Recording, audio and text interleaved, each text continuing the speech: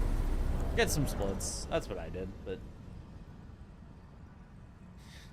Anyhoomst. Is the debug tool allowed during runs just for info? No, obviously not. That would be cheating. That would... Info is power.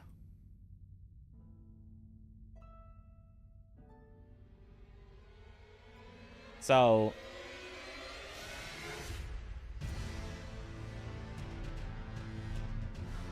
I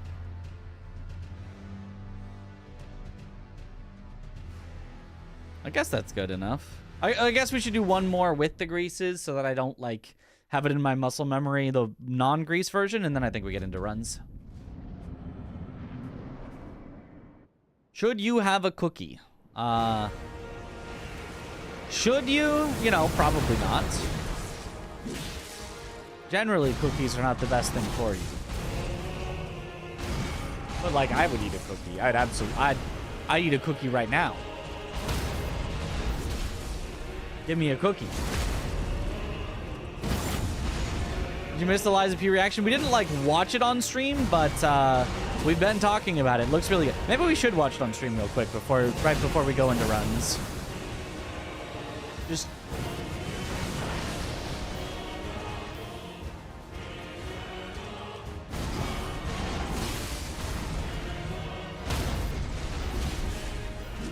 A live react? Well, it won't really be a live react. It'll be a re-react. Because I've already reacted before.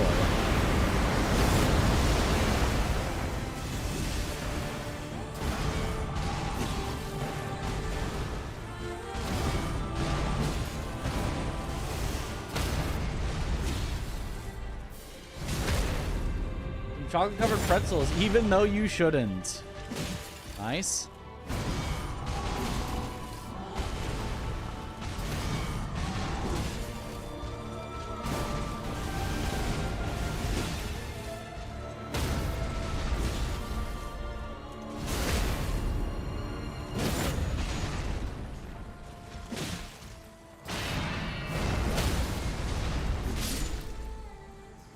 Nice. All right, let's watch the trailer real quick.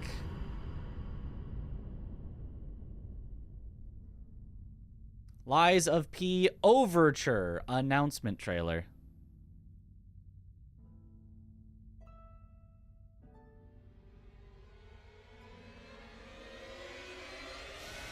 Oh, and we should... turn the music off there real quick. All right.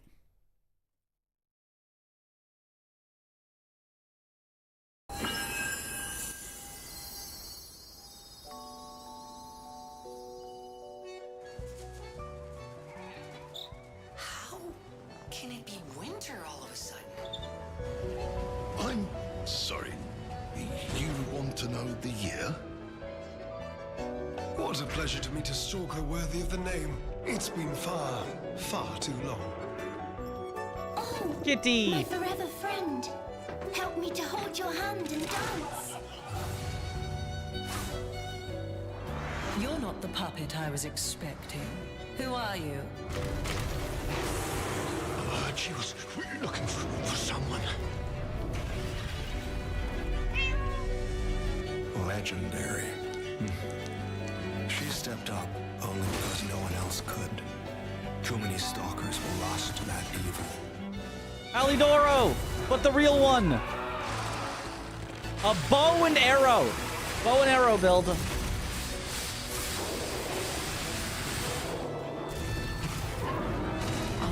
Was that also fist weapons? That's claws. They added fist weapons. That's claws. I'll do whatever it takes. Your survival is all that matters. Is that a gun? Do whatever it takes. That sword is a gun. The sword, that's not his arm. That's not the arm cannon. This is a gun sword. They added gun swords. Your survival is all that matters. Nothing else comes close, not even my life. I swear I won't be late. Also, you're Cloud. You also have on. You're also Cloud Stripe. You've got the Omni Slash or whatever. Judgment Cut Light. Yeah. They want me to play Lies of P. It looks so good. It looks so good. The drip. I mean, the drip though. Sheesh. All the bosses that they were looking at looked good. Like it was not like a true like gameplay showcase of like here's how you will play the game, but like everything they showed there looked really, really good. Everything they showed looked really, really good. Black Rabbit Brotherhood Part 3. Actually, it'd be Part 0 because this takes place in the past, as you can tell from the. How can it be winter all of a sudden? It's winter all of a sudden, like the time has changed? I'm sorry. You want to know the year? I'm sorry. You want to know the year? Yeah, so it's in the past. Anyway, it's they make it very clear this is in the past. Far too long. This is that's the Grand Exhibition. So here's the sub that you use to get to the Alchemist Isle. Stalker worthy of the name. This is the, I believe this is the Grand Exhibition. Maybe it's not. If it is, it's a place in the Grand Exhibition I don't think we've been to before. I don't recognize these like staircases and stuff. But I was thinking this was the exhibition before, you know, now it's just an exhibition of a nightmare. This was like what it was exhibiting before it was an exhibition of a nightmare. That's Hotel Krot.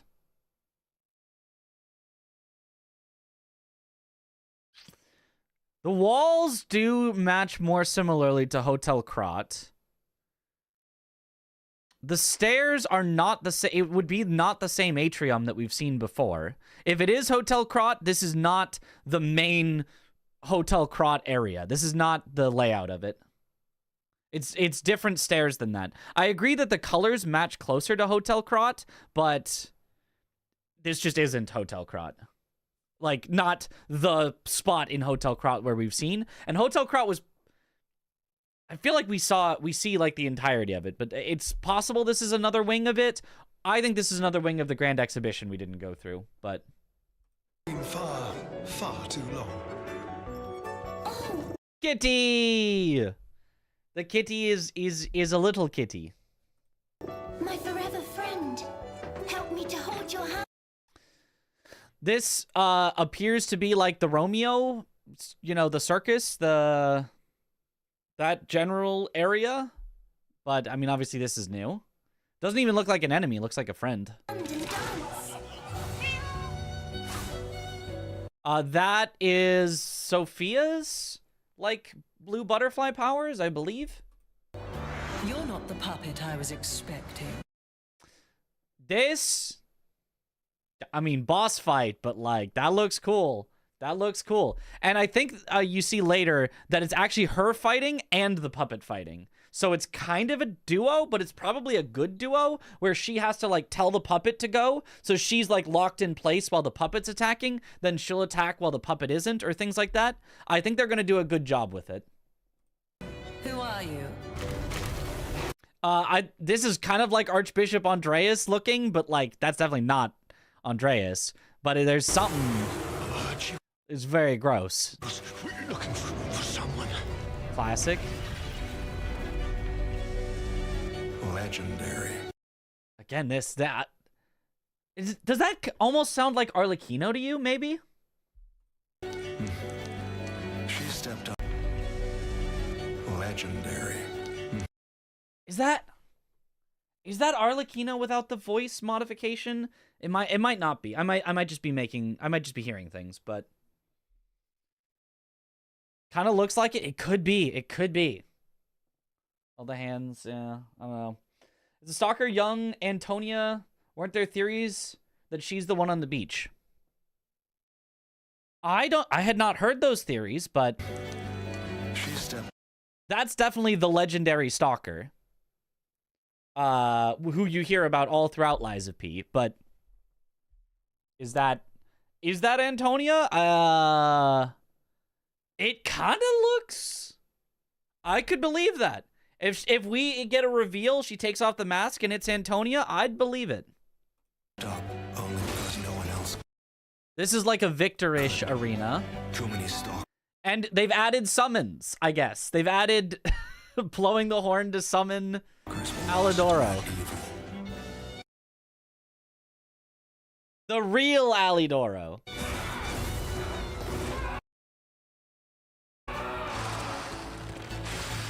Bow and arrow. And it's a shark monster? What the heck is that? Door Guardian? Any Door Guardians? Yo. Nasty, thank you for the Prime sub. Welcome back to the bunch. Enjoy the emotes. You think summon or just part of this one fight? I would assume it's a summon for this one fight is what I would assume. But don't know why the TTS is taking forever, but... Oh, no. Oh, sorry. The Prime sub was not the same as the message. Do you think the summon is just part of the one fight? I assume it's a summon for that one fight. Because he specifically blows a horn. Right? It's not like, Alidoro just jumped in on his own. It was clearly blow the horn. Then Alidoro jumps in. So I think it's meant to be more like the summoning bell. Wait, was the bow and arrow... That's a new arm. That's a new arm, I think. I don't think that's a new weapon. I think that's a new arm. No, but it's not. No. I guess it is a new weapon? That's definitely a new arm, though. We have not seen that arm before, right? It's green like the poison one, but it's definitely not the poison one, which has things like wrapped around it. So there's definitely new arms at the very least, but I guess the bow is a new weapon.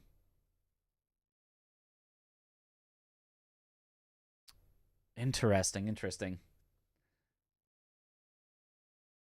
How we go back in time for the prequel from the main game? We don't know that yet, but I still assume it's going to be the broken Stargazer on the path to Black Rabbit Brotherhood generally. Well, I guess I could just say very soon after Archbishop Andreas.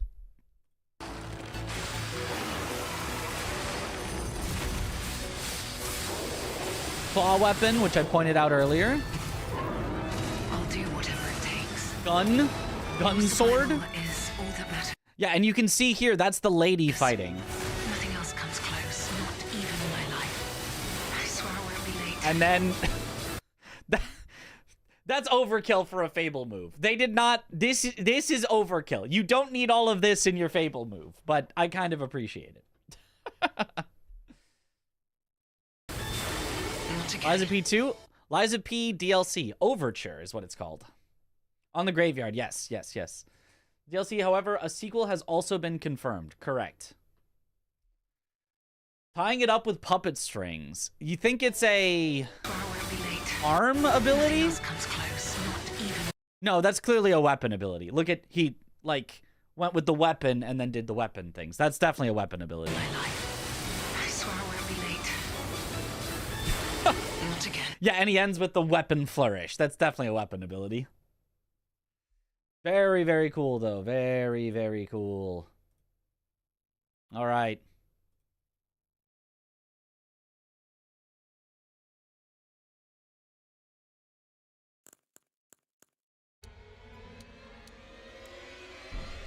All right, now we're ready for some runs. Night Rain trailer when? They didn't make a new trailer, though. You just want me to watch the old one? I mean, they technically made a new trailer that's just a shorter version of the old trailer, but...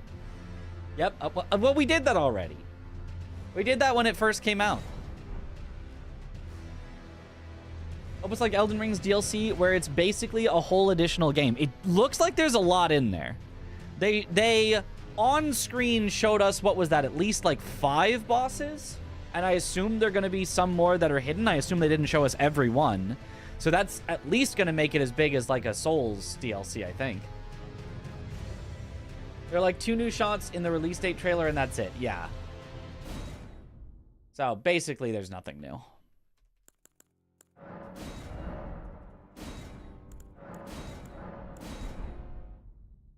What's the Night Rain trailer? I've done that before. That's old news.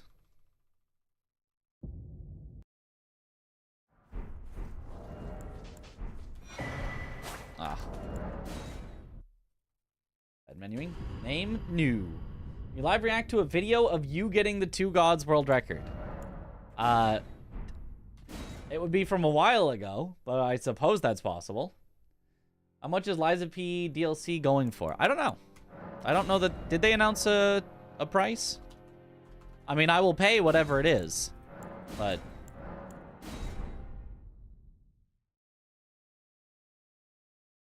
Kind of concerned about if Night Rain will actually be good. It kind of depends on what you mean by good. I think that there is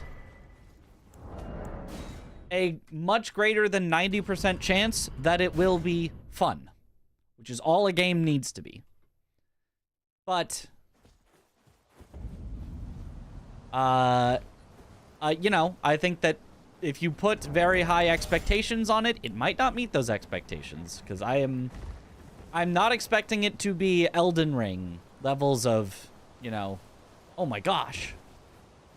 I'm expecting it to be like Hades level. And I like Hades a lot. But I'm expecting it to be like Hades level, where I'm like, oh, this is fun. This is great. And I'm done with it now. Okay, cool.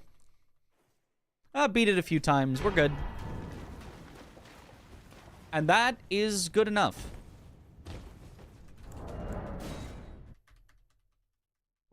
Be good for what it is, yeah. You like Hades way more than that? I like Hades, but I definitely beat it a few times, and it was like, now you can like make it even more difficult. Mitch, just tuned in. Will you play the closed beta Night Rain this weekend? No, I will not, because it's on console only. That was really loud. And I don't want to have to set up like a capture card and all that to try to play on console, so I'm just gonna not. And we'll see it when it comes out. Yeah, I like Hades a lot, but I didn't want to get on the infinite treadmill of, and then you keep making it slightly harder until eventually it gets too hard and becomes basically impossible. So once I had beaten it a few times and I'm like, I think I've got all the cutscenes, I think I've got all the important story, I was like, I am now done with Hades. Good luck, Mitch. Thank you for the good luck. You still sign up for the Night Rain beta? I assume not. It's already, like, happening, so... Is that TTS? Yes. Yes, it was. It was very loud, though. But I can also that you're not then wine. I am Carl.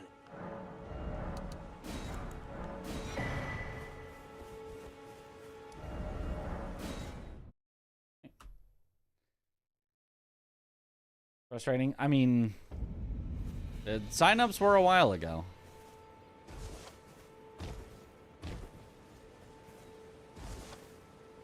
Who's up raining over their nights? Not me. Oh, I forgot to activate my cheats.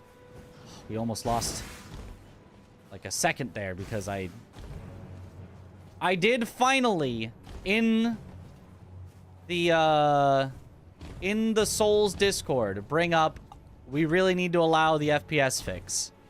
And I got a little pushback, but I think the rules will be changed. I mean, only one person responded so far, so we'll see when other people that have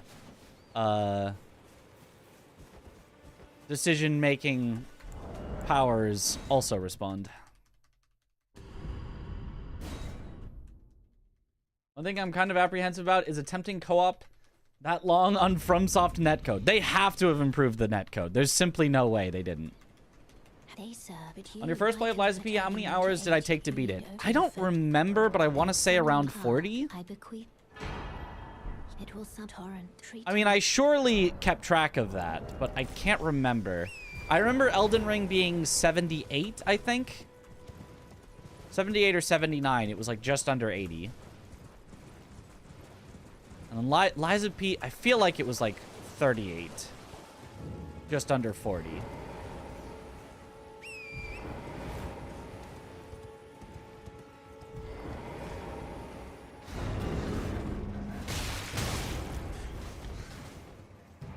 180 for Elden Ring? For my first playthrough? No, it was not 180.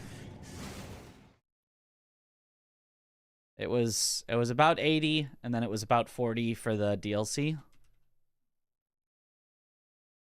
8 hours for Elden Ring is too short. It'd have been cool if it was, but no, we were done with Elden Ring after like a week of playing it for long days.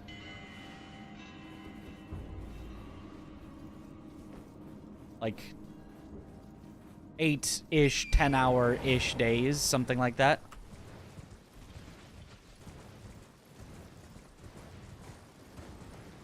First day, I think, was over 12 hours. We were just going.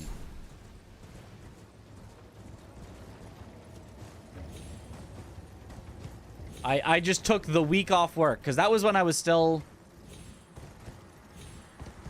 working as a private tutor / teacher. Hello, get up there, Torrent. And I just took the week off. I just said, yeah, I'm going on vacation this week.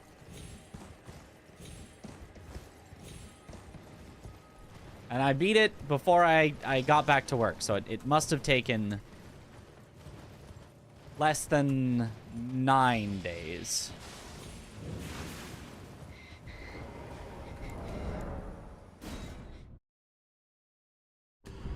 You play Monster Hunter games? I do. I will be playing Monster Hunter Wilds, for sure. Not crisscross applesauce. To determine if you had. It seems torrent, whereas there is, but I can take gathering. No Bloodborne or God of War on State of Play. Yep.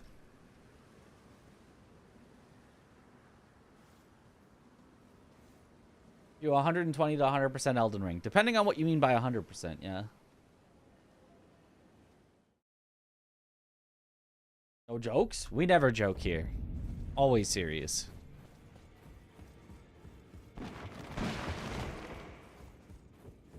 Dying Light lurking. Aha. Have a good lurk.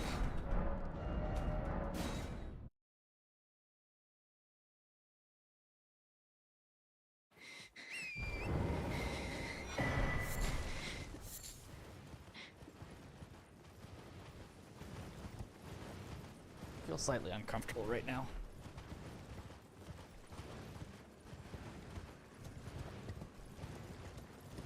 Almost took Friday off for that test. Both Friday times before and after your shift. Ah.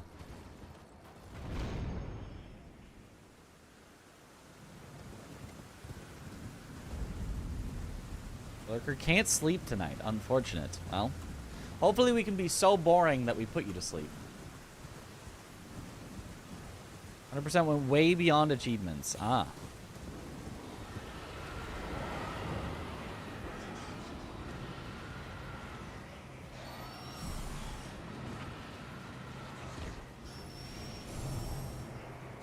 Sub 1 hour possible. In this category? No, absolutely not. Not even remotely close. Even if you could instantly kill all bosses without even needing to pick up a weapon, which obviously you can't in Glitchless, there is just too much walking.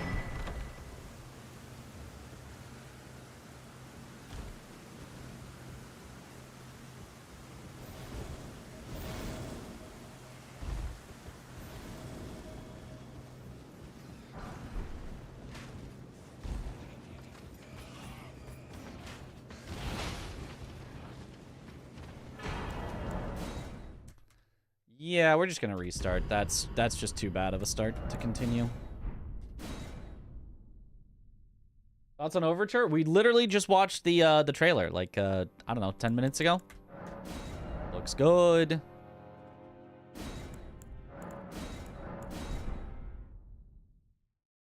Download the Armored Core mod and turn into a tank. Yes.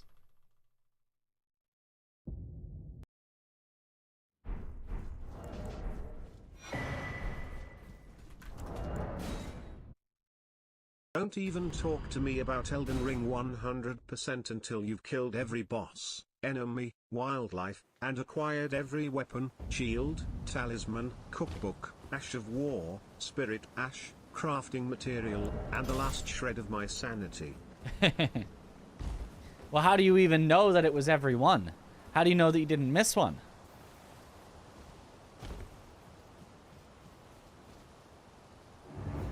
Unless you had a guide, which is cheating.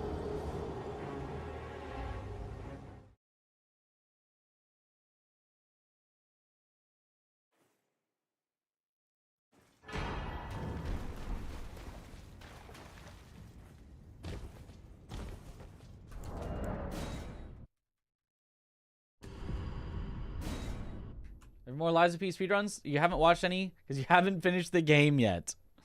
You gotta get on that. It's so good.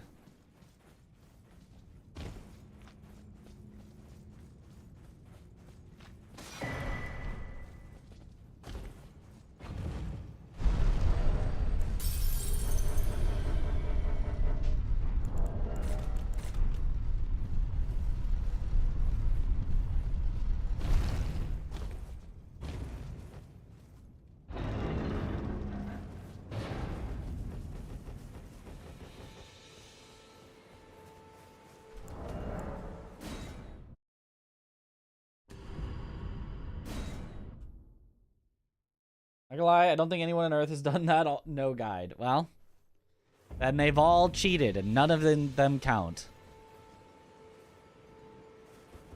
Oh, that was such a short jump.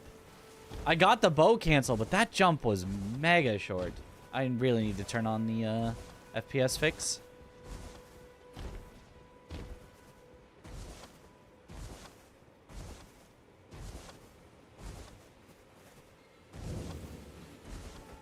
But I can also that you're not. Then why I am Carl.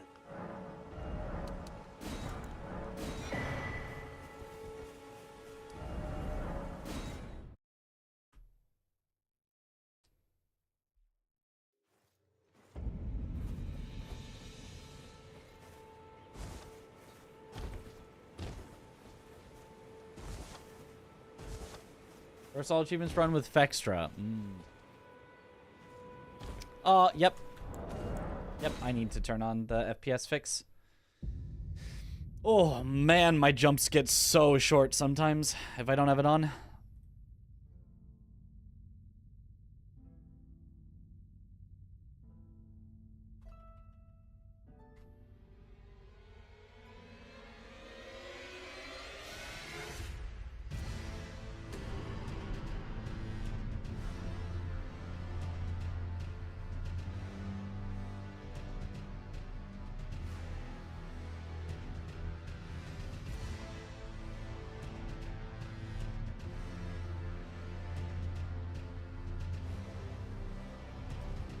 Okay, we are once again though in the discussion we are once again having people say, but what if somebody used the FPS thing to cheat?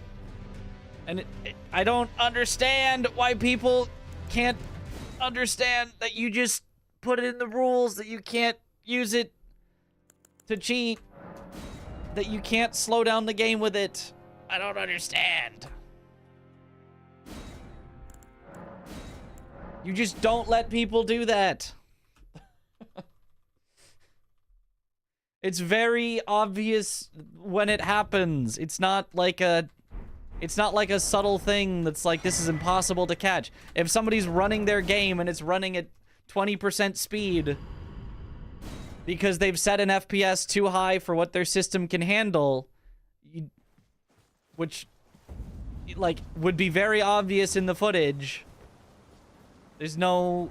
I don't understand why people are saying that I can't use it to fix my jumps, that I have to, like, toggle it on to jump, toggle it back off, toggle it on to jump, toggle it back off. That is the actual, like, thing that people are saying, is, like, you're only allowed to use it for specific jumps, when it matters for literally every single jump. It doesn't make sense.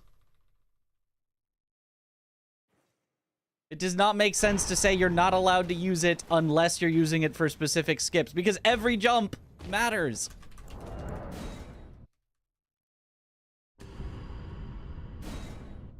You ban keyboards and controllers because what if people use macros to cheat?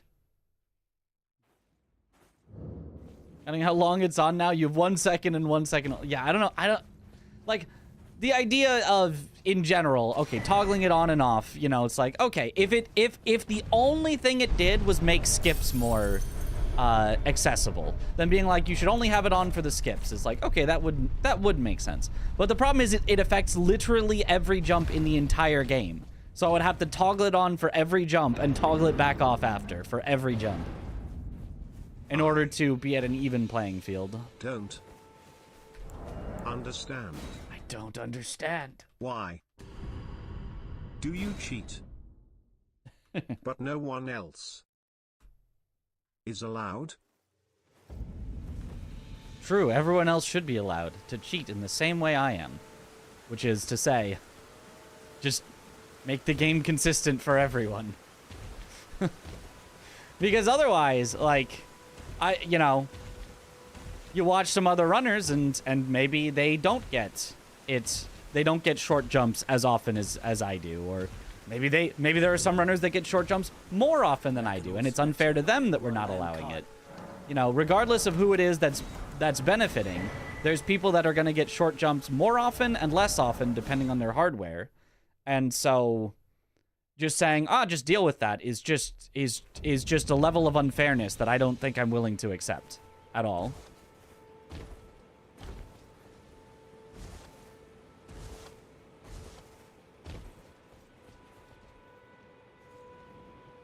Nice.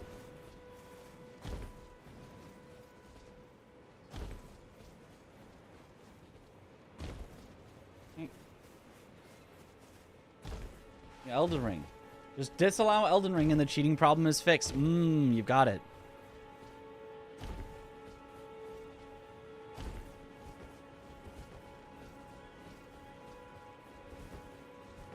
And using block because you could use it to zip. Hooray.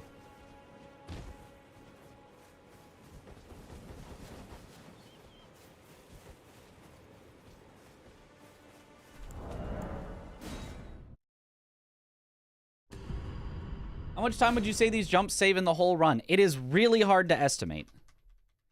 Each jump is probably a... Let's just underestimate and say that every jump is a 1 frame difference, which is, I think, a way underestimate. Yo, Ari! Thank you for the raid. Welcome on in, raiders. So if you did 60 jumps through the run, which seems like not an unreasonable estimate, that would be 1 whole second. If each jump you'd save 1 frame from having a long jump versus a short jump, which, like, kind of obviously it saves more than that. But then you also have greater consistency on the skips, which, to be fair, they said you can toggle it on for the skips. But, yeah, at minimum seconds. At minimum. At most, maybe even tens of seconds. But that's probably pushing it. It's probably a few seconds. Just on a no data estimation, I think it's probably a few seconds in the whole run of difference. Which is not a lot, but is enough to make a difference.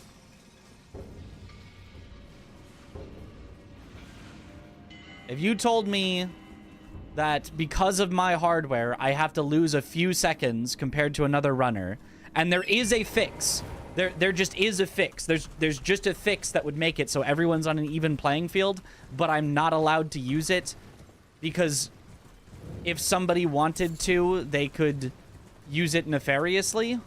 I'm like, well, I would rather that we have everything fixed and then deal with the nefarious people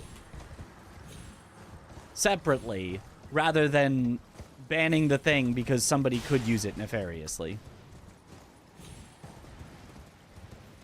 I do not want to lose, let's say, 3 seconds to, let's say, Blanks or Tom, if they happen to have better hardware, and have nothing I can do about it. Or even the other way. If maybe my hardware is the absolute the nuts. My hardware is the nuts, and then Blanks' or Tom's hardware isn't as good, and they're just losing 3 seconds to me, and that's the only reason that I'm winning or have record. I still would feel bad about that as well. To determine if you had, it seems torrent, whereas there is, but I can take gathering. Let my hand. I mean, I only like skimmed through what they were saying, so I need to read it in more depth after stream, but turning it on and off for skips is so scuffed too. That's what I was saying. They were saying, no, that's not that bad. That's not that big of an issue. You just press a button. It's not. And I'm like, yeah, it's not that big of an issue, but that still feels worse than just, here is the thing that makes everything consistent. Leave it on the whole run. Like, that feels so much nicer. Yo, thanks for the good luck.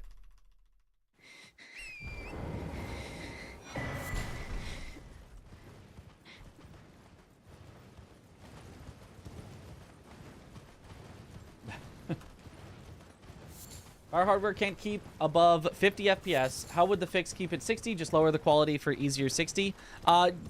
You can try to get yourself to 60, or if you can't, my suggestion was you could run at 45 FPS, but a consistent 45.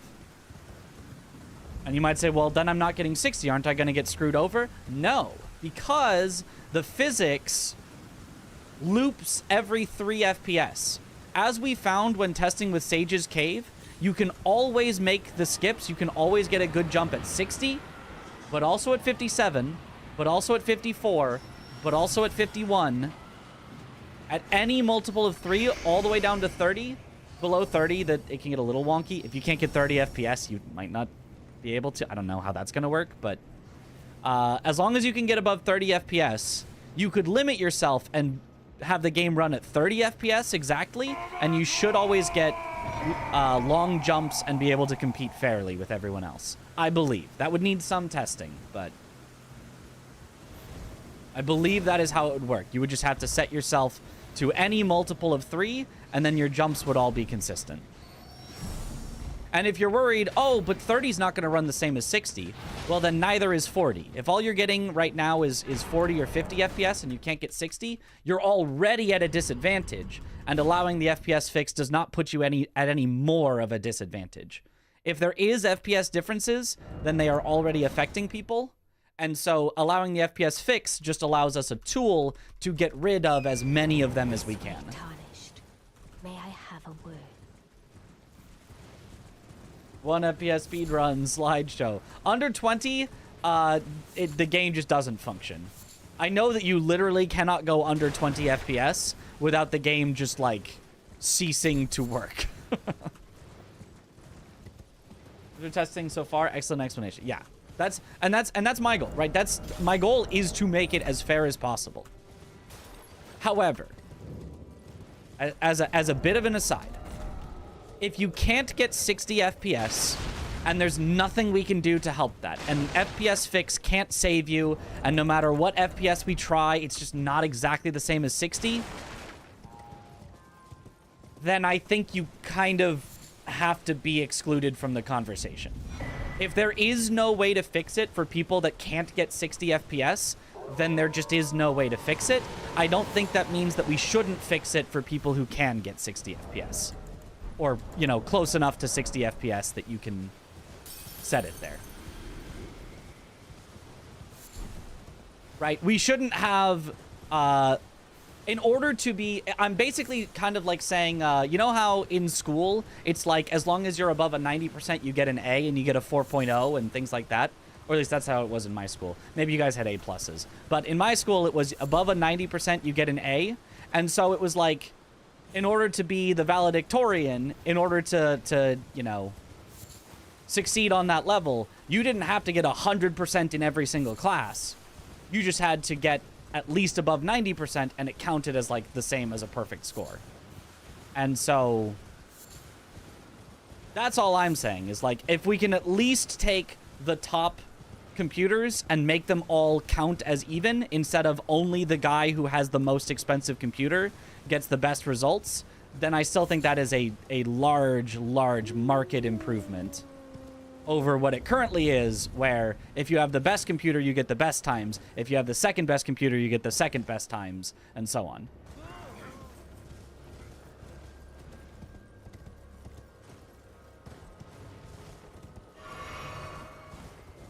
Yeah, if you run out of stamina while drinking, it doesn't let you drink again. That's very weird. Even though drinking doesn't take stamina.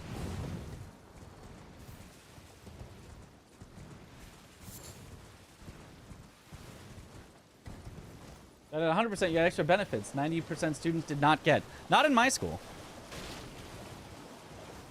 My school, it all counted the same.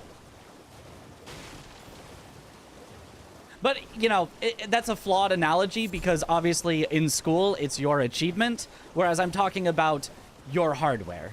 This would be like, you know, saying a $10,000 computer gets every jump perfectly. Then a $5,000 computer gets gets the jumps correctly 90% of the time. Then a $3,000 computer gets the jumps 80% of the time. Then a $2,000 computer gets the jumps 60% of the time. You know, like that's how it currently is. Whereas we could make it anything above like a $1,500 computer gets it 100% of the time. And then if you have, you know, if you have a less than that computer that just cannot run Elden Ring well at all, or maybe, I don't know, maybe Mac doesn't run it as well, or, you know, whatever other things where just the game doesn't run well, you know, I'm sorry, that does suck, but at least everyone that is past a certain threshold would be good, and you would not need to spend $10,000 on the best computer. Which I still think would be a massive improvement.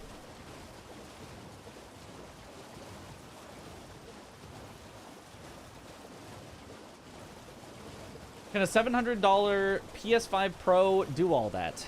I don't know how you would mod the PS5. You'd probably have to jailbreak your PS5 Pro to be able to, like, get software on it at all, but maybe?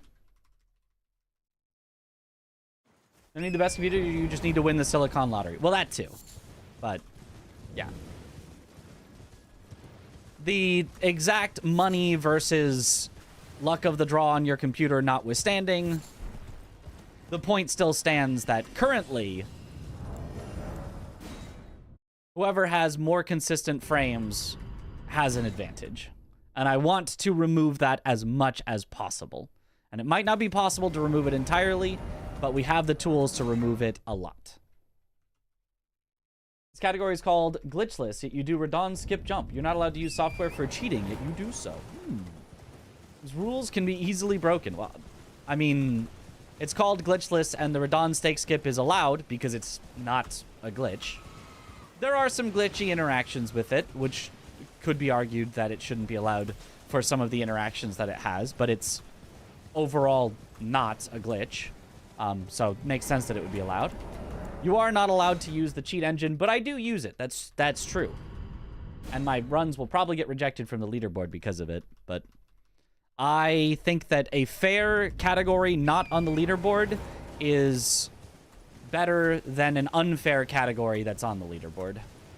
Fairness is my #1 criteria for wanting to run a category. Leaderboard is #2. So if I can make it more fair, but not leaderboard legal, that is a trade-off I'm willing to do.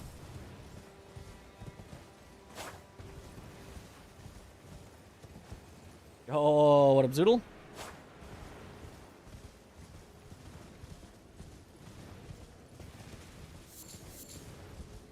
$600 handheld outperforms your $4,000 laptop on some games. Wow.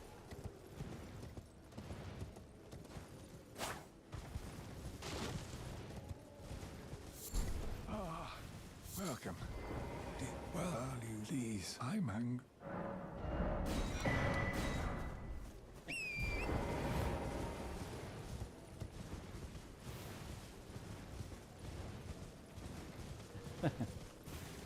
Reading in-game time for PS5 Pro wouldn't be able to keep up with the PC reading in-game time. File would still say the hours and seconds, but not milliseconds, which might not be too bad. If you could get If you could jailbreak the PlayStation and get software onto it, you could probably read the milliseconds very easily. The game does keep track of milliseconds. It just doesn't display them on the quit out screen.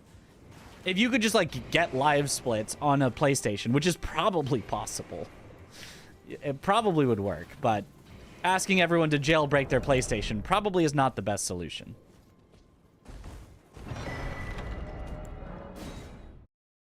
Nice.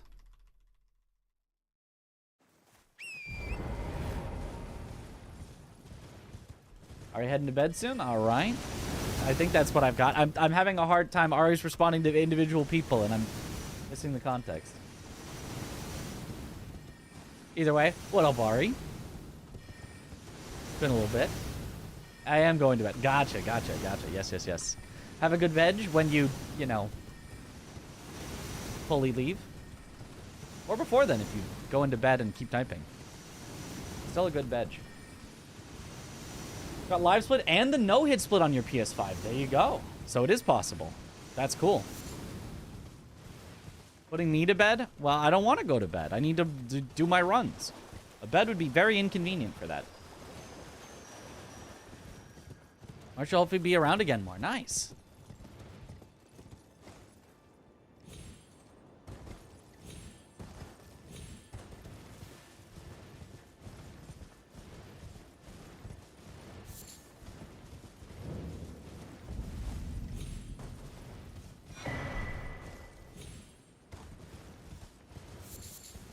Moving soon. Working out in life is crazy. Oh. Have you seen Liza P DLC trailer? Yes. We even watched it on stream just like half an hour ago.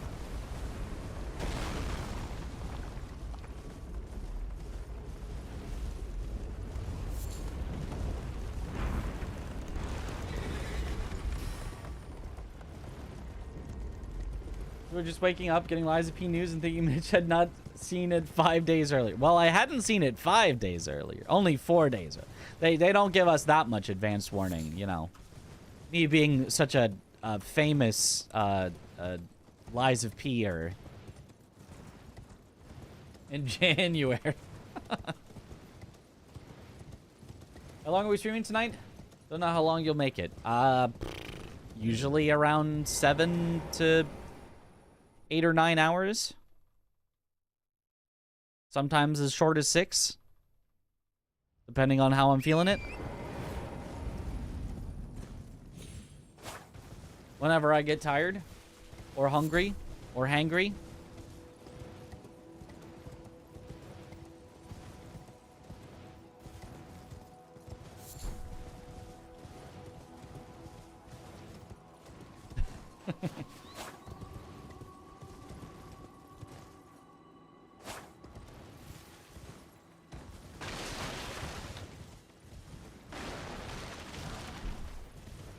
Didn't release the trailer? Well, of course I did.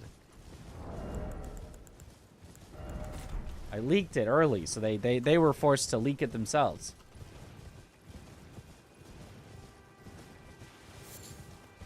Speedrun.com partner program. Top 3 get early access to content, update news. That's what we need. There's no way that backfires.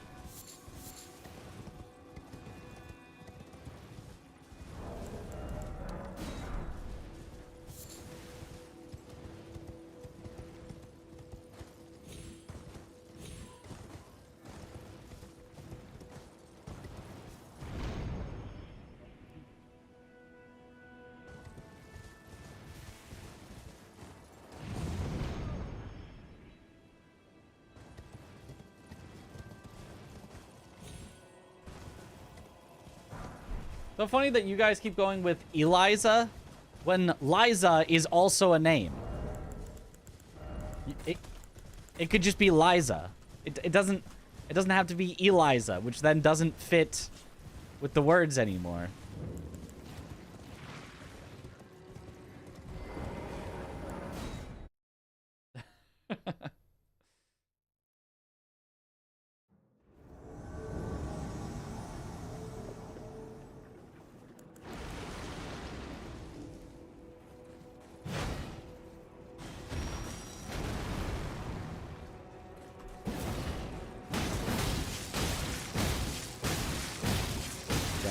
works as long as he doesn't Lion's Claw.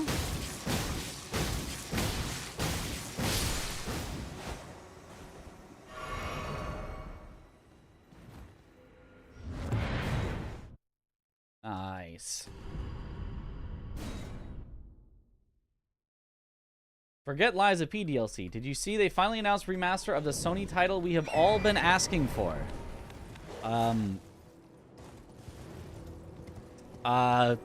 The Last of Us again?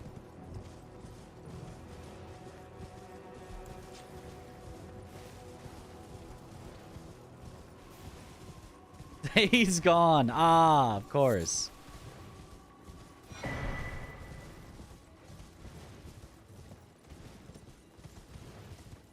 God of War 3, 2. One we really need.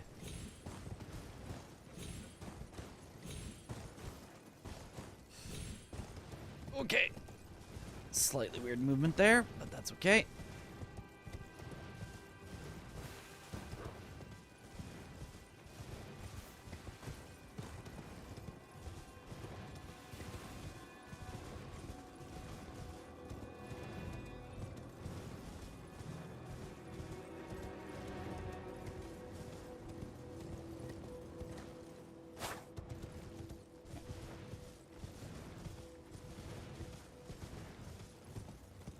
Whoa!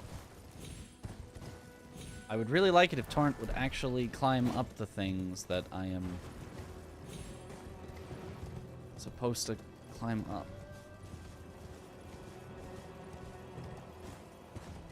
Oh, there we go. There we go. Okay, cool. Only trailer you liked was the Midnight Walk release date. I don't know what the Midnight Walk is, but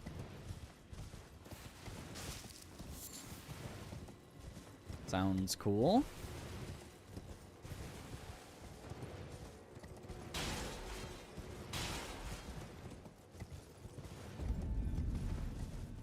Every state of play builds up Bloodborne cope. Yep, every time. And also Silksong.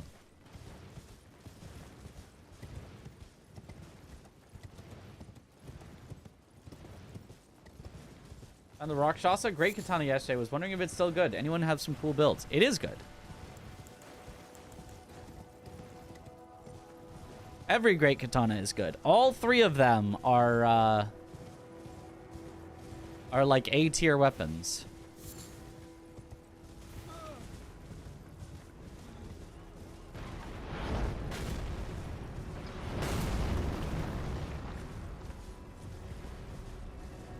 The build is hit them with the Great Katana. Just like all other builds. Tides of Annihilation, Saros in Mind's Eye. You thought that maybe you should get PS5 Pro this year. Last time you owned a console was a PS4 back in 2019.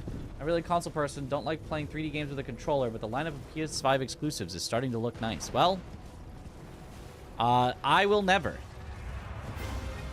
I'll play them when they come to PC, or if they don't come to PC, then I'll never play them at all. I'm not letting them win through being exclusive. I will hate exclusives till the day I die.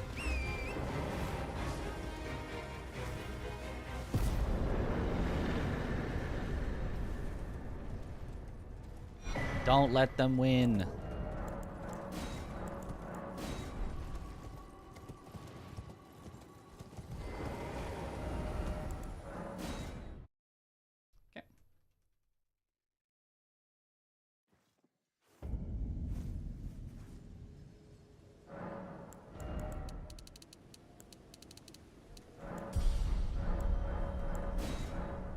Good luck, Mitch. Thank you for the good luck.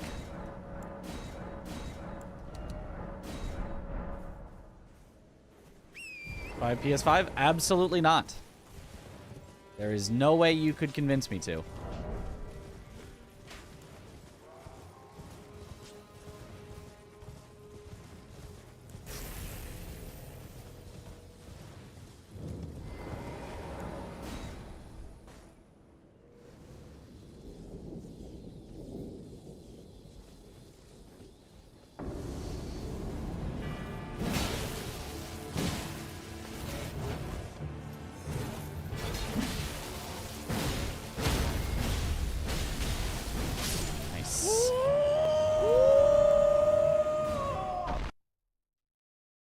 Did I just quit out too early because of the woo? Because I couldn't hear?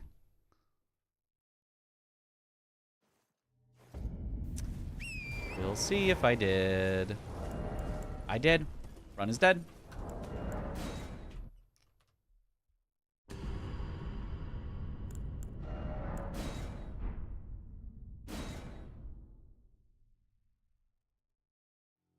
Possibly the first ever actually chat ruined run. One of the only times that I actually need to hear in the run.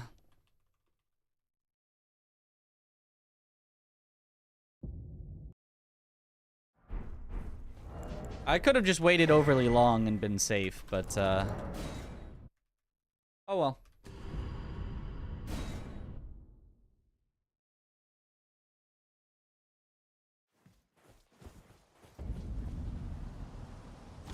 If I had also not been wooing along, I probably would still have had a chance of hearing.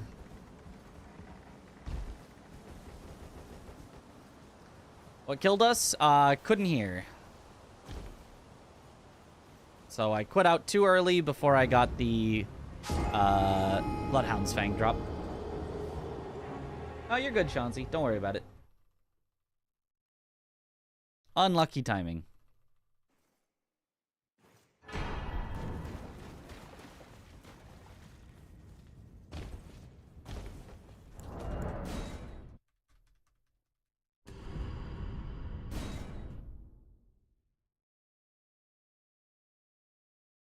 I need to respect because you run Dex build anyway. Yep.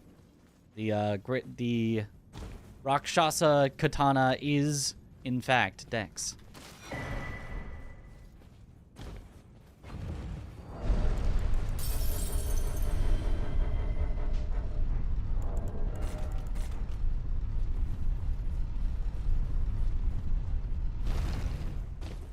How do you play more video games this year and less Dota?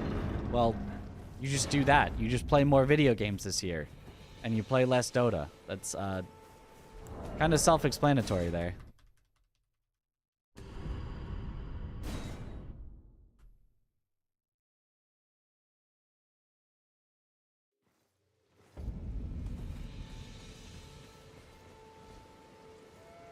It is also not the first time ever that I've just been early on that. Even without any sounds, sometimes I've just pulled the trigger on that early, so... I definitely, you know... Without being able to hear, it's a little trickier, but... I also just pulled the trigger too early. If I just had a better sense of the timing on that, we'd have no problem.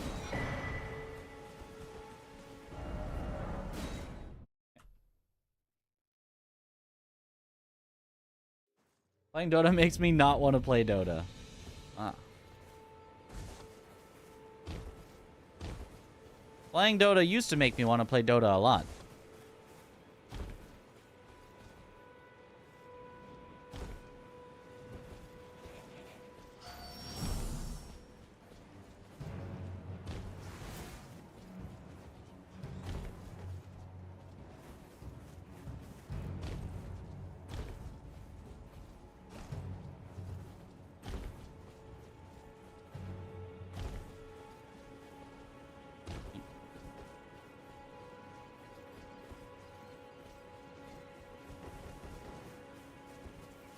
I mean, for another effect different from killing the run, yeah.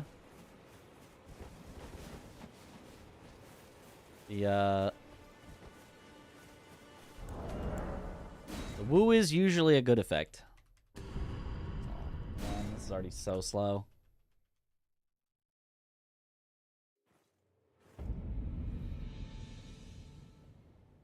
Oh, well. They sir, but you, I can play turning wood to aid you. You need to the foot. Then summon me. Ah, I bequeath. It will some torrent. Treat him with.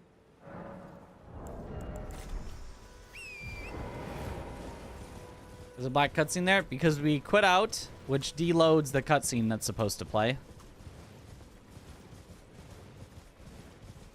And which is faster. So, because it's faster.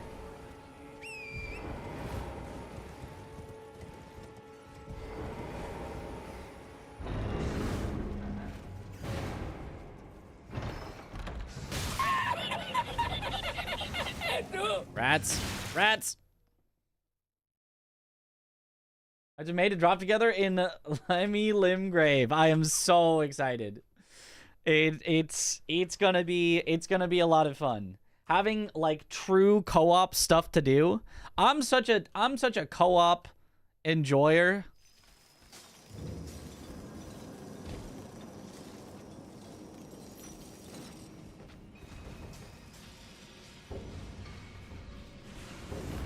Anytime I'm playing games with friends and we have the option of co-op or competitive, I'm always like, let's co-op. Let's do that. A lot of my friends have been more like, nah, we should be competitive. We should fight each other. And I'm like, oh, but co-op. Co-op is my jam. There haven't been a lot of good like co-op experiences lately, I feel like. I mean, obviously there have been some. But like I feel like there hasn't been a big focus on co-op. Obviously in Souls-likes, it's, you know, it's been like drop in, kill a boss, drop out, and like that's not really co-op. And then seamless co-op is obviously great, but has its own problems. But like back in the days of like Left 4 Dead, oh, those were the days.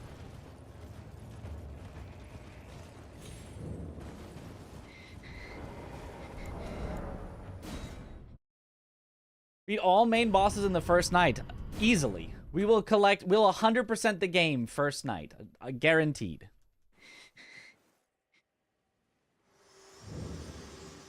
Okay. To determine if Well, and unlimited arrows? Game of the year? I can take gathering. Let my hand. 3 runs and then uninstalling the game. That's all you need. Play MOBA almost daily. If you haven't played with player or against player in years. But a MOBA is both of those things. It is with players against other players.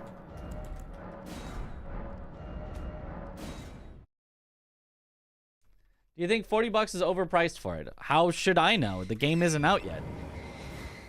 How can I know how much content is in it to determine what price it should have if it's not out yet? Do I think $40 is overpriced for the concept of Night Rain? Absolutely not. As long as there's enough in it. Like, I expect that's probably what Hades cost. Maybe it's now gone down in price because it's been out for a while. I imagine that's what Hades cost when it came out. And that's a similar concept. Hades might have even been full price. I don't even know. I imagine that's what Hades 2 is going to be around. Like, in concept, it definitely is worth at least 40. But it depends on, you know, how much is in there.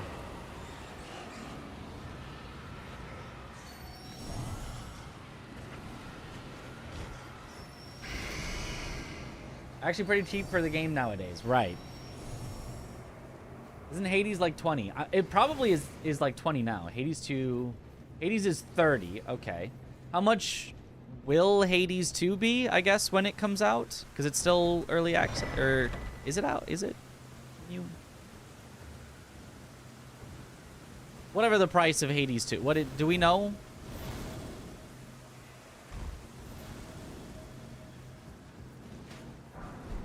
It's 30 at the moment. Might go up on release. Ah. Okay.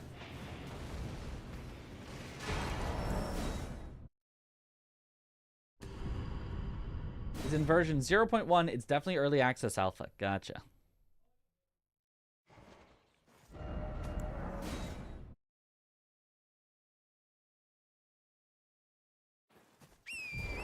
This way, tarnished. DLC has extra bosses and characters, so everyone's getting the $55 version. I mean, But what if I don't? What if I get the $40 version? And then later, when those things are actually made and available, then I buy them.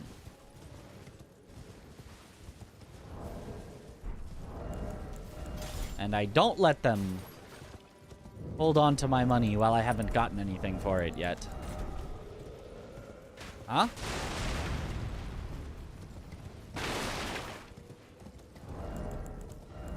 I mean, I probably won't because it's probably then have to pay more. But what if I did?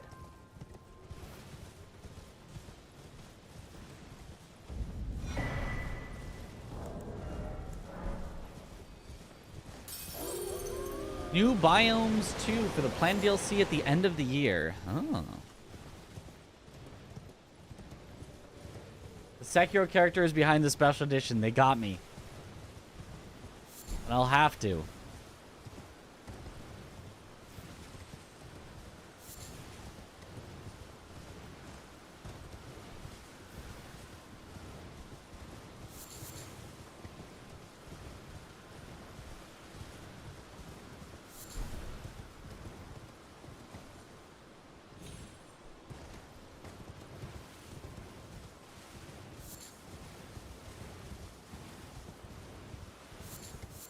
Sekiro DLC locked behind a Night Rain paywall. They got me. Or test will really show if people will like the game or not. Depends on what all is in the network tests, I suppose.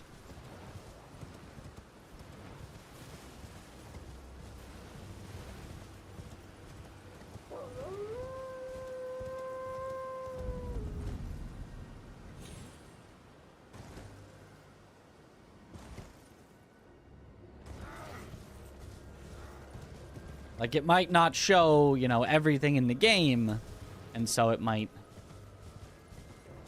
appear better or worse than it will actually be on release.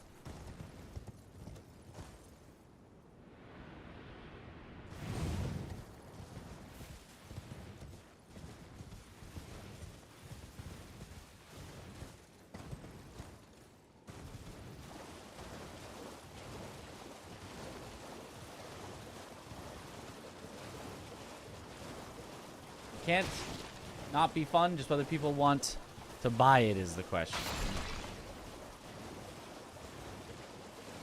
You can't crouch, and I don't know how I feel about a multiplayer game where you can't. Well, it's co-op only, so, you know. Probably don't need to teabag that much.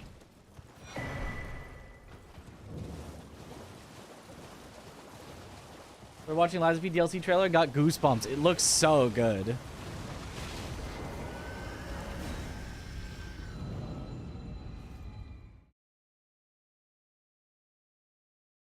Wonder if Zuli can still port Night Rain models into Elden Ring as it did with AC6. Probably.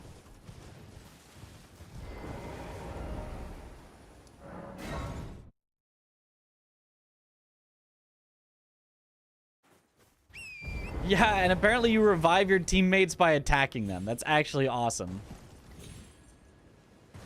You have to deal enough damage to your teammates to revive them.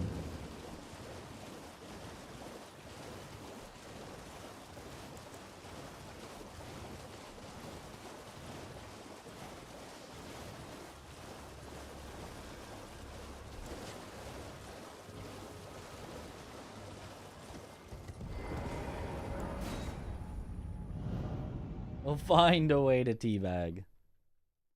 Co-op only doesn't make PvP impossible. I guess. You're saying co-op and then there's also invasions? Or co-op but... Oh god, oh god, oh the menuing, oh that's a disaster. That, I'm just gonna reset. Pressed one too many buttons and I could not recover it.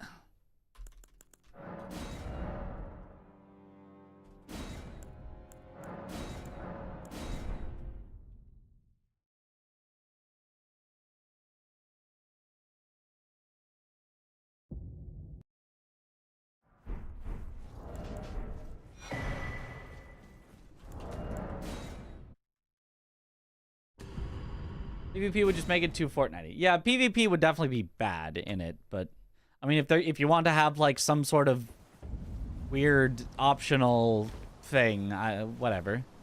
If somebody really wants to opt into PvP, I don't care. That's fine, but If PvP is just dropped on you for no reason, that would really, really sour the experience.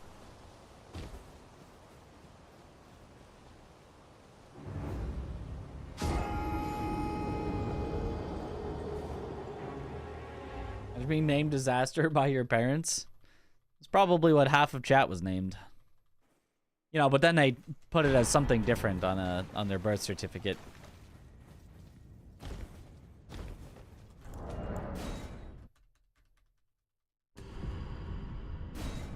No actual PvP. But where you can befriend, you can betray. Good luck, bitch. I suppose. Thank you for the good luck.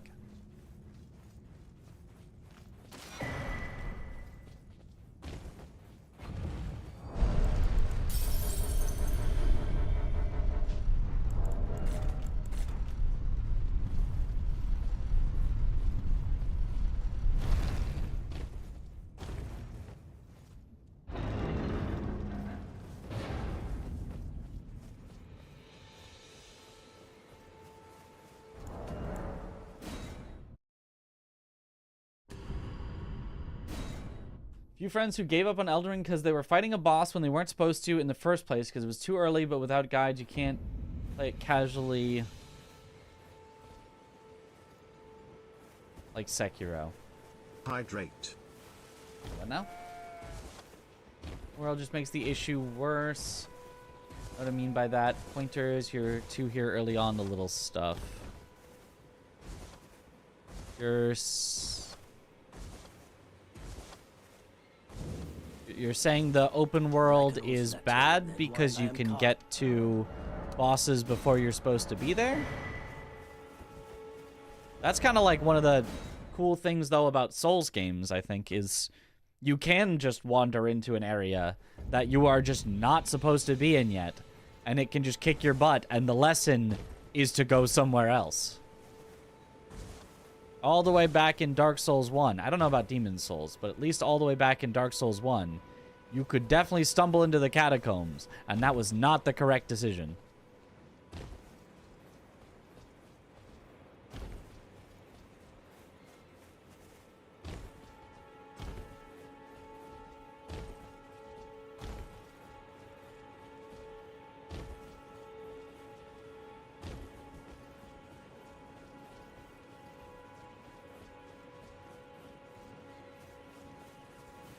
When did the run? I did. I ended the run. My menuing was really bad and lost me like 5 to 10 seconds, and we were still early in, so I just reset.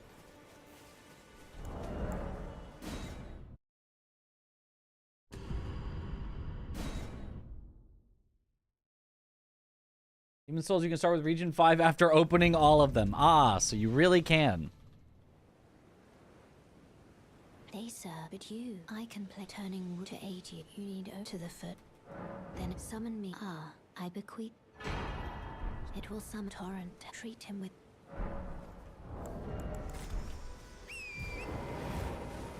Talk about Lies of P DLC announcement. I have, yes. We even watched all the way through it on stream.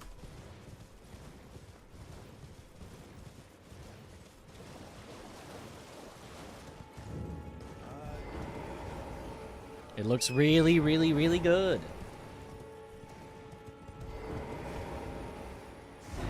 Pretty much everything that they showed was like, yup, that looks awesome. Rats! I'm dead. Yep.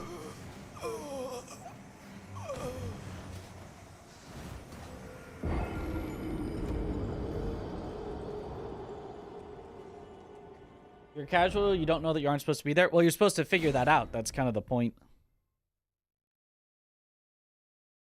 If you have a you know, crossroads and there are 2 paths and you go down one and you clearly are not doing any damage and getting killed immediately in one single hit, it's not really on the developers to like make a sign that says no, go the other way, go back, you're the wrong way. You're supposed to be like, that was not the way to go, let me go this way instead.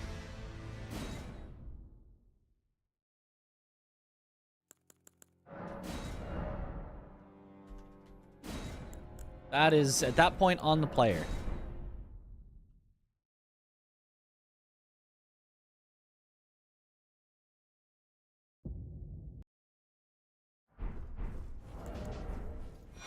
Now, you know, some pointers is okay. Like, it's not like you shouldn't have any pointers, but it's not like you need, you know, it's not like you need pointers at all, or even like, you know, very strong ones, if it's obvious that there are multiple paths. The only, like, exception would be if it, like, clearly the design of the game looks like you're supposed to go one way, you go that way, it's the wrong way, and then the correct way is, like, hidden, that you just missed it.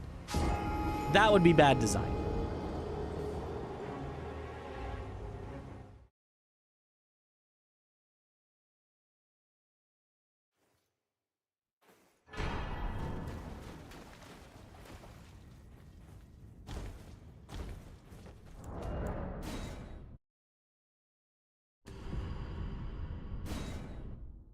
Your early Dragon Barrow experience in a nutshell. I mean, yeah, yeah, getting to Dragon Barrow early, that's rough.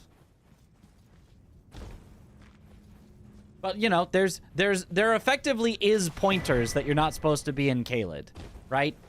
From, you just look at it and you're like, this looks from, you know, you go from this, like, kind of peaceful, serene area into this, like, rotted, you know, thing with giant dogs and birds chasing you, and, like, it's pretty sort of visually obvious. I'm not supposed to be here yet. But then especially if, like, the way that you got there was you got trapped in a chest that forced you to go there, you know, that's even more like, oh, I really, you know, I'm not supposed to be here. This is I've been taken here against my will.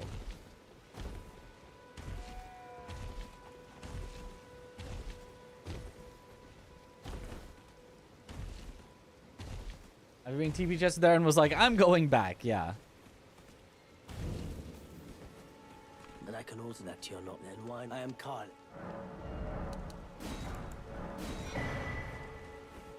Like, there can be visual communications other than, like, direct pointers or, you know, notes that are left. Run! Flee! You should not be here until you are level 37. Why do you need the crafting kit? You know, I suppose theoretically... No, we need it for, frost grease, sorry. I was about to say, I guess we don't, because... But no, we do. We need it for frost grease.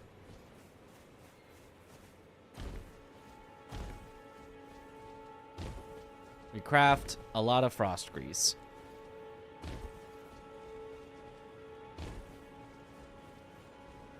I was thinking about, like, color of the boss, like, red equals too early. That feels artificial. If the color of the boss changes when you're, you know, at the wrong level versus when you're at the right level, that feels very... And that can work for some... That they do that in MMORPGs. Like, that is absolutely a mechanic that does work in some games. Or in other games, you will just see, you know... If you're playing Final Fantasy, you'll just see the level of the boss above them and go, their level is way higher than mine. That's just not the type of game that Elden Ring is. Elden Ring is a game that you're supposed to, like, almost forget it's a video game. Like, obviously you're not literally gonna forget it's a video game, but you're supposed to be like, this is the world, and here I am in it. I think that's also even why they made the HUD auto hide by default, so that you're not looking even at a video game HUD at all.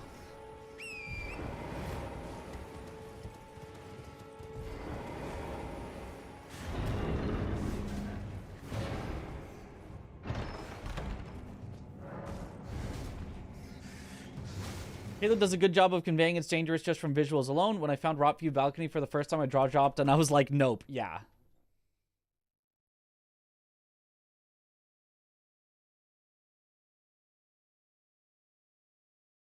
These information should be clearly communicated through big text pop-ups that halt the game until dismissed.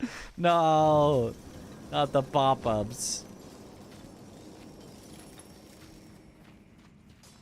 Like, I think there's a, you know, there's a time and a place and a style for everything. I don't think that it's like, you should never communicate to your players exactly the expectations of how powerful they should be. There's absolutely times and places and styles of game that works for. That's just not it for Souls games, though. I feel like that would take away from the experience. And so if you are somebody that does not do well with just visual communication, that you're not supposed to be in an area, or you think I should be able to go anywhere whenever I want, then maybe a Souls game just isn't necessarily your cup of tea. But for the people that enjoy Souls games, I think you would make the experience worse by being too explicit or video gamey with your communication of, like, recommended levels.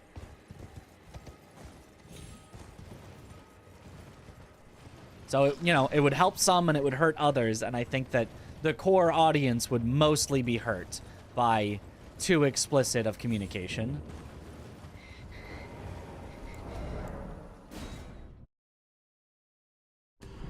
And people find different bosses easier or hard. That too. There's not really, like, recommended levels per se, because it's not like Final Fantasy where, like, your level kind of determines exactly how strong you are. I could, you know, you can have a level 1 Geno Machino who's going to be more powerful than a level 713, you know, person who hasn't played it that much. Whereas if you're level 999 in Final Fantasy, you will guaranteed win. And if you're level 0 in Final Fantasy, you know, against like a final boss, you will guaranteed lose. So there's just differences in what you need as well.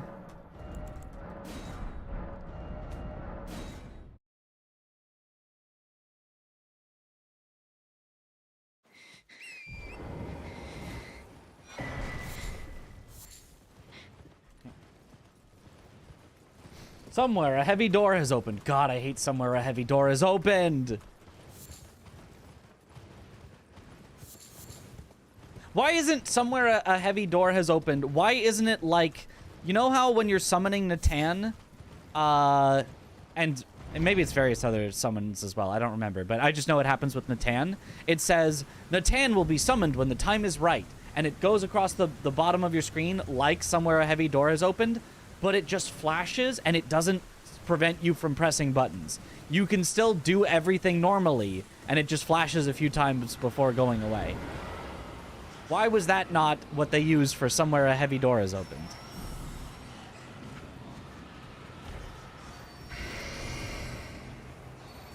Suggested the minimalistic design improvement imaginable, because you played From Software games, know that people love it being hard.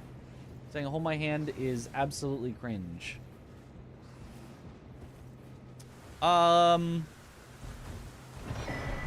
Sure. Yeah. I mean, yeah, people are gonna make fun of it probably too much, but they might have also been just referring to, I just grabbed Melina's hand. They might have been joking about hand-holding and the lewdness of it.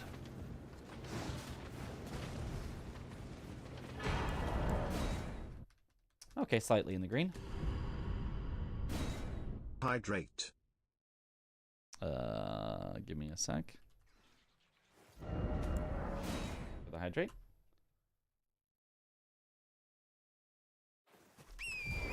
This way, tarnished. May I have a word? Troll, don't mind you, yeah.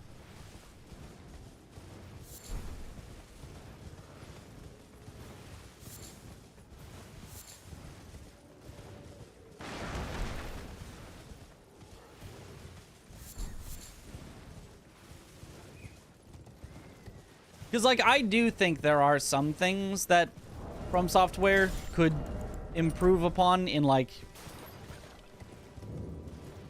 user experience, I guess. I just don't necessarily think that that particular example of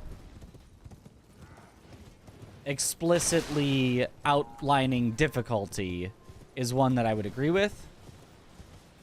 However, something like a journal for quests, I'd be totally okay with.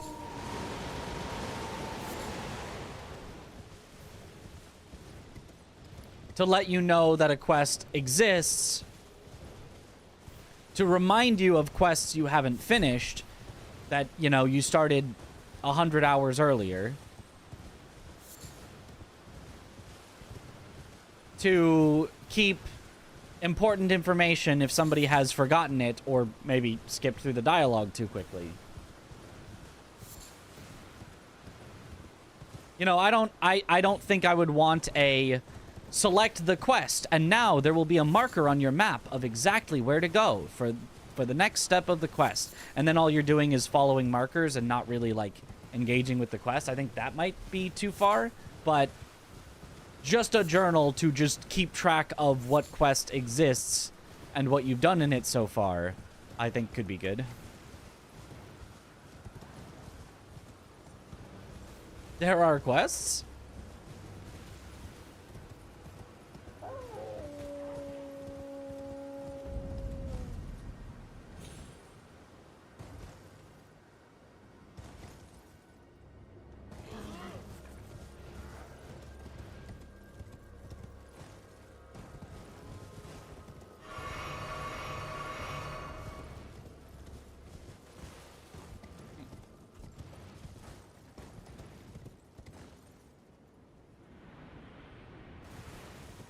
Log of all dialogue would be great. That's, yeah, that's...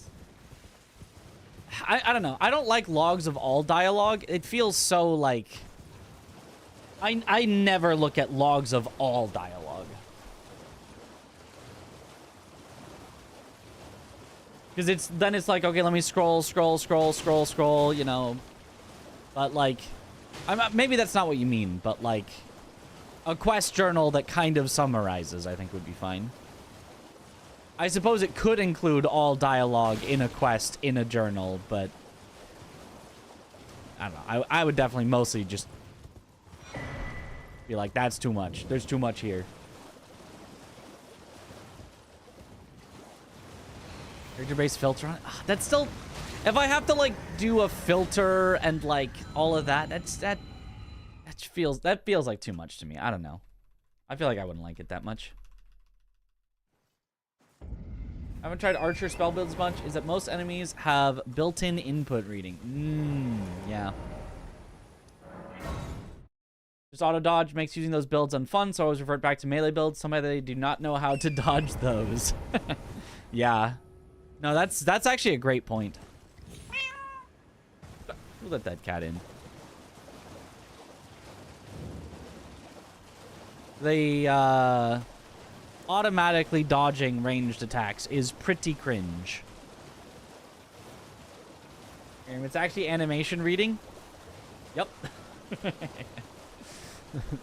A distinction without a purpose.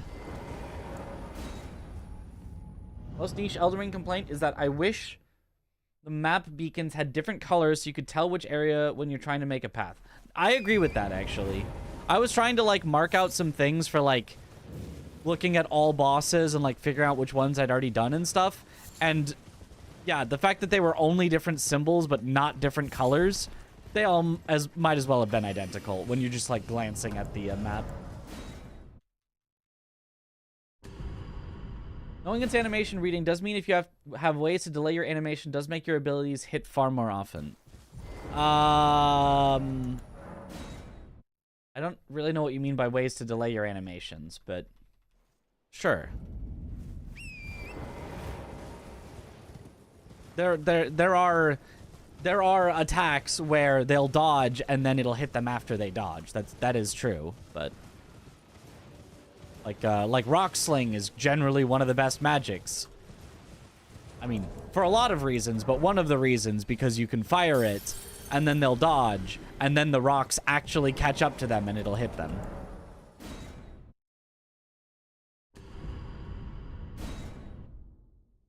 Fast casting versus charge casting. Gotcha. Yeah.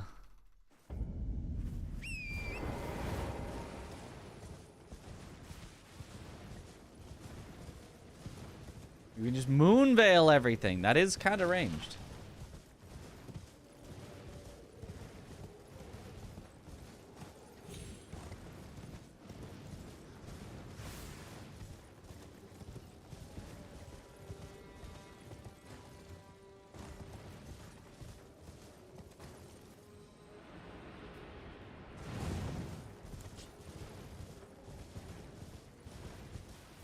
Ever tried a range build before? Don't know why. It's just, I don't know. To me, it's just not that, it's not what I want to be doing. I want to be up in their face doing melee. Welcome. It just appeals to me more. I'm hungry. Never been a ranged player in Monster Hunter. Never been a ranged player in Souls. Rarely even been a ranged player in something like an MMORPG. I'm generally, you know, still walk up and bash them. Or healing. You know, healing is from ranged, but that's kind of a different,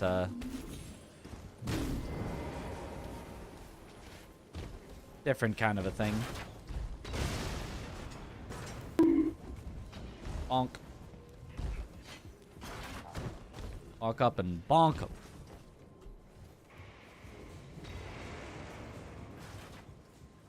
Oh, spells and convergence mod made some crazy spell effects that are super fun to mess with. Yeah, I totally believe it.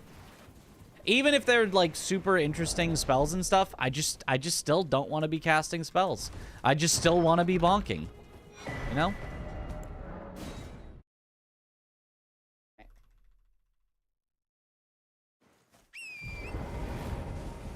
Used to be a ranged player, sneak archer in Skyrim, and became addicted to melee. I was never a sneak archer in Skyrim. Everyone says that all their characters turn into sneak archers. And I recognize that that can be powerful. I was never a sneak archer. Patooey. Patooey, that's what I say. You could not catch me sneak archering. We did sneak a little, but we sneak great hammered them in the dome. Good luck, Mitch. Oh, thanks for the good luck.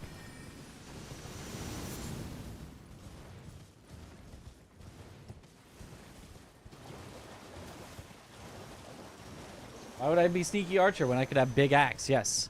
Big axe, heavy armor.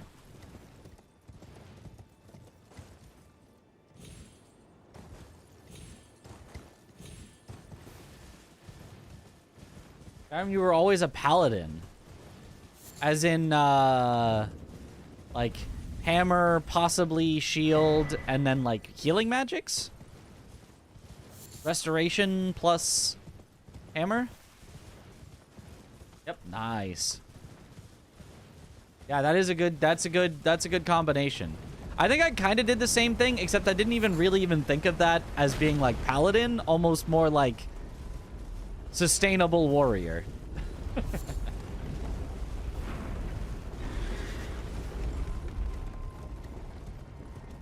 The old heel bonker. But in a lot of games, I do play paladin.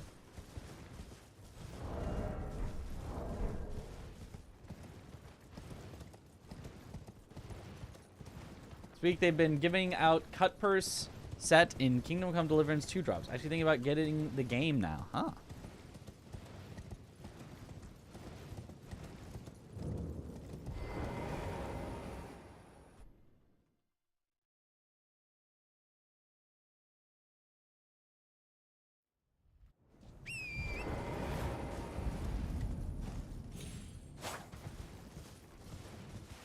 Ranged character and Lords of the Fallen. You count throwing hammers as ranged character. Were those limited in quantity? Or they were, right? But yeah, I would probably count that as ranged. Don't see why not.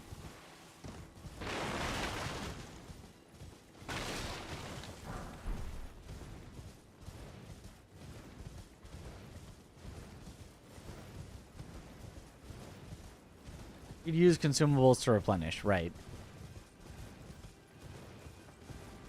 Hammered in on 2. It's not really a sequel, but I get what you mean.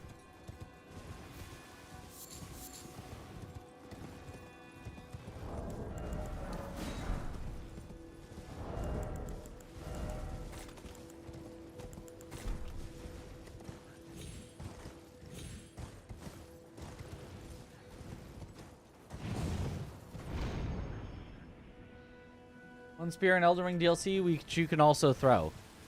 Mesmer's spear.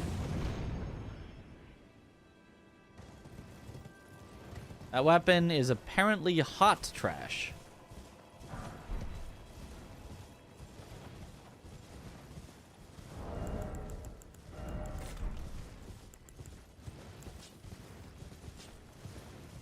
Spear of the Impaler, yep.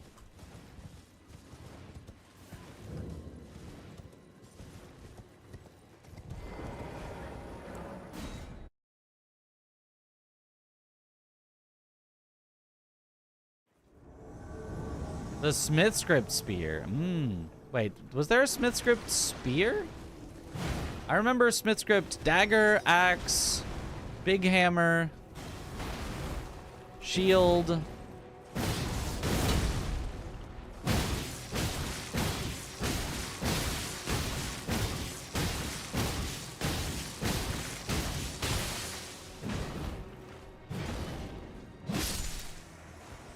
That was one of the clutchest saves of all time. We completely ran out of stamina and bonked on the wall. And we somehow saved that. There was a spear. Oh.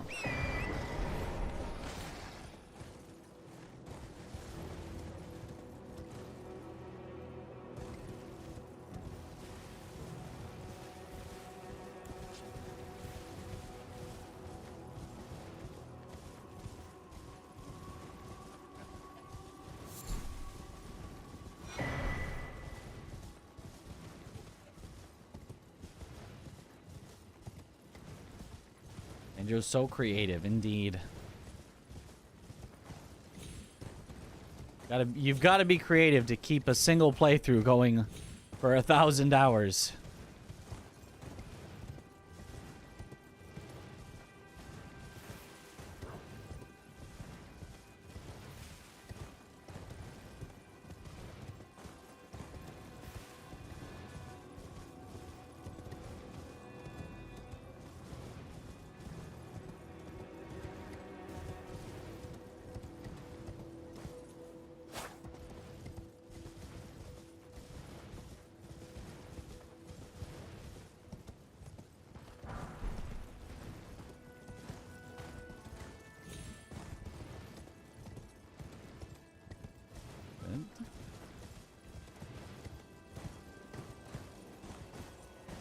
Slightly less good, but decent.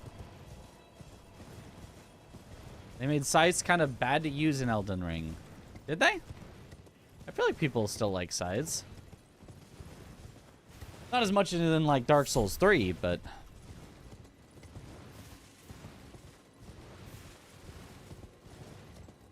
Which weapon in the DLC was the Mesmer Soldier's Great Spear with Spectral Lance. Going at Bale, dressed as Egon. With a hail of harpoons. Nice. Gravescythe is one of your favorite weapons. Ah.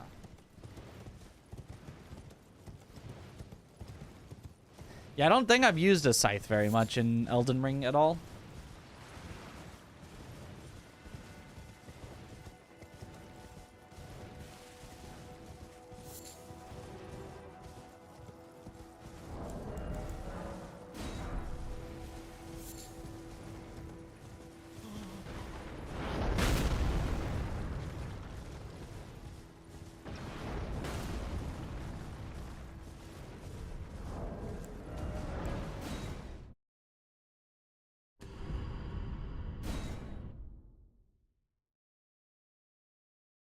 Light Scythe as a tech choice in PvP against Great Shield Andes. Oh. Did you, like, dead angle them around the shield?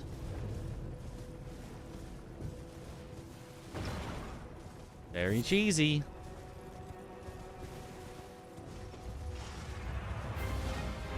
Because I can't imagine they just did, you know, a ridiculous amount of poise damage to shields or anything.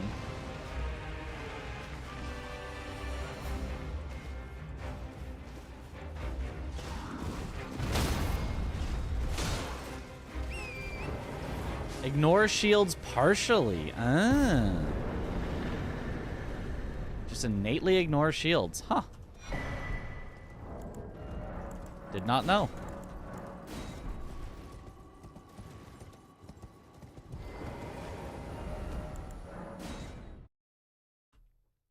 Not bad.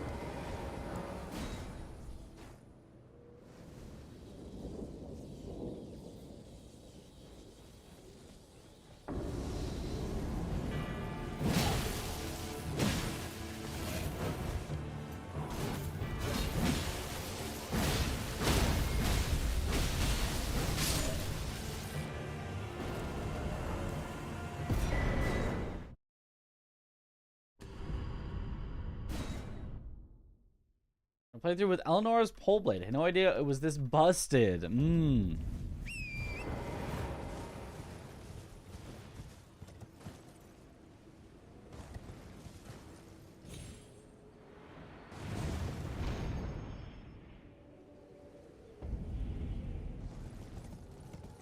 feel like it's not that busted, but like it is good. It is definitely a weapon that people like.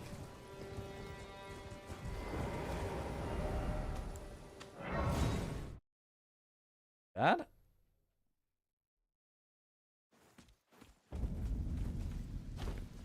I presume. I am an old, so perhaps you. I am an old.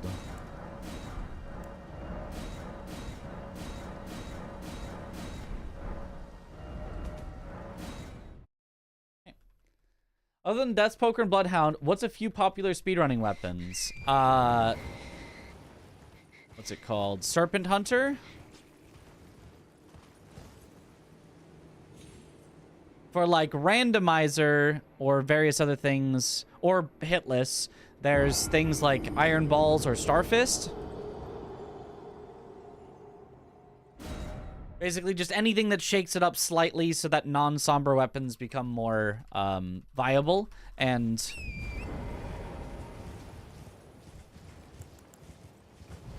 the fist weapons are great. If you could magically teleport it into your inventory, something like Falks or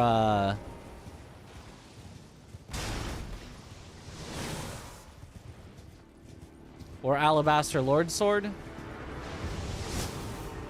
If you happen to just start in the DLC, there's Backhand Blades or Great Katana.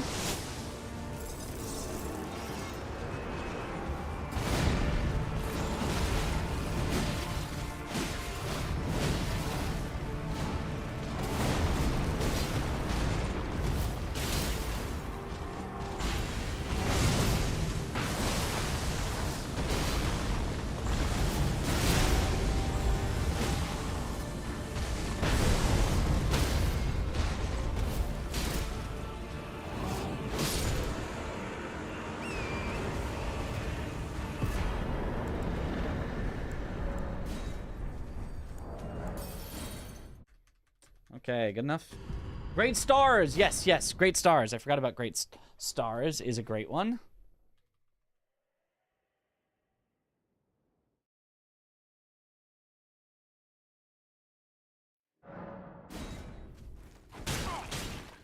Wait, I see it now. How could this? Quite a few pretty meta weapons.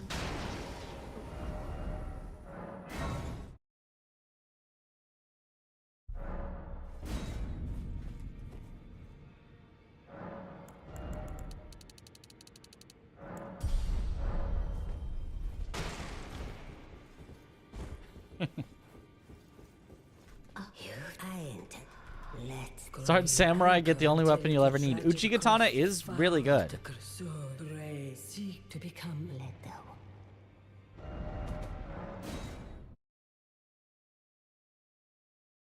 Cold-blooded murder. No, it's pretty warm-blooded, actually.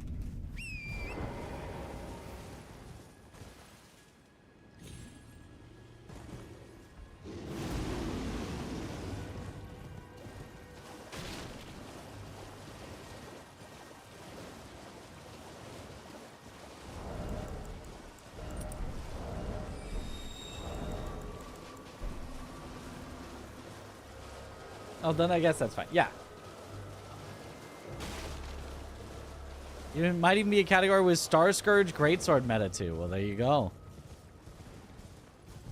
Although not really for using the sword, for a glitch with it, but I believe even worse. That's the still.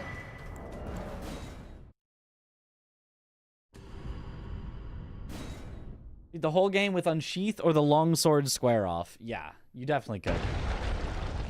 I'm glad. You have a... I wish to... A knight luminary... So, now.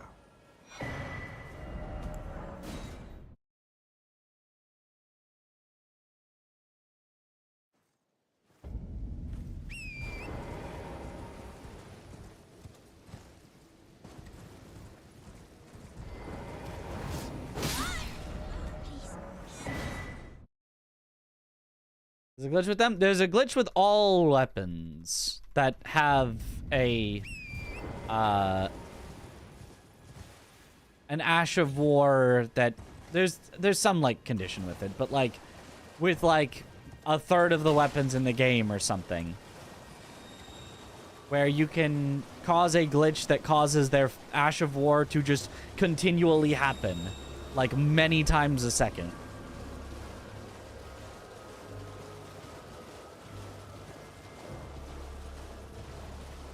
-1 maiden. +1 maiden's blood. You've complained with this a knight. Now, this...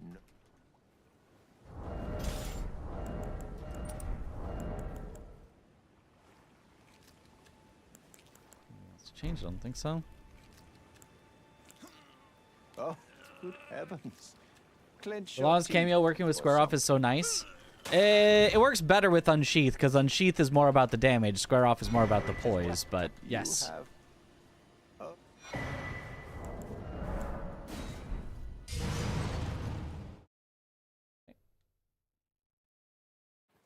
Like the chainsaw with Serpent Hunter. Exactly. You can do the chainsaw glitch not only with Serpent Hunter. Serpent Hunter just happens to be a very powerful one to use it on. You can use the chainsaw glitch on many, many weapons.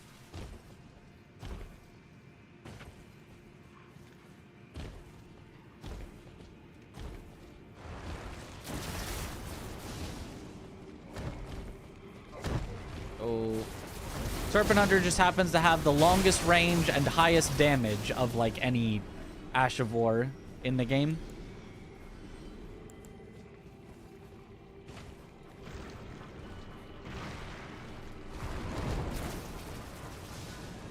Because it uses the version of it from when you're in Rykard's Arena. Has some better properties for defeating unrestricted consort. Oh.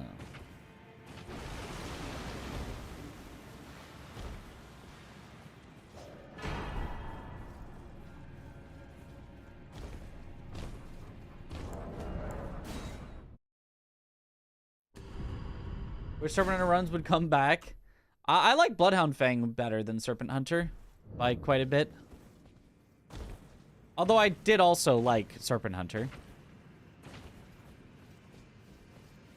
What's the most underrated weapon in your opinion? Alabaster Lord Sword. Not because it's rated lowly, but because people don't rate it as #1, and it's #1.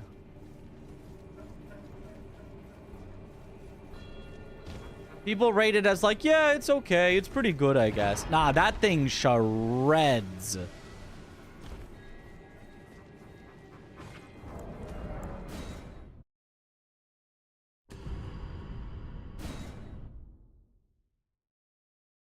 Runner just didn't have any gimmicks is what you liked. Neither really does Bloodhound's Fang. I mean, I guess it kind of depends on what you're defining as a gimmick, but...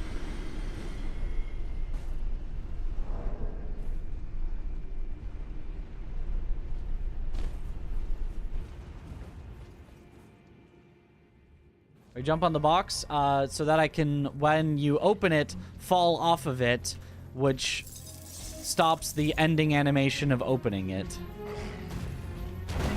So the box ends up open with you actionable slightly sooner.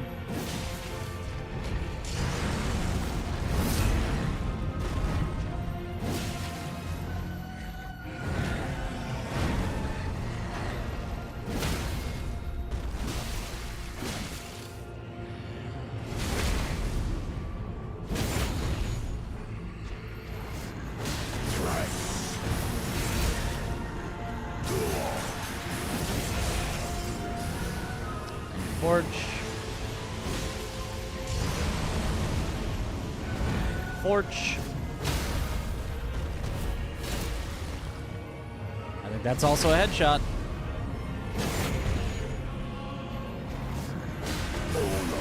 Yes, indeed it was. I can see it. As clear as day. All right, not bad. Of our dynasty. Morquin.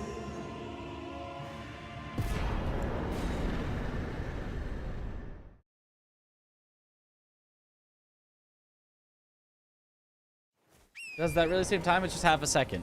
Yeah, it saves half a second. That's still worth it. If I could just save half a second everywhere, I would do that everywhere. It's about an hour and 27 minutes. Yep.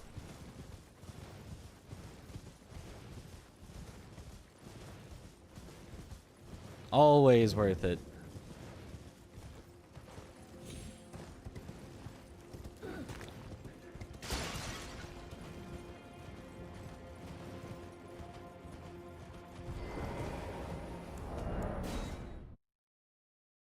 Yo. Have I been? I've been good. Yeah, long time no see. What up, Shandy Dodo?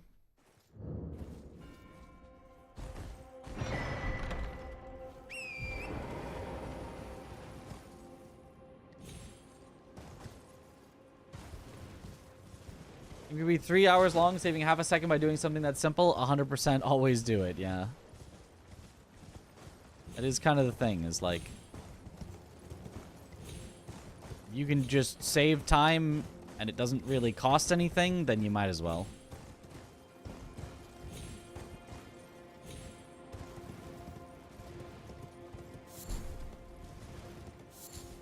No matter how small of a time save it is. If it was like risky, if it was like, oh, jumping on the box though has a, you know, 1 in 100 chance to kill your character and then you got to start over the whole run, then we wouldn't do it, but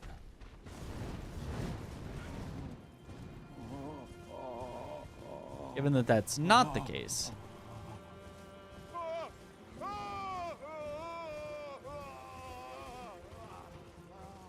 you do hundreds of things to save half a second, it adds up. That as well.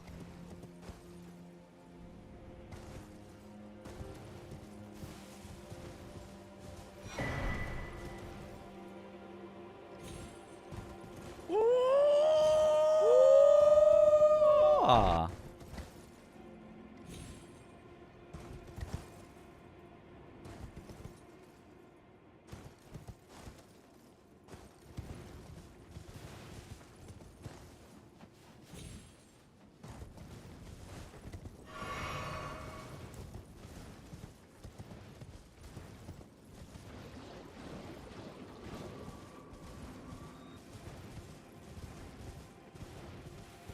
They're 100% category for Elden Ring. Not on the leaderboards, because it would be hard to define what 100% is. There's all achievements, which is kind of the closest thing, but...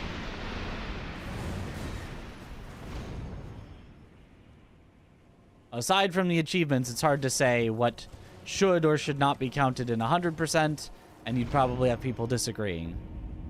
You know.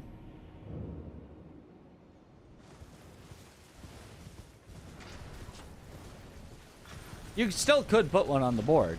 You could just say, hey, leaderboard moderators, please make a ruling, make a 100% category. Whatever you decide, we'll all agree on, we'll all abide by. Just make a rule set. You could do that. If there was an outcrying for it, or if runners just decided to start running 100% on their own, and runners just made a rule set that worked for them, and like 3 runners were all doing the same category with the same rule set, they'd probably just get added to the boards. They'd be like, cool, we'll take your rule set, we'll put it on there. But currently there's nobody doing it. There is no rule set. Nobody agrees on anything. Nobody even is attempting to agree on anything because people would find 100% a boring category to run. So it's not on the leaderboard.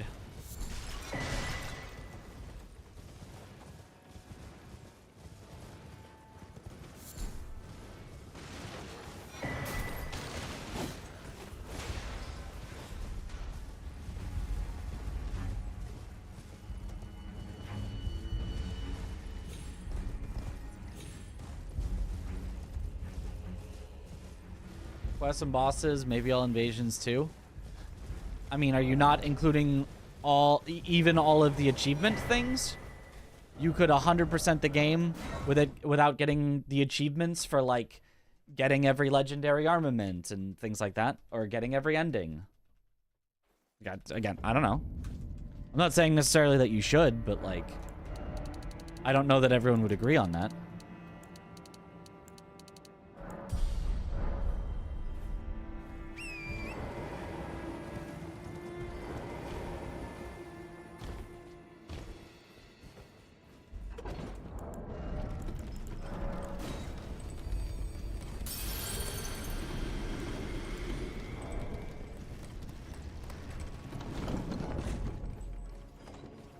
$10,000 lightning ram only all bosses bounty? Just like do it ever, or like the fastest person?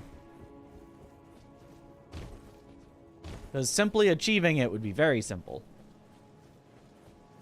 How does all achievements category handle achievements for different endings? You gotta go into New Game Plus and get them all.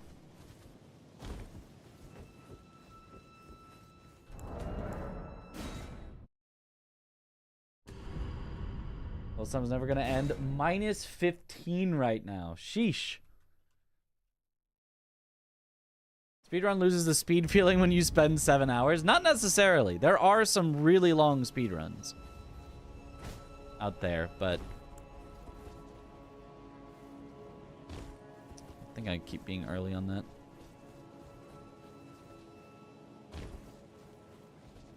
There's some like Final Fantasy speedruns that are like 9 hours, 13 hours.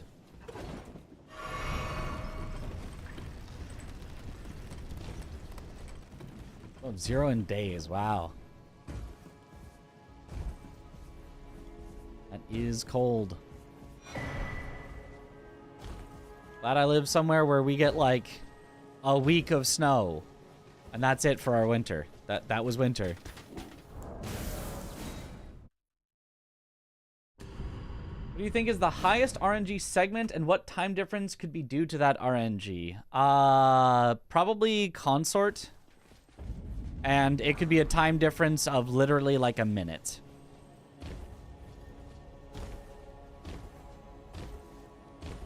Now, that's, you know, a little... Well, I mean, you could literally just lose the run. It could be RNG and you literally just lose the entire... That was weird. You could lose the entire run, which is infinite time loss, but... On one where you don't die, you could lose still like a minute.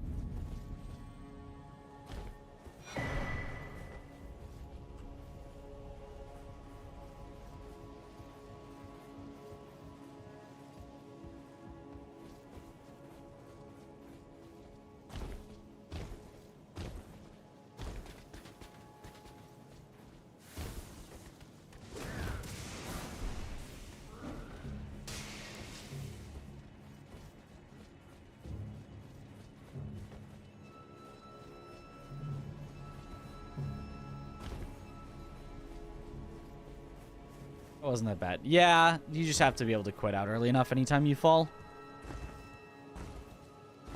Luckily, there's no death plane directly under there. You have to splat on the ground to die. And the ground is pretty far down there. There are other places where you slip off and you are instantly dead before it even looks like you've fallen anywhere, because they just put a death plane directly below the ground. The big example is the chain going up to Fire Giant. If you slip off that, you are dead. Like, sorry, nothing you can do. It is what it is.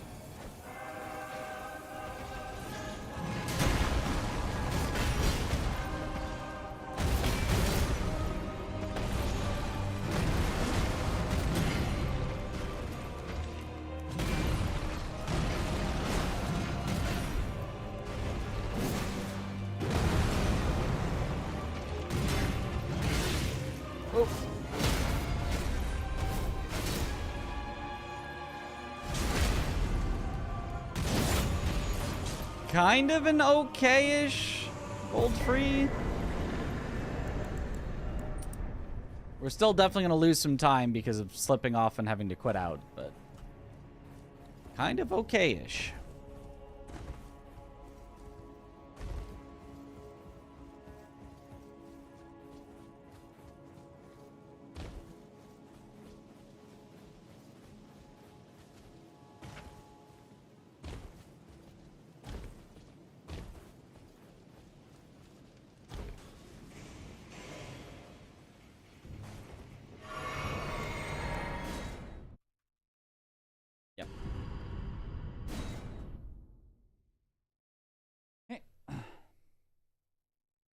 You had to farm every single weapon and every armor set from mobs. Oh gosh.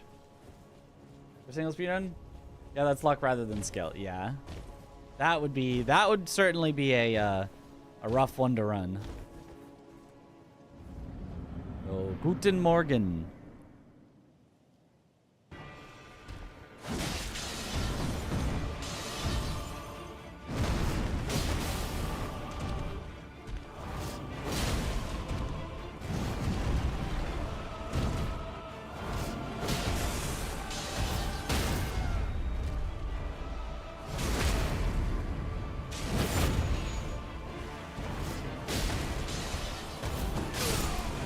Certainly not the best Morgott luck we've ever seen, but very far from the worst as well, so we'll take that.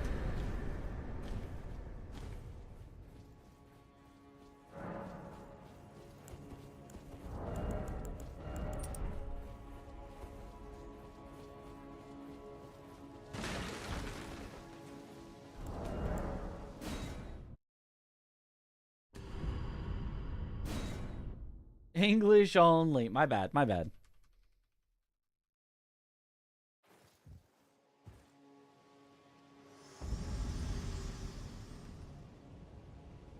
Allow me, you are prevented. The thorns. A husk. The only way and become my purpose. So I'd like to the To the flame and guide you.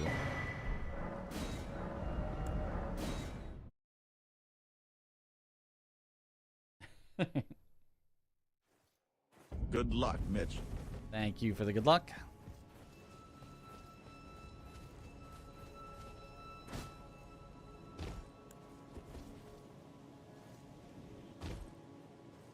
think that might have still been a little early. It's close, though. All hyped for Overture? Very hyped. Yo, thank you, Chip. The gold, because we've hardly ever done Morgotts before at all. Free gold. Because we had to reset our gold there.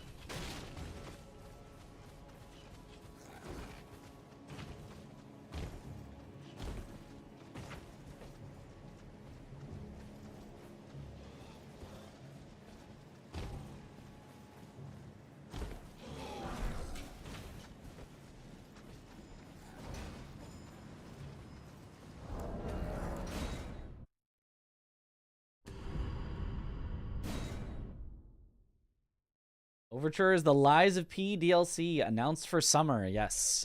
Hopefully it is summer, like, a decent bit after Night Rain. So that we have plenty of time to rain the night.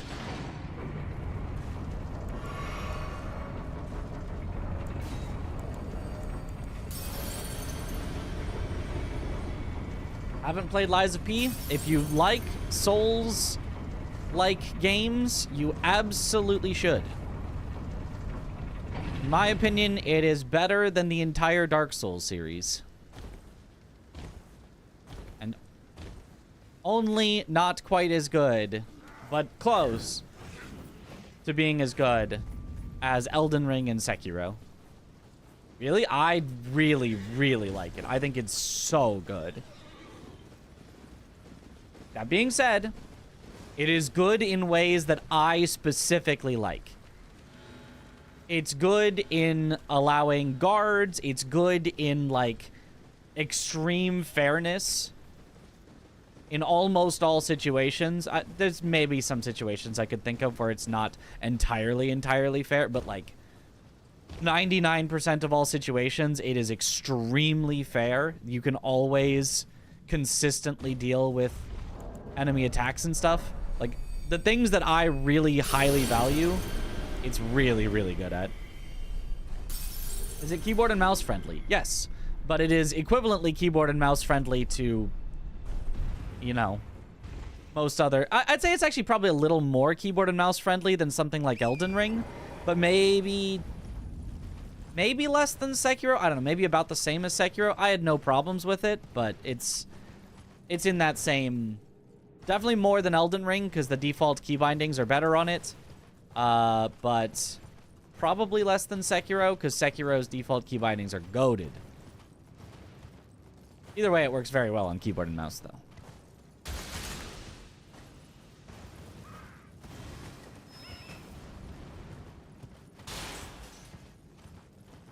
Elden Ring is a masterpiece that sits alone. That's how I feel about Sekiro. Elden Ring is a masterpiece that sits very close to other masterpieces. Sekiro is a masterpiece that sits alone at the very top for me.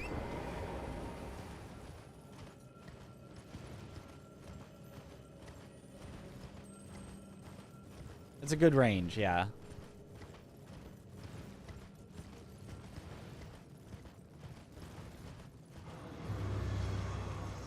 I had to change Sekiro's X and Y buttons. Keyboard or controller? Because you don't think you press Y on keyboard.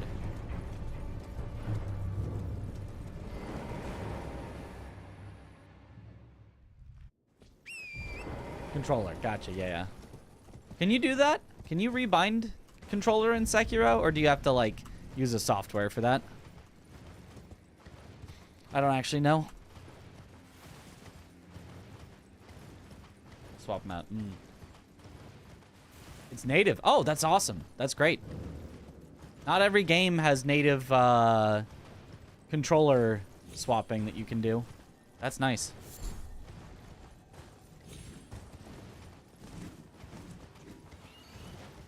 What do you rank Bloodborne? Haven't played it yet because it's not on PC. I am a PC Andrew.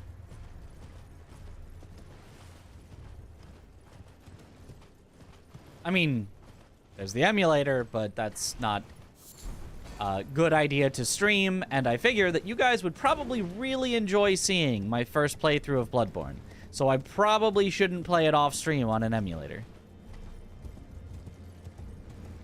I should probably wait for an official release, which will surely come any day now. If there was a successor to Sekiro that was functionally the same but in a different setting, EA not medieval Japan, which setting would you like to play?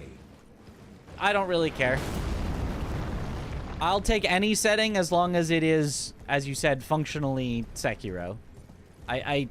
Whatever the developers think they can make a cool aesthetic and story out of. I could not care less.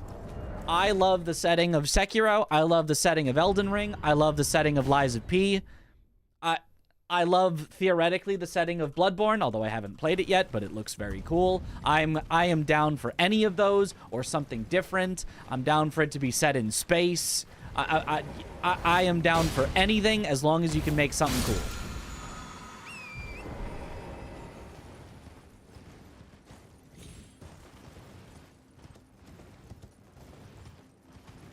Sci-fi Souls-like would be cool, to be honest. Haven't seen that yet. There is at least one that I remember watching Dist play briefly. I don't know that it was necessarily long or good or memorable, but there was at least one. There was at least one Space Souls. Could not tell you almost anything about it, except it was definitely set in space. And it was Souls-like. If you named it, I probably would still go, I don't know. That might be it. The Surge did sci-fi too. Yeah, not space, but it did more sci-fi stuff. I don't think the Surge is space. Dolmen. That maybe sounds correct? I don't know. I feel like it had a weird name.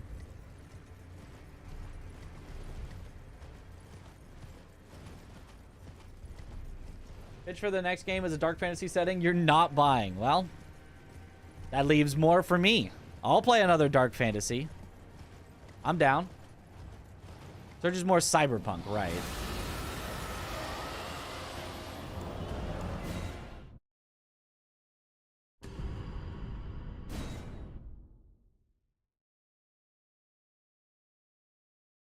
Farming infinity stones in Souls games. We got to get everyone. Oh. The dragon usually does not re-aggro there, but I got the skip first try, so it doesn't really matter.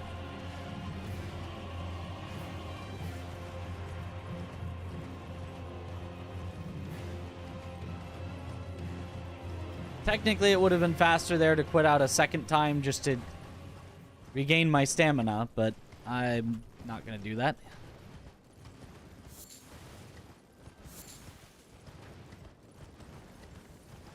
I hope you like Night Rain. You don't know, though. Yeah? Nobody knows yet.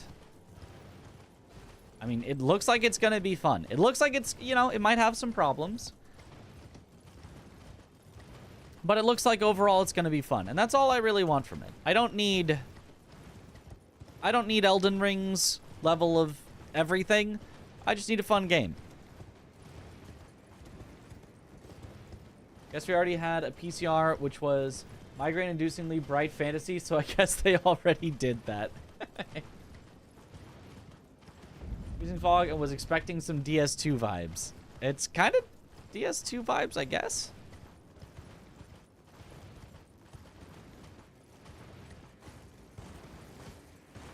The DLC has been announced for Night Rain already. Makes me think that we may get a FromSoft. They'll actually give us new content somewhat regularly. Fingers crossed. We will at least get some new content. I don't know that they'll... I don't know that 5 years down the line we'll still be getting new Night Rain maps.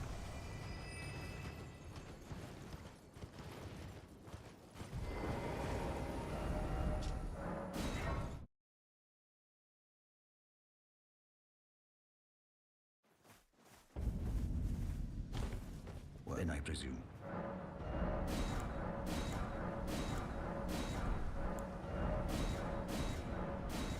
What did I just do? Did I just buy all the stones again? It's a good thing I pick up extra runes that I don't need. That's not good. We'll be fine by the end of the game, but I don't know. We might be one level too low early. Yo, Katie, thank you for the raid. Welcome on in, raiders. Yo.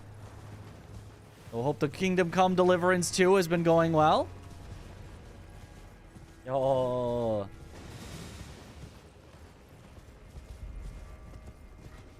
Okay, let's see when we get to Hippo if we're fine on levels. We'll probably be one level short for either Mesmer, Romina, or both, but I don't think that should matter. If I'm one level short for Hippo, that's actually fine. I can just get one less Vigor. In fact, I can just go one less Vigor the whole game if I need to. Did I even upgrade? Yes. +8.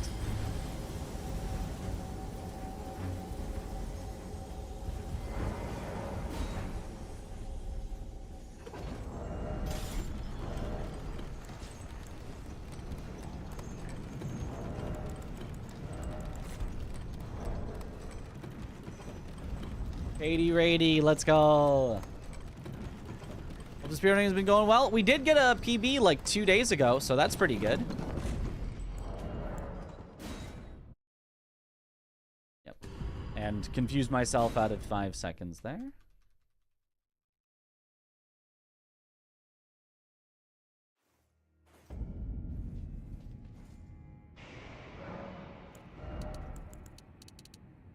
Yep, 1 level too low currently. Technically, it's possible for us now to die to Hippo in the absolute worst case scenario, whereas it used to be basically impossible. But as long as we don't get that worst case scenario, we should be fine.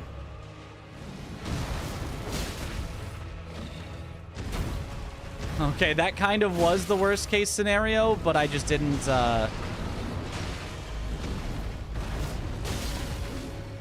Ooh.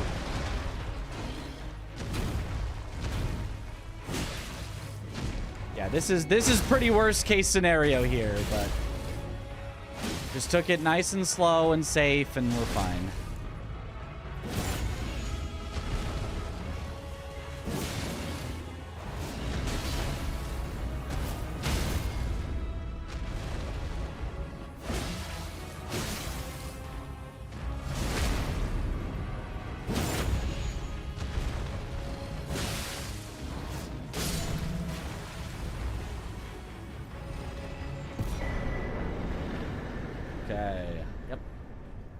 Really, really bad luck on Hippo there, but we made it through. First time you've seen Hippo not fully charging is the opening move. He usually charges, but not guaranteed.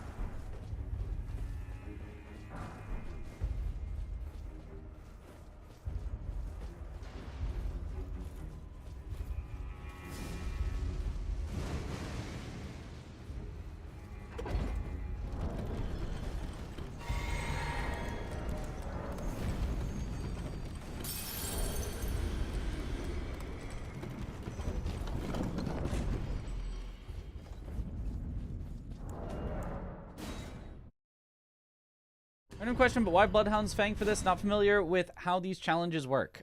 So basically, it is the only weapon that has a certain combination of traits that we need for this run. Luckily, it happens to also just be like a good and also have the traits that we need. But the traits that we need a weapon that is acquirable early in the game, because it's way too slow to like get one weapon early, then swap to a different weapon later.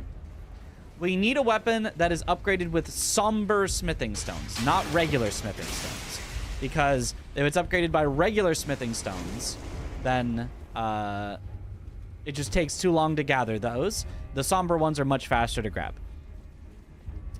We need a weapon that, I guess this starts to get into the we want a weapon that has something like bleed or frost on it. Very powerful, especially when at relatively low levels like we're going to be in this. And so Bloodhound's Fang having bleed on it massively, massively helps.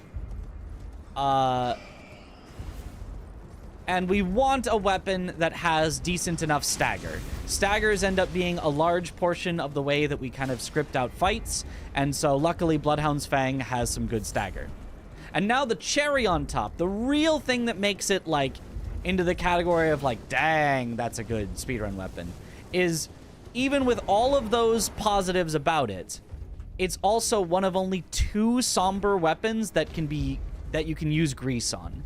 So normally grease would be completely useless to pick up. It'd be items that you kind of just walk by because, well, I can't use them on my somber weapons, so what would be even the point? But with Bloodhound's Fang, we can actually utilize them to get even more damage.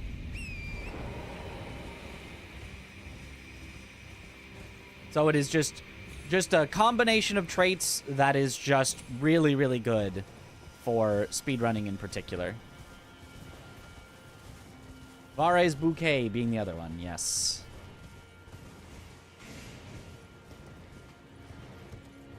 I don't get why normal weapons use more upgrade materials than special weapons. Yep, it's a little strange.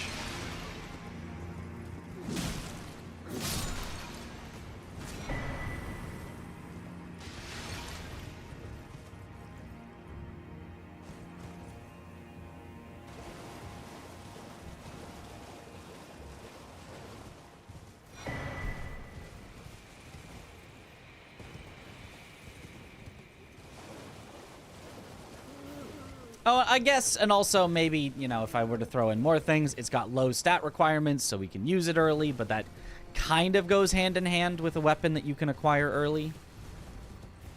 And, I don't know, maybe even one or two more things, just like, oh, it just has good motion values on its attacks or something. In other words, just meaning it hits hard. And you can dodge with the Ash of War. That's a good point. That's a little specific. There are specific scripts on specific bosses where the Ash of War letting you get immunity frames with it helps a lot.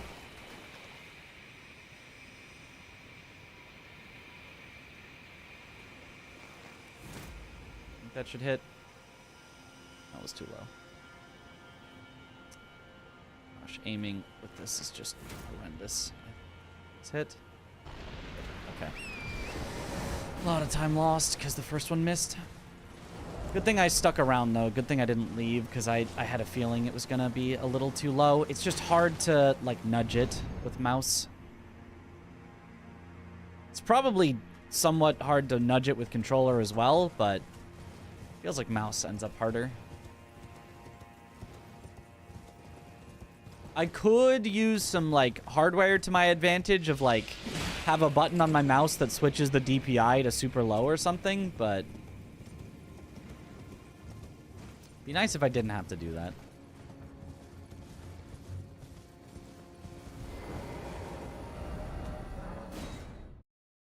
Yep. A lot of time loss.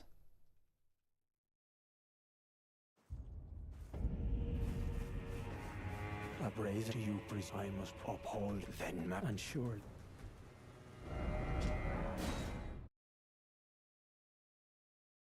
What's your favorite weapon if you do a normal playthrough? Maybe just greatsword. Just big sword.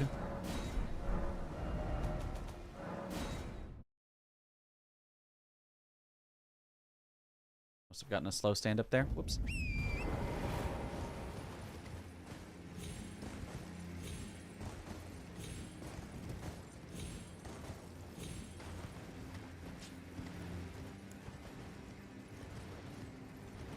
The DPI tech.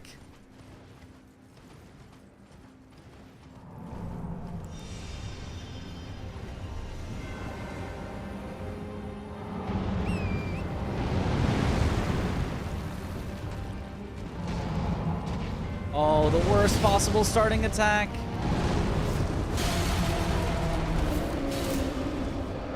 The only one where you just can't hit his ankle.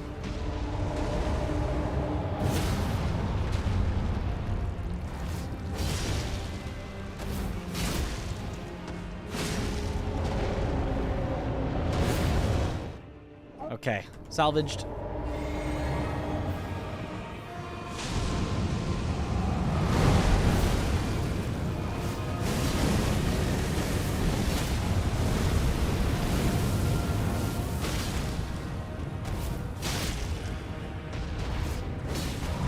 What?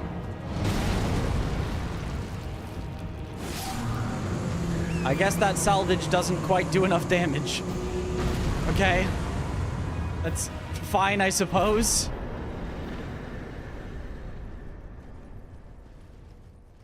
Did as well as I could with the luck I was given, so it is what it is.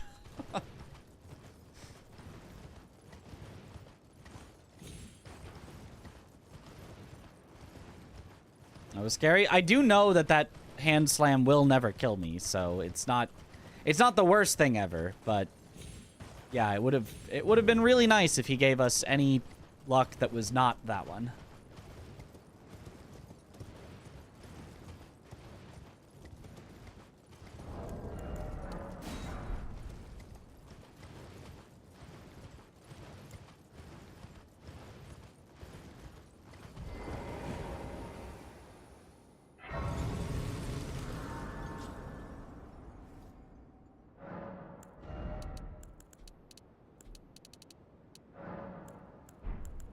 Okay, so now we're back up to the normal levels. You prefer smithing or somber weapons? I don't know. It depends on the weapon. I would say I kind of like the idea of smithing weapons. That you can like put different Ash of Wars on them and stuff, but it's a lot of really good somber weapons too.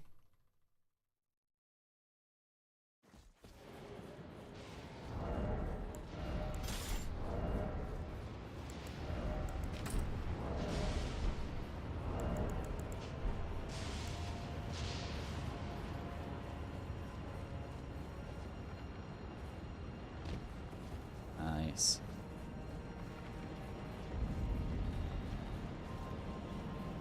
That you jumped in that pod so confidently to your death? Yep, I did that too. I was very confused when I died. I was like, aren't I supposed to go to the big thing with the flame? Isn't that the flame I want?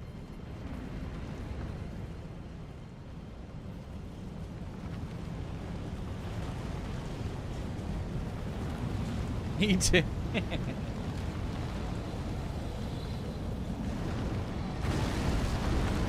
Go. Have your most fun in this game with Millennia's Katana. I can see that. Colt Flamberge. Oh.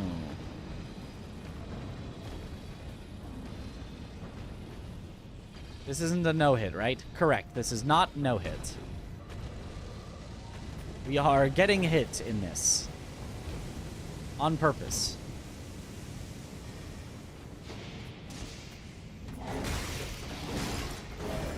That one was not on purpose, but that's okay. That's not a devastating hit to take.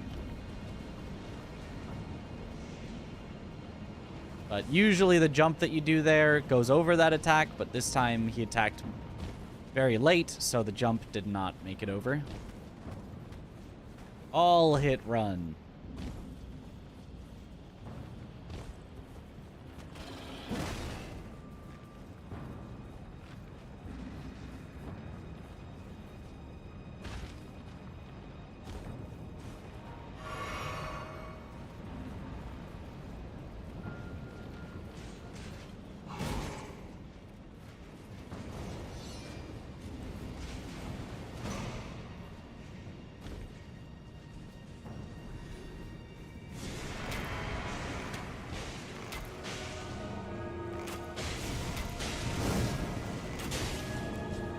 Okay, that was nice.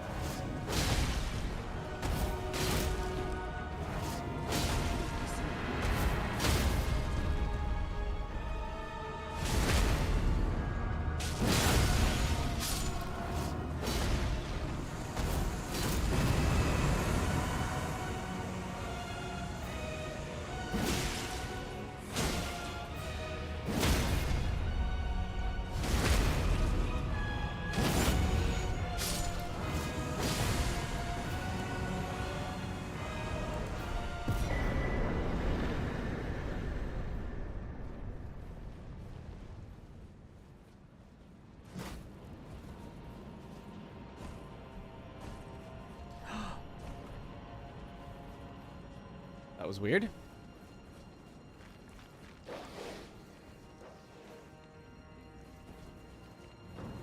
I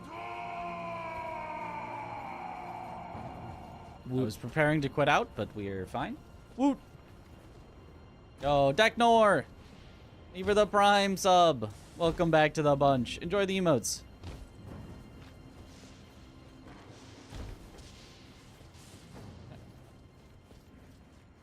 Clean one cycle? Yeah, that's a nice script. Tom found the bones of it, and then I found like the last little cherry on top optimization to make it fastest.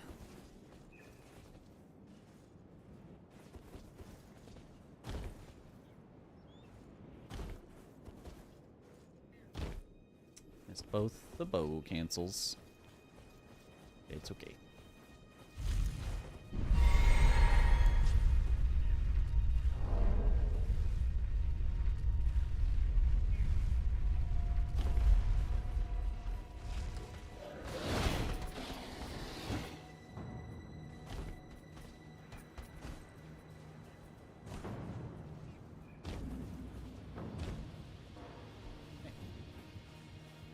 Jumping parts give you anxiety. If I miss, they give me an anxiety.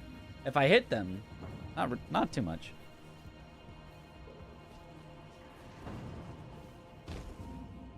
Usually it's pretty easy. Until your character randomly starts to like slip off of flat ground.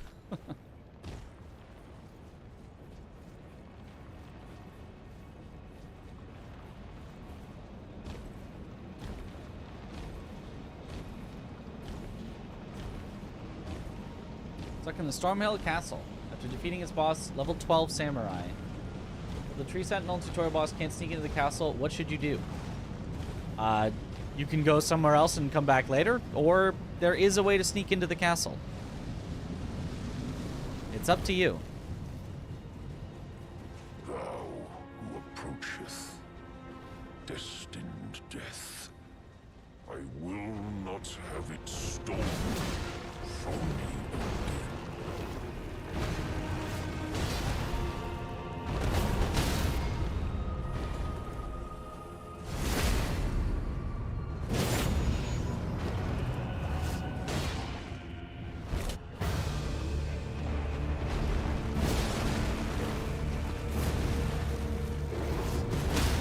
Quite how that was supposed to go, but it's fine. I did my charged attack a little too early, got a little rambunctious there.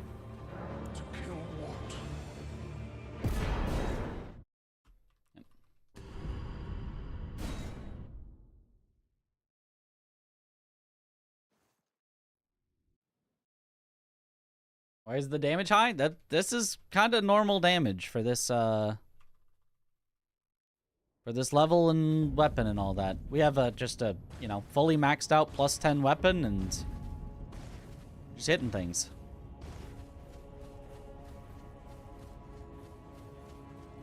Keeping up the pressure to make sure that you get staggers on enemies helps a lot, because enemies take more damage while they're staggered.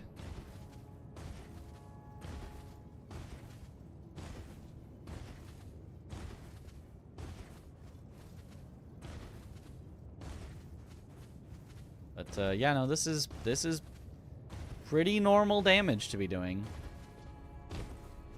with this weapon.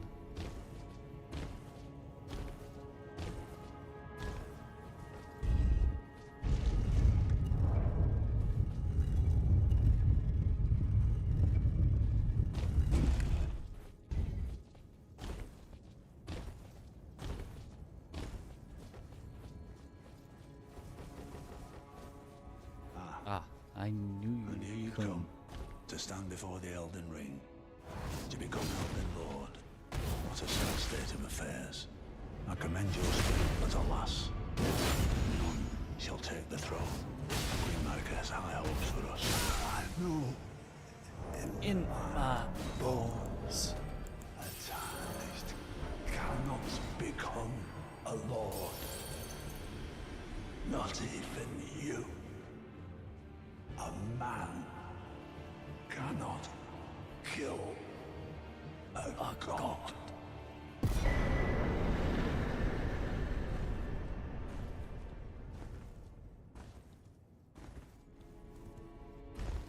Yapping while you're killing him. Yup.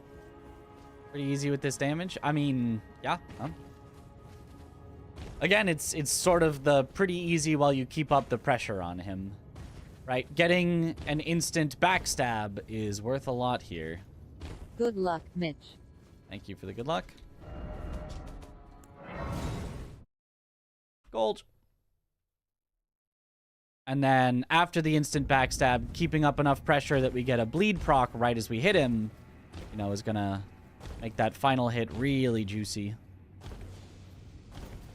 We're also using, you know, good talismans. We've got the Jar Shard to do extra damage on our weapon art, which already does a lot of damage. And then we've also got the Blade of Mercy. So after we backstab him, we're now doing extra damage because we have now taken a critical hit. You know, it's just stacking good damage modifiers on an already good weapon.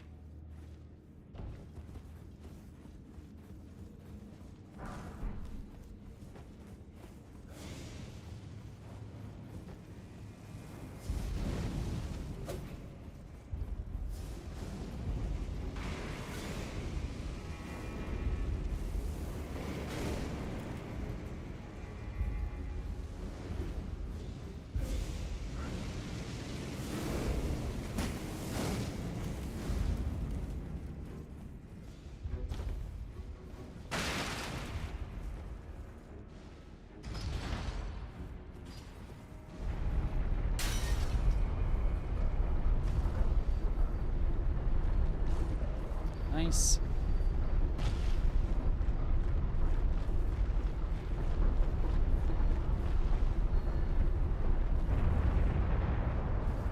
You'd not have made that jump? Well, that's why you would practice that jump till you would make it. It's not the easiest one. Nor is it the hardest one.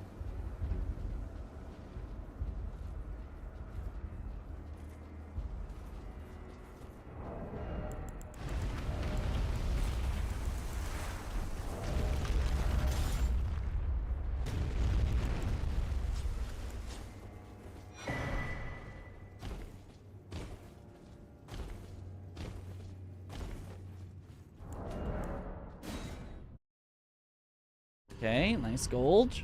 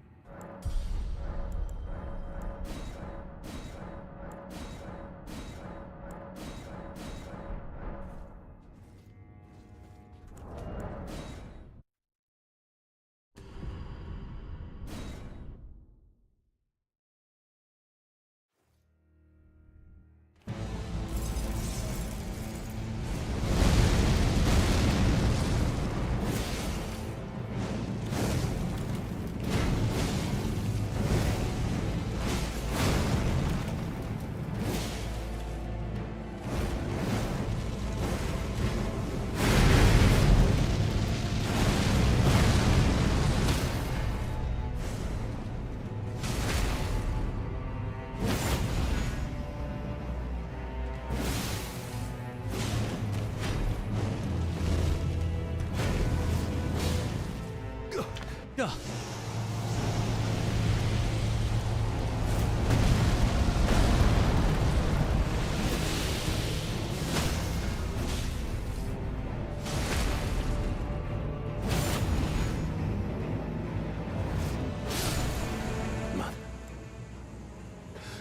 America, a curse upon thee.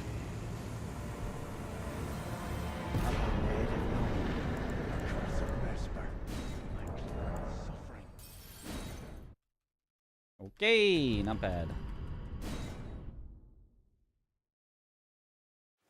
Upon it was sublime to think he when he himself. Yet the death of men now in vengeance if Mickle then I would.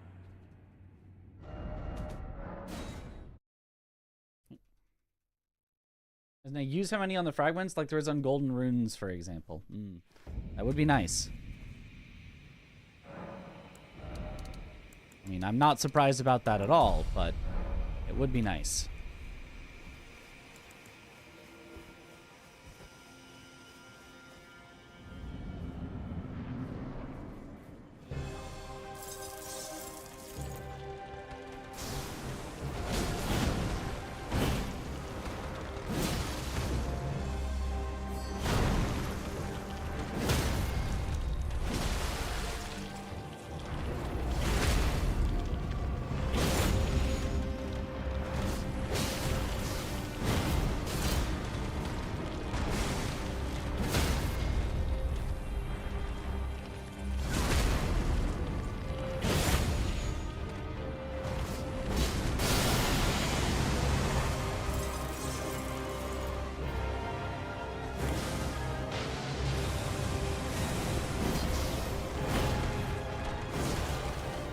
unfortunate.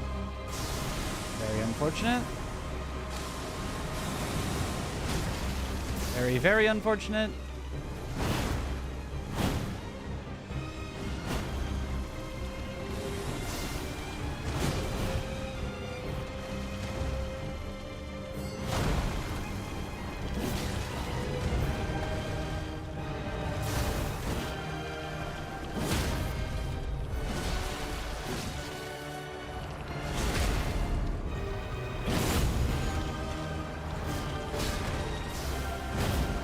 Good end, at least.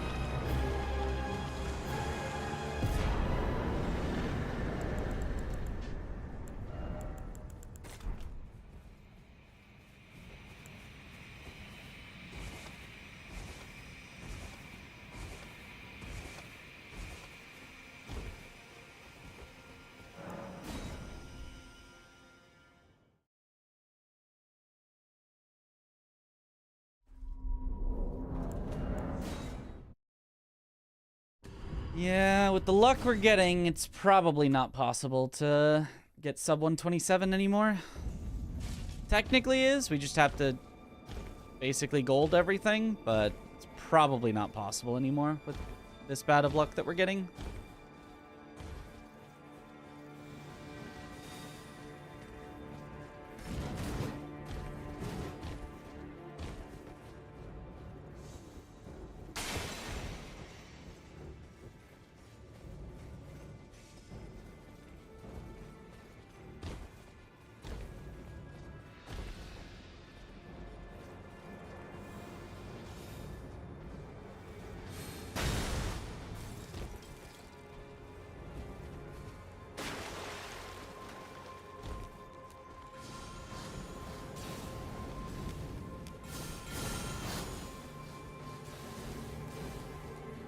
Interesting. They fired very early, but at least they didn't fire full volleys. Good. He didn't do lightning.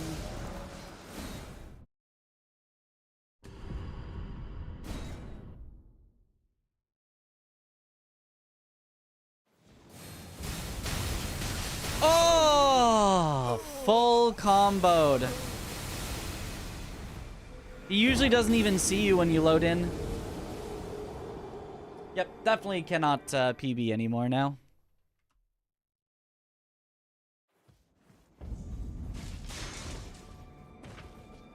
Nothing you can do about that. That was a full to death without an instant for me to do anything. And it happened right as I loaded in, so I couldn't even be jumping yet. Because you can't jump until you get to full sprinting speed, otherwise you'll just jump in place and fall right back down into the things that he's doing. So, yep, there was just absolutely nothing that could be done.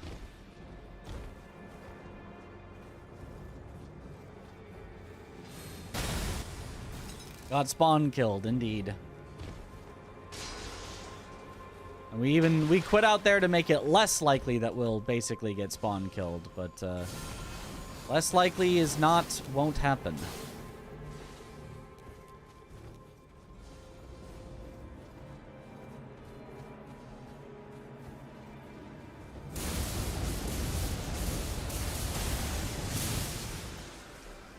It's unfortunate.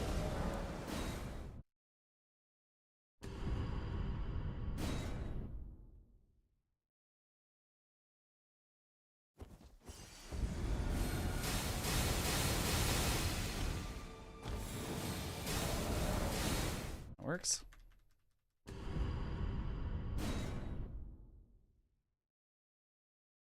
Ye do hecking love stairs.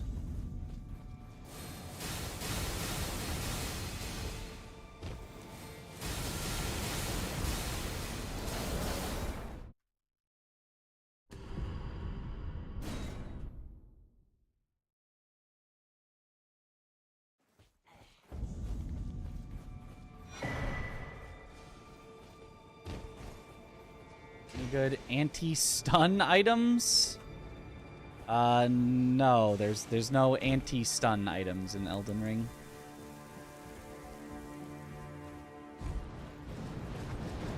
I mean, there's like armor that can give you poise.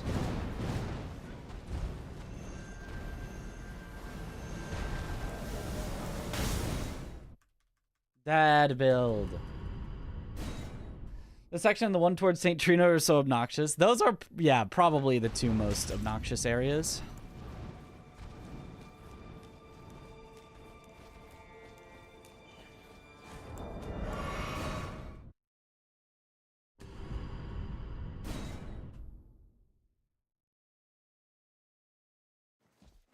Just knocked down by Bone Dart. Yep.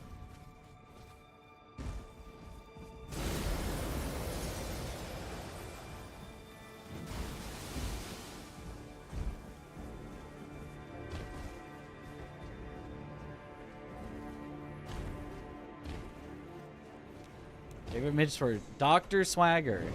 Thought it would bring the good luck for record, but does not appear like we're getting the good luck.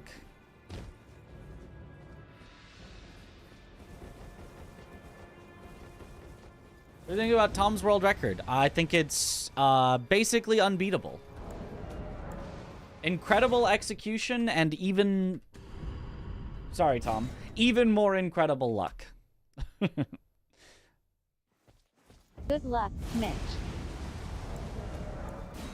Had to preface with the sorry, Tom, but like it is really, really good execution, but the luck is like out of this world good. So it's pretty much probably impossible to beat.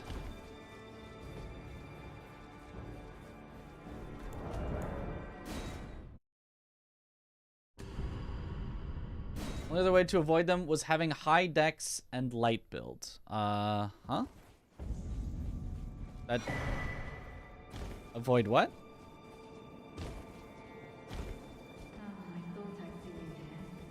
For the stairs that we got killed on, there was no way to avoid it. It's just gonna happen. The only way to consistently avoid it would be to, like, sneak by very slowly and, like, use spells to mask your presence and, like, stuff like that, which is obviously too slow for a speedrun.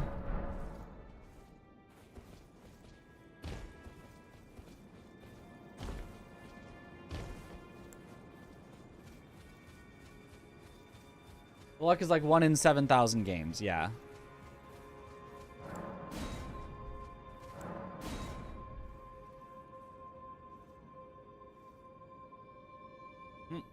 125.10 is crazy. Yep, it's probably unbeatable ever, unless we come up with new strategies. Don't you dare approach Mikula the Kind. Needle Knight Ladder. If we can save will never like 30 seconds with strategies, then it's somewhat beatable. But even if we only saved like 10 to 15 seconds with strategies, which usually is enough to get records, the amount of luck in this run is so much that even if you could save 10 to 15 seconds with better strategies, it would still be like a 1 in 1,000 to ever get it, which is still like ridiculously tough to just do. That'll do.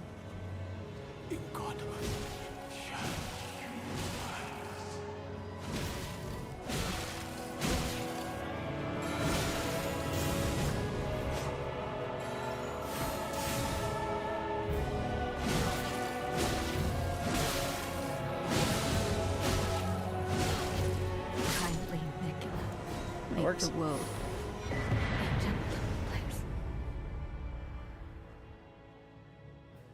Just play 1,000 times. I mean, that is an option. It would just take, you know, 1,000 hours, which is a lot of hours, but that is an option. With not a hint of irony, that is an option.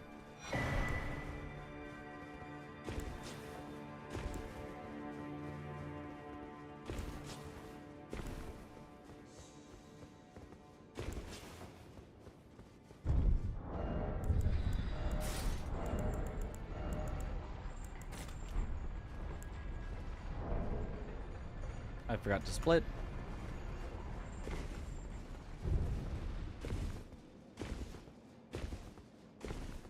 Like 8 hours a day, that'll be like 125 days. Only 4 months, yeah. On average. Although, if you happen to be someone who was very unlucky, you know, not that we would be somebody like that, but if you happen to be somebody who was very unlucky, it might take even longer than that. Because that's just how long it would take on average. For some people, it would take less time, and for others, more.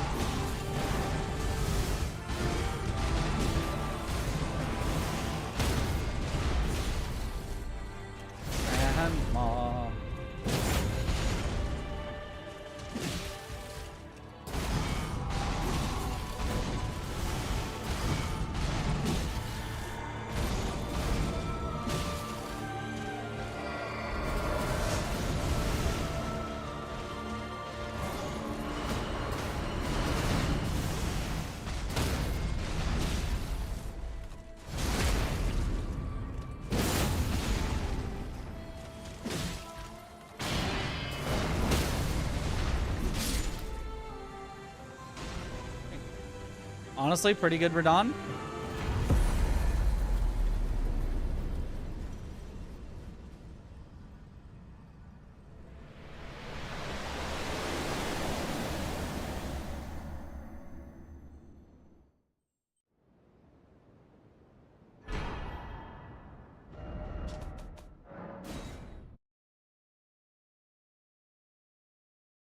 That probably would have been a gold Radon if I had actually split on Leda. In fact, I think it almost certainly would have been.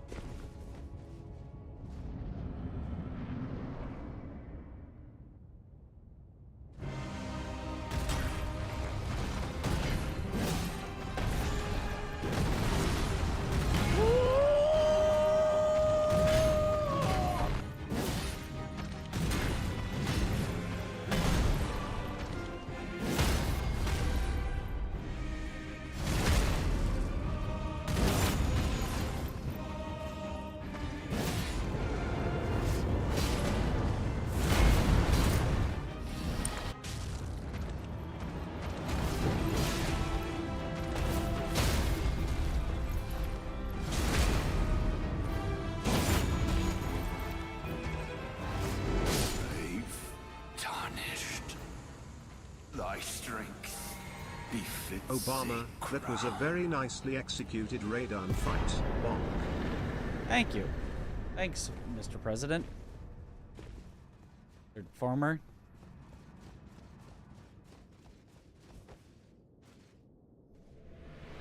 Hydrate. Not right now.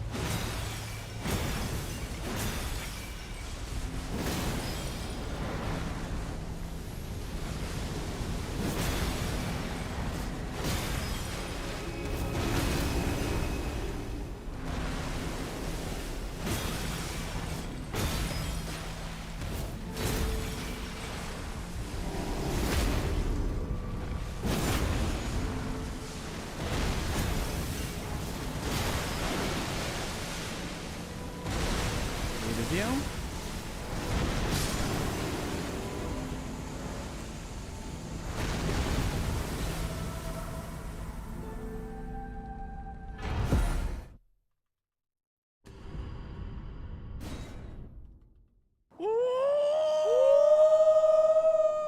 Ah.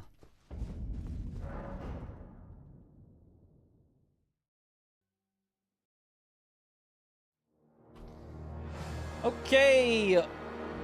128.24, where we lost 1 minute and 14 seconds on Enir Ilim to the death. So it would have been a 2-second PB if it were not for Enir Ilim. And then, obviously, would have been sub 127 if not for Enir Ilim, and also Romina, and also Fire Giant, or etc., etc. But, yeah. Basically, again, executed good enough that we should have gotten our goal, but did not get the luck. World record in the past. Quite a ways in the past, but yes, yes. Okay. Not the worst thing. We go again. Already 2 a.m. Doesn't feel like it's been that. Doesn't feel like it's been that long. I guess we have been going for 5 hours already. Wow. It feels like that was like the first run of the night.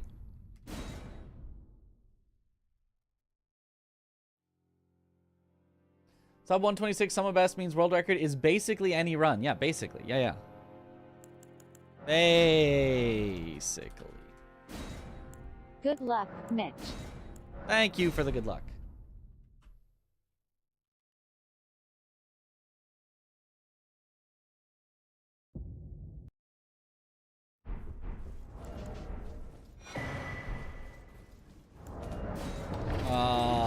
Double clicked. Want to do that?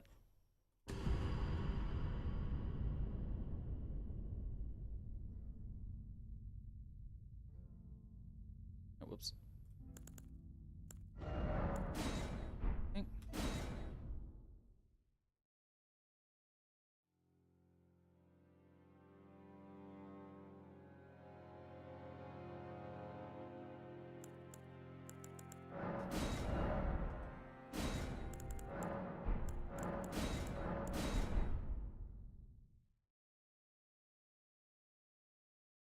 Where can you gain the most time? The end of the run. You could kind of see there we did gain a bunch of time back at the end of the run. Although, you know, not Enir Ilim because we died, but everything else at the end, we gained back, you know, 10 seconds on this boss, then 10 seconds on this boss, and then 5 seconds on this boss. So it's mostly at the very end, but there's also a bit at the start.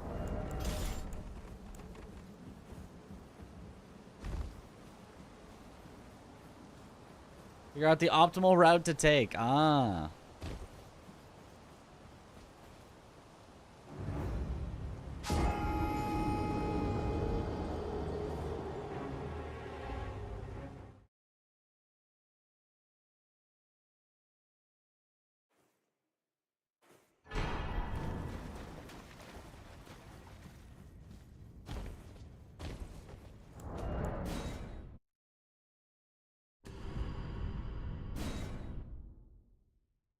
I was doing Bloodflame Blade at some point. What happened with that? It turns out that it was slower. Turns out that we kill the bosses so quickly that by the time you get the second bleed proc on them, because Bloodhound Fang by itself will get 1 bleed, so Bloodflame Blade helped you get a second bleed. By the time you get the second bleed, they were like 1 hit away from death anyway. Or sometimes they literally were already dead anyway. And so the time it takes to buff your weapon with Bloodflame Blade versus the time that it takes to just hit them one more time is close to the same. So it turns out that the time to go grab Bloodflame Blade was, you know, longer than the amount of time it saved throughout the run.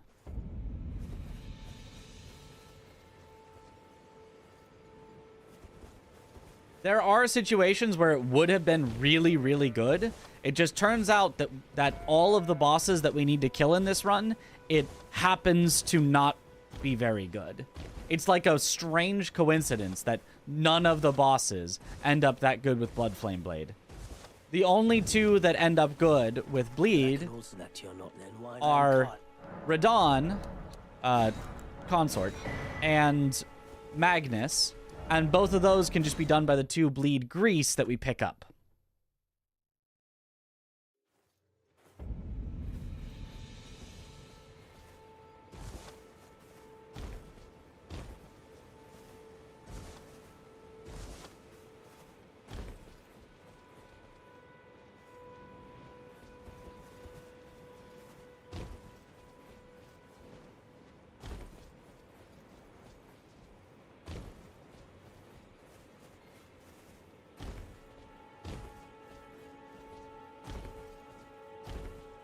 Okay. After...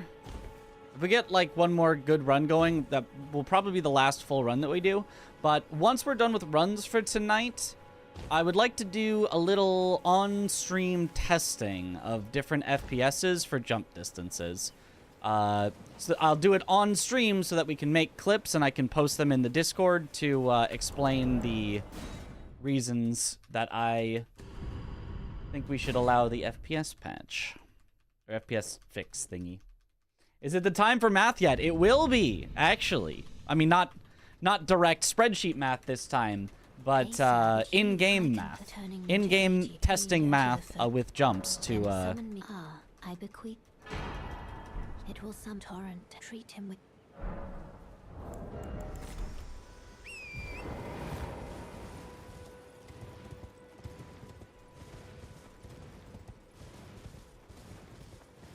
What are you, a math teacher?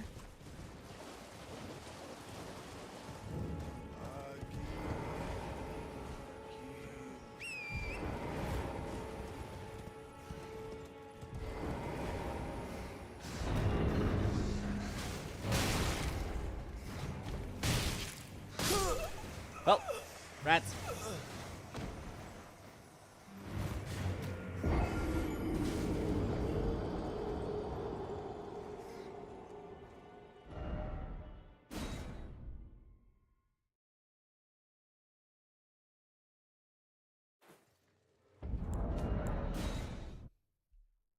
Rats.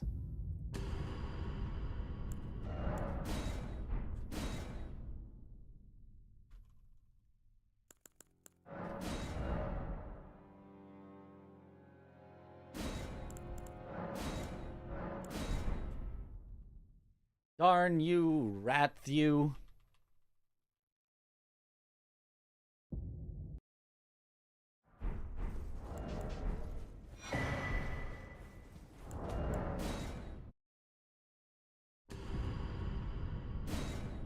Which mods are you using right now? Live Split and an FPS fix that keeps the frame rate stable.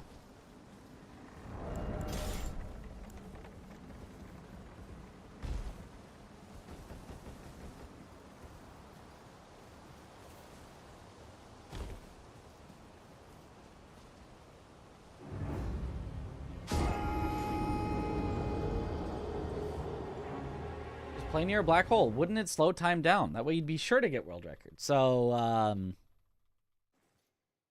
yeah, so time would slow down as seen by an outside observer. However, given that Live Split is on the same computer as the game is running, the game and Live Split would both slow down by the same amount, and it would end up the same. Because it is measured from my point of view and not measured from the point of view of, let's say, for example, Stream, where Stream would see me much slower. And in fact, Stream would see me slower, not faster, so it would be even worse, I suppose. My hour-and-a-half speedrun would appear like a, 5-hour run to outside observers.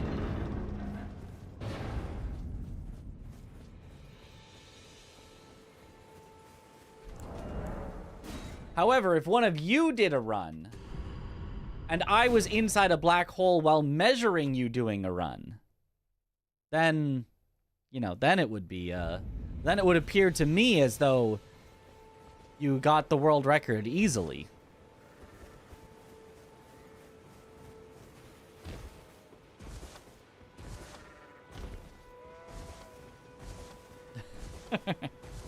Alright, send all of chat into a black hole. I can do that.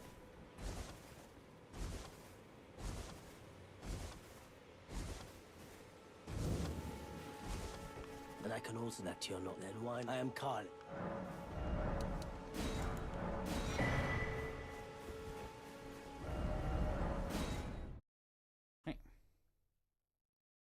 All fun and games until you turn into spaghetti. Yep. That's the plan.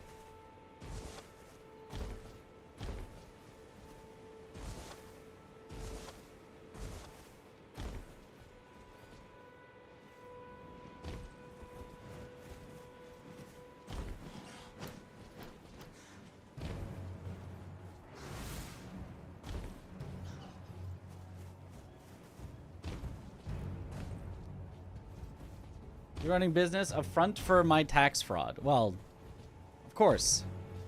Every business is a front for tax fraud. I don't appreciate being put into a black hole. Well, but I need it so that you can perceive me as going faster.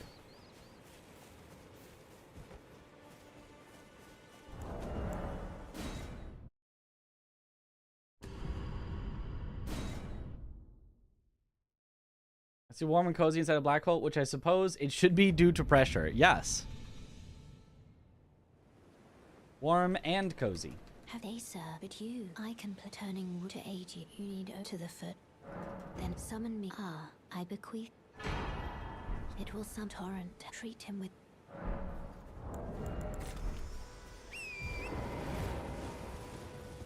What's next world record going for after this? I don't know. I don't know. I'm a little undecided. We don't have too long left until Monster Hunter Wild, so I don't necessarily want to start on like a super long project.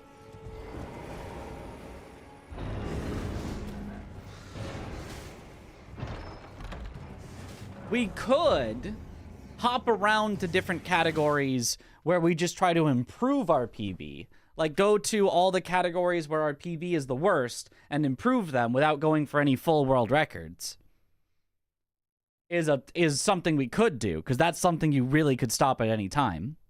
I was also considering doing, like, randomized all bosses deathless, the Zoodle thing, but, like, not on the Zoodle seed, on completely random seeds. Because that's something I still haven't achieved yet.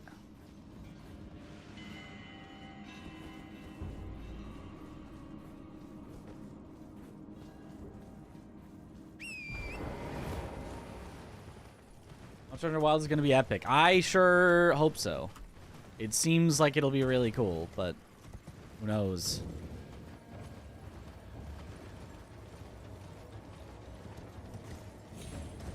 And, you know, for the sake of streaming, even if it is really epic, will people want to watch it? It could be really epic to play, and it could be really boring to watch. There's always possibilities. Which would still mean I would want to play it, but it just might mean that it wouldn't be long for streaming. Deathless Rando would be fun to get us to Monster Hunter World. That's what I was kind of thinking. Deathless, all bosses randomized. Did you know muffins spelled backwards is what you do when you take them out of the oven? Sniff them. Yes, indeed. Not crisscross applesauce! To determine if you had. It seems torrent, whereas I'm there is, but I can take gathering play. Let my hand. Are there any good multiplayer games with massive multiplayer with combat as good as Elden Ring? No. Absolutely not. Not even close. I don't know that there's even a single massive multiplayer online game that even has good combat at all. Like, full stop. I mean, there's ones that have combat that I like. I like the way that World of Warcraft and Final Fantasy's combat works. But would I describe it as, like, a truly good combat system? Probably not. I just kind of like it. It works. It functions. RNG says -3. No, RNG says +3, which is the bad thing. We want -3.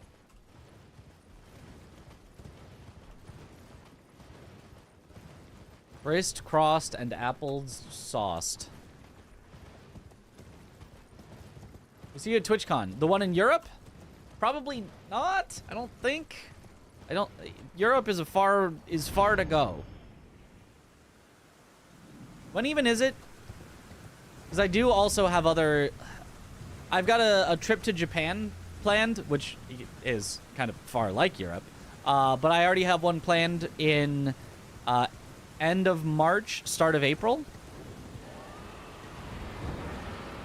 And we're probably also going to go to SGDQ in the summer already, which is another trip, another dollars spent, and time not working, so time not streaming, time not making money, and then possibly also another event, maybe. Although I'm not sure. So I might already have, like, multiple events that I'm doing this year that involve traveling. And then my parents will probably, well, maybe not just my parents, but my family will probably have one, like, let's all take a family trip together to this place to just hang out. So I've already got several trips planned, and it's, you know, it's hard to take that many trips. It would be cool, though, to go to another TwitchCon. The TwitchCon that I went to in San Diego was a lot of fun. IRL streams to still earn cash. You guys don't want to watch IRL streams, I don't think. This way, tarnished. How did I get a slow stand-up there? I've never gotten a slow stand-up there before. This one was, like, consistent. You always get a fast stand-up. Well, that's unlucky, I guess.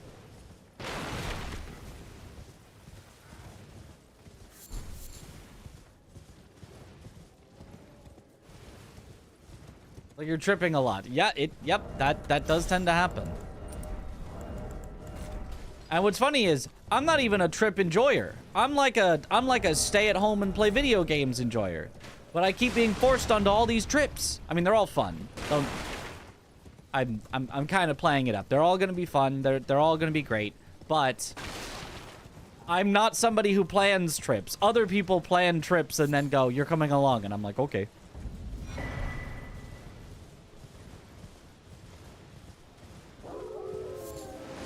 We wish you good luck. The worse your luck gets, and then to change it to bad luck. You know, there was a thought to do that. But see, the thing is, even when people don't wish me good luck, we still get bad luck. So, go figure.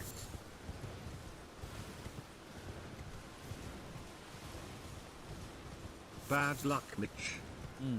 When are you going to collab with any big YouTuber and teach them Elden Ring? As soon as they reach out. If any of you in chat, just for no reason, happen to be friends with big streamer or YouTuber that is like, man, I'd really love to learn how to play Elden Ring. I mean, connect them and I'll say hi. But anytime that I have attempted to message anyone larger, you know, have not gotten a response. It has never been like that direct of like, hey, I would like to teach you Elden Ring. Get back to me and I will teach you. But like Ludwig's Fast 50, he like put out the call for speedrunners and I sent him a message. Never got anything back. The one that Aggie and Parky and Chris were at. Which makes sense. Aggie and Parky and Chris were already there. I would have been way too many Souls people there. We would have been the whole event, but... yeah, it is hard to get a hold of big streamers. They probably receive hundreds of messages a day.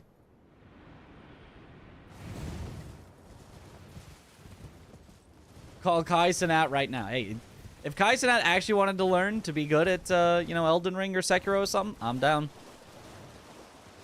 They're all scrubs anyway. That's why you make them not scrubs.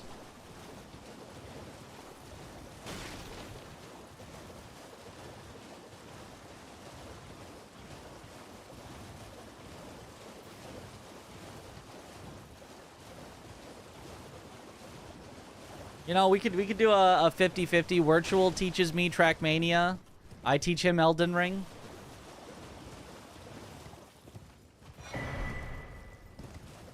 You know, as the Twitch Rivals winner, you know, I've got some clout there, I guess. For the hydrate. The heal isn't dodgeable, you guys. Correct, it is not dodgeable. It can be iframed with Bloodhound's Finesse, the second part, but other than that, it is unavoidable. You just have to mitigate it or heal through it.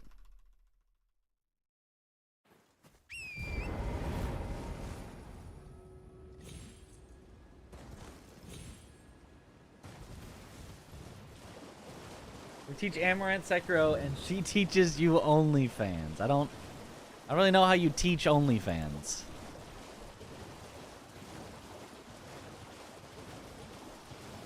Whole culture of making streamers rock stars is weird. I mean, kind of, but it's not surprising. Like, you are someone that effectively does have fame, and obviously does then also have money if you're big enough. So what, you know, is somebody who's rich and famous if not a rock star?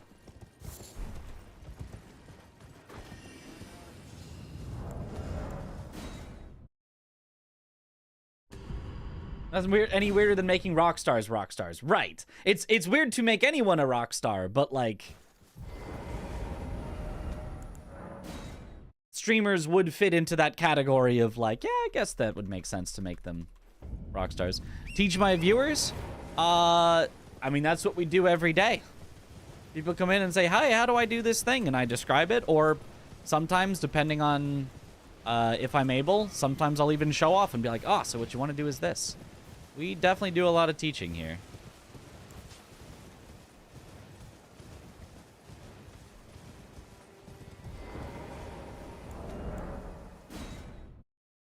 We made full tutorials even. Streaming is one of the entertaining professions that is undeserving of fame popularity. Right, it's equally deserving of fame as most other entertainment professions, assuming, you know, that they're entertaining enough at it. It's WeTube.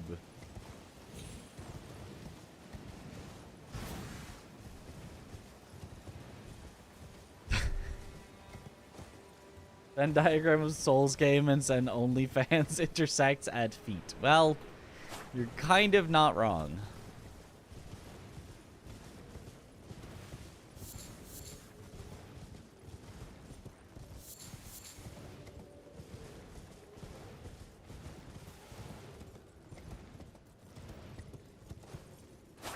Good luck, Ayaya. Yes, yes. Thank you. Welcome. Well, value these. I'm angry.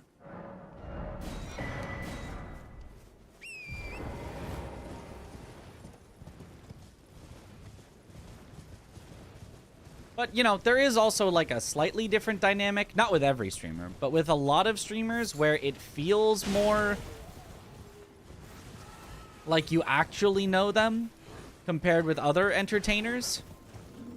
Right? Like, a comedian is telling you, you know, scripted jokes that they rehearsed and they practiced and whatnot. And at the end of a comedy show, you're not thinking, man, I really know, you know, that guy. Like, I really know that guy. You know, you watch a movie and it's you know, it's obviously all fake. And at the end of it, you're not thinking, wow, I really know that.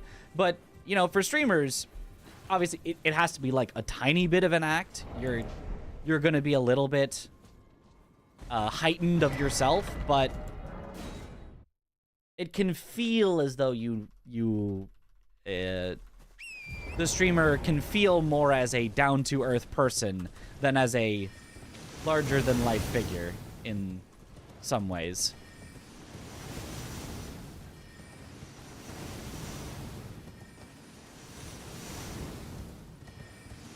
Don't get parasocial, but it's, you know, I think it's easier to do with a streamer than with other famous people. Probably.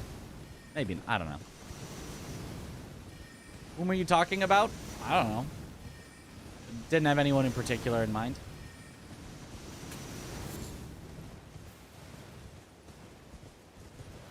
Can you use the Crucible Talisman and backstep to dodge knee heal? I doubt it, but you can try. I've never tried it before.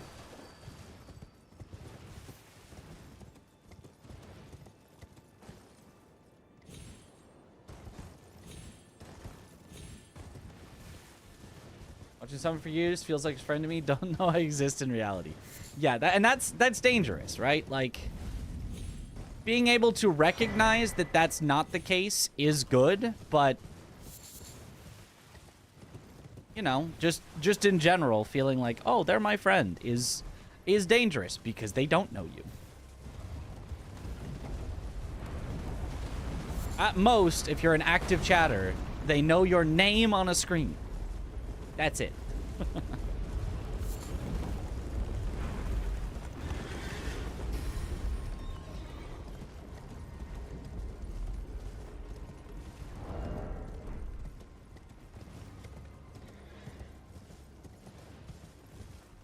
How to dash with Bloodhound weapon, you know, that cool thing to do. So you use the weapon art button, the special attack button, and then to do the follow-up part, you use the heavy attack button. So it's special attack button, then heavy attack button. Me and all my friends are here right now. Yes.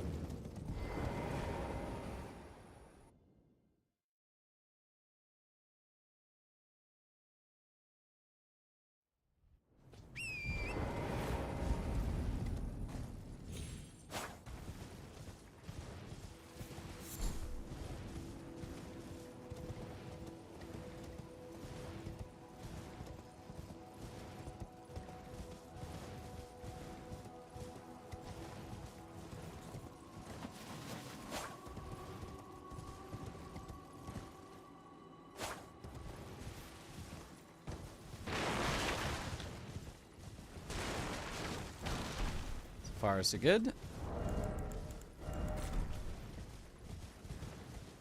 We're talking about with active chatters. Oh, I kind of went on a tangent just because I thought it was somewhat relevant, but someone said it's kind of weird that big streamers are treated as rock stars, and then we initially were like, well, it's weird that anyone's treated as rock stars, but you know, streamers are, in fact, rich and famous, the kind of requirements for rock stars, so it's not that weird that big enough streamers are treated as rock stars. And then I went on to say, oh, there is like some slight differences, though, in how you're perceived. More perceived for your humanness in some ways. Not every streamer. Some streamers are just pure entertainers, but a lot of streamers are perceived for being more human than celebrities, where you perceive them for their accomplishments. Like, for the movies that they're in, or whatever. Or for the sports team that they're part of, or, you know, however else they achieved their celebrity.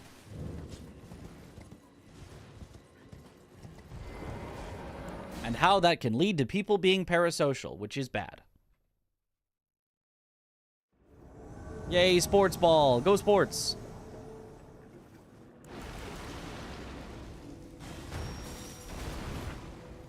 We love sports.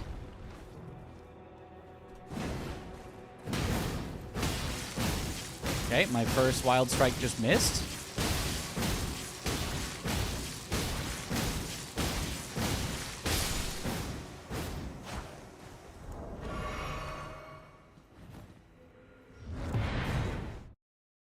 Okay, not bad. A nerd can't be a rock star. I don't know about that.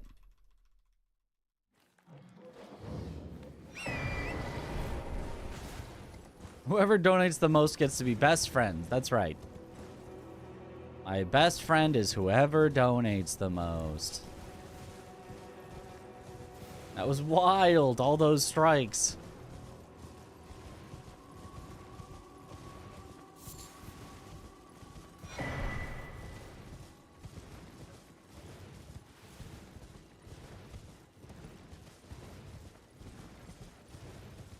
Hey, Holly, Weezer would argue nerdy was cool at times.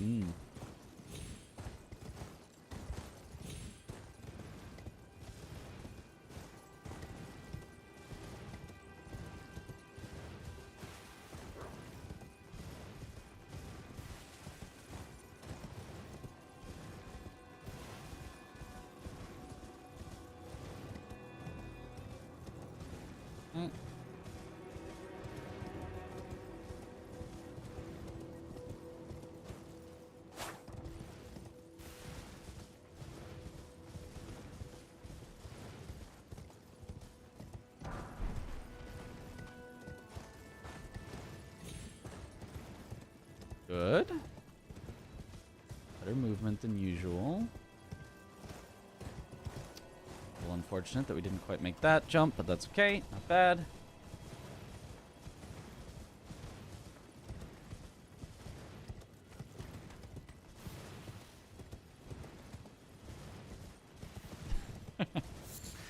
Pushing the parasocial really should be in donations. I mean, I gotta do something.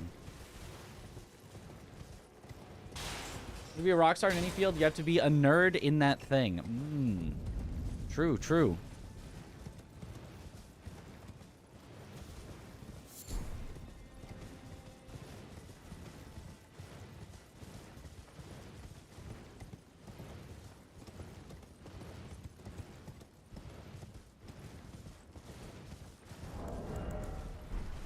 Need one more.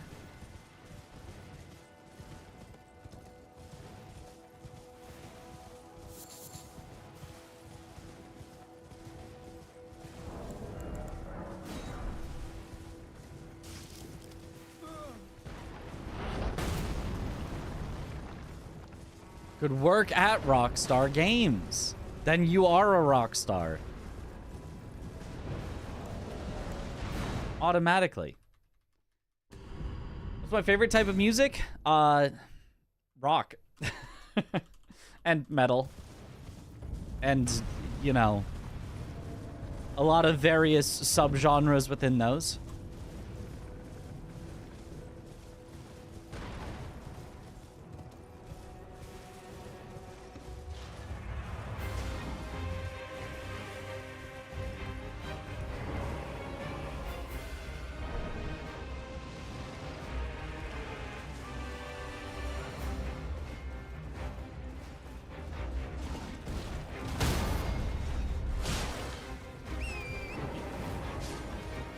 Good, good.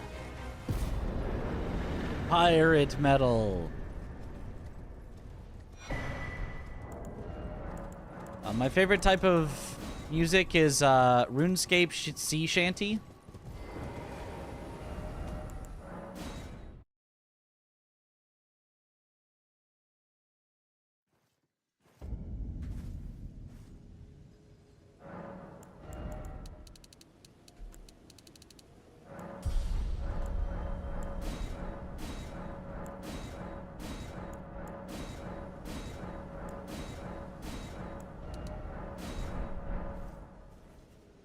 Large part of the rhetoric and attitude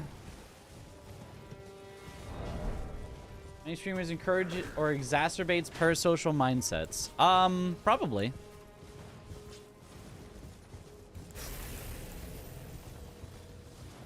I feel like what streamers do will, of course, can do that. I think that in general, few streamers actively, like, are attempting to do that, but...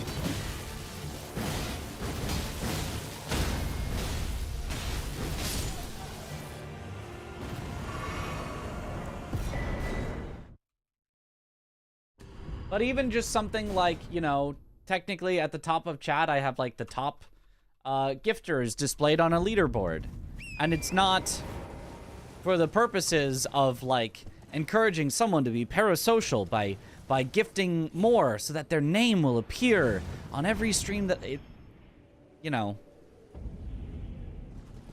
But, like, somebody could be like, I need my name to appear up there so that Mitch will have to see it every day, and then he'll think of me, and then, I don't know.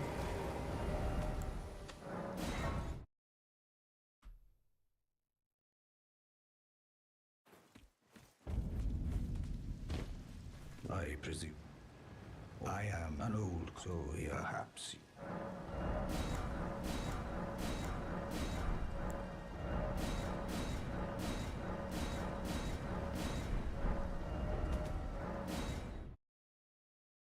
I am an olge.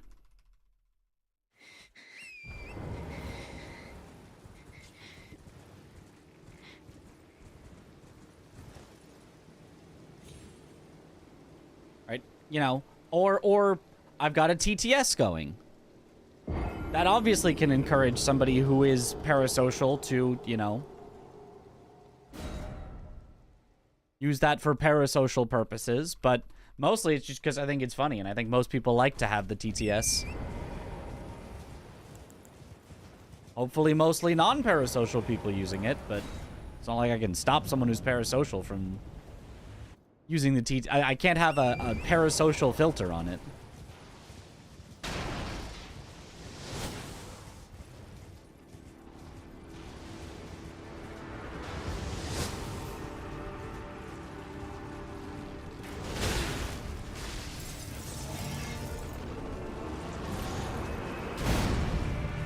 Much as I wish I could.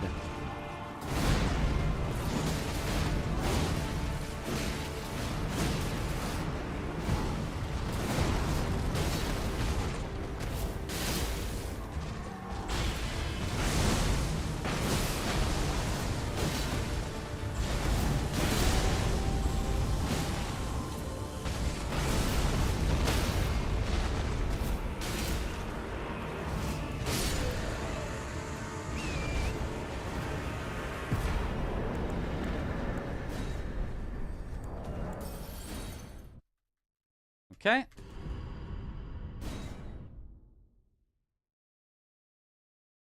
Ever heard of bathtub streamers? That's exactly how it works. Hot tub stream. Yeah, I mean, there are obviously streamers that directly encourage parasocialness. Wait, I see it If now. you donate this amount, you can get access to my private Discord where I'll chat with you, or, you know. Parasocial.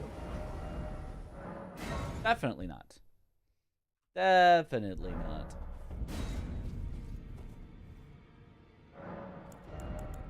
So there are absolutely people who do it like on purpose, but I think most streamers it's incidental. It's unfortunately part of the territory. Anchor until it was tragic across the far, but the Crusade brave seek to become lethal. Okay. Parasocial. Parasocial.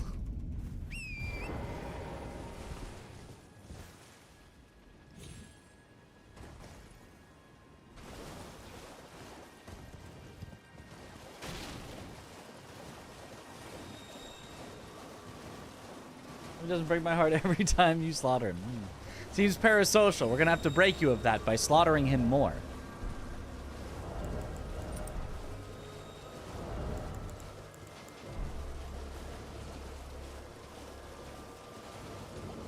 Parasocial seems awful. Good thing I'm your real friend. Exactly. You claim what?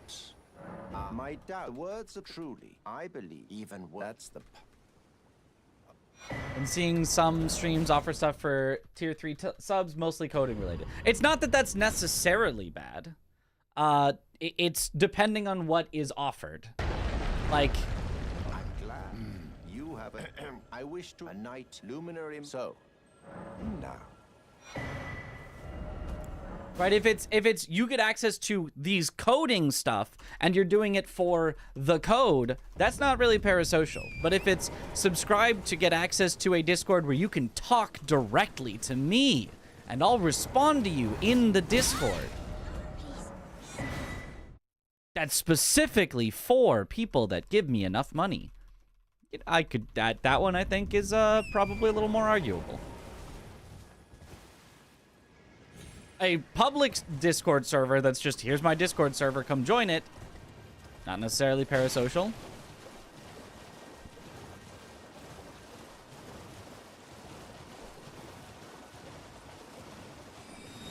Isn't parasocialism the origin for simping? Basically, yeah. Not exactly. Because oftentimes, like simping is a little different, but the two can go hand in hand.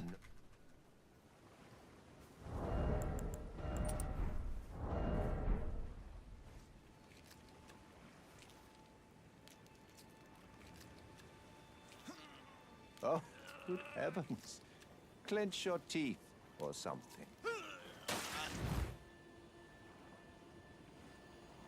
Which is what you have. Oh. Guilty run for NPCs, yep. Unfortunate. On private Discords more because it's a way to make money, encourage subscribing. Well, yeah, exactly. But the way that you do that is by exploiting someone's want to be parasocial.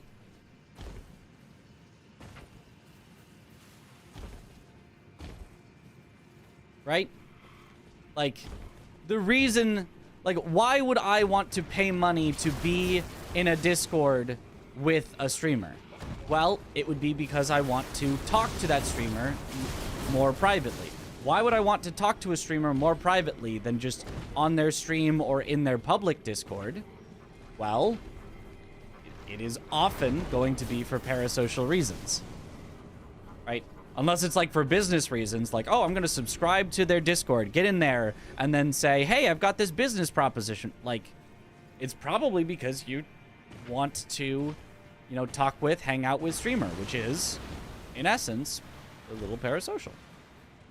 And, like, a little bit of parasocialness is not necessarily a bad thing. Like, I want you guys to have fun being here and hanging out and stream and all that. I want this to be fun. I don't want you to think that we are, like, best buds and we're going to go out, you know, camping on the weekend, but I do want this to be fun. So there's, you know, it's a line that's hard to define.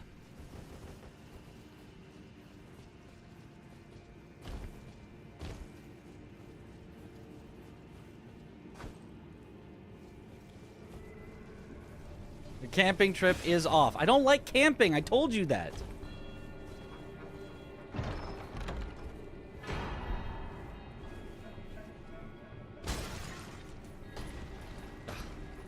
My real best friend would have known that I don't like camping.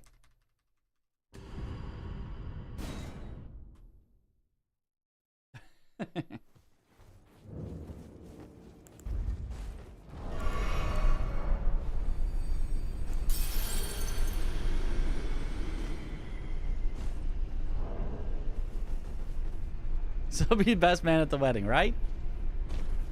Yeah. And camping in COD. Ah, well, I still hate that too. We run and gun it down every time.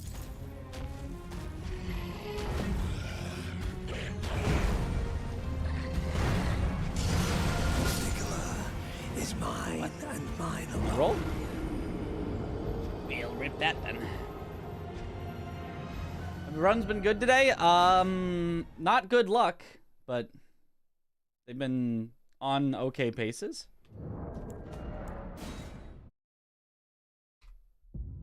Not that one.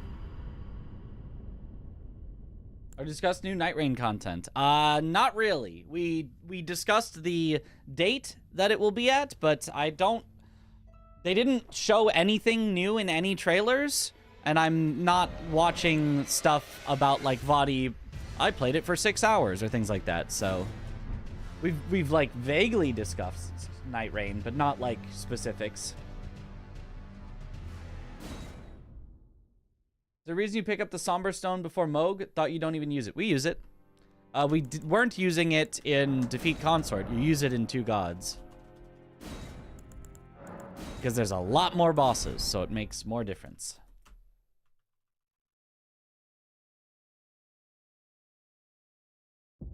We keep it unspoiled. It doesn't have to be, like, super unspoiled. Just, like, you know, we're not probably going to start, like, a whole conversation about, like, did you see, you know, this exact, you know, boss and weapon? And, you know, it's like, I'll discover that when I discover it. General game mechanics is something that is definitely available for discussion. Like, can you play it single player? Which we think the answer is supposed to be yes. but Steam doesn't have a single player tag on Night Rain. And I saw a article by the Xbox editor-in-chief that said you cannot play it single player, only with 3-person. So, if so, that'll be disappointing. I definitely want to play it single player.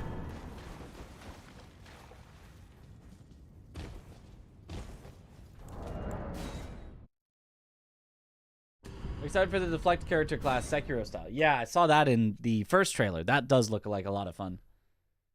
3 people speedruns of it would be cool. If it's speedrunnable, we'll have to see how that exactly... And maybe people in the network test already know, but I'm still waiting to see how it actually functions to see whether a speedrun is, like, viable of it. Because if it's forced waiting until a boss spawns, that would not make for that interesting of a speedrun. But if you can just go, start the game, run to the boss, challenge it, kill it, move on, then that could be interesting. Night Rain, yeah. Either solo or 3 people. That's what I thought as well, but it does not have the single player tag at all on Steam, so...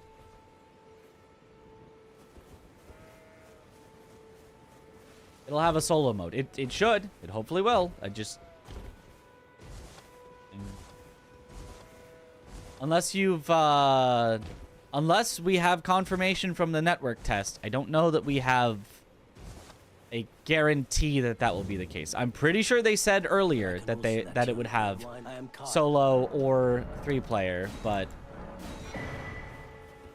maybe they changed their minds. Maybe more updated is that it won't. I don't know why they don't allow duo. Well, if they're not allowing single either, it's probably supposed to be, you know, very balanced around a 3-man squad.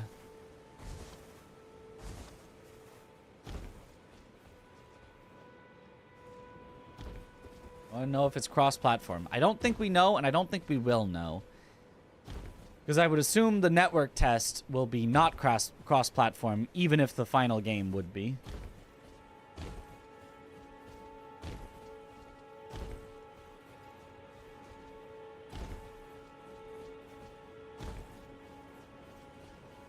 Ouroboros said he played solo. Oh, good then.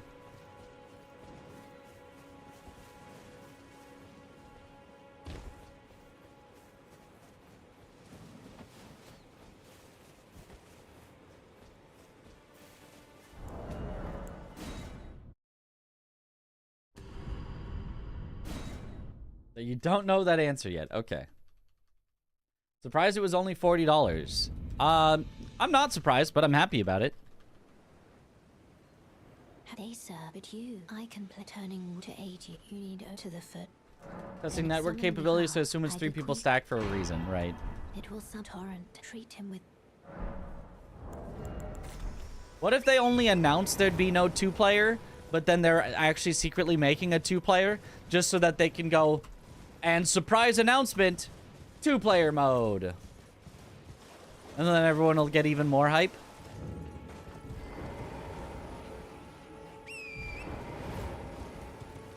Treat him with respect.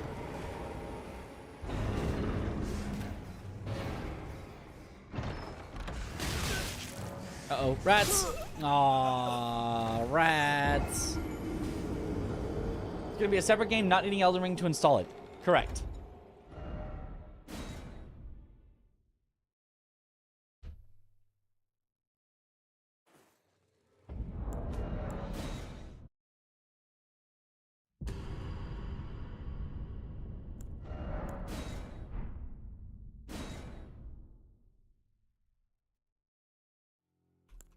Eating good this year with games? Oh, yeah. Oh, yeah, we're eating good. There's like 4 games that I want to play in the next like 5 or 6 months. Normally, I get 1 game that I want to play every few years. It seems like.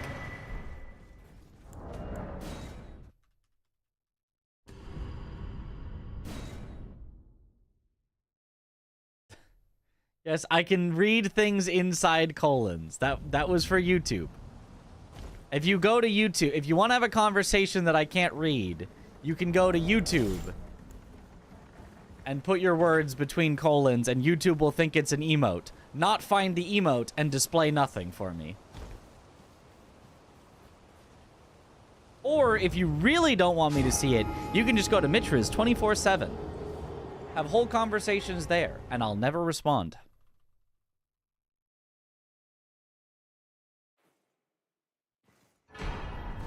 There's one game you've seen so far that you might want to try, which is Kazan. Kazan looks, and from the demo, plays very good.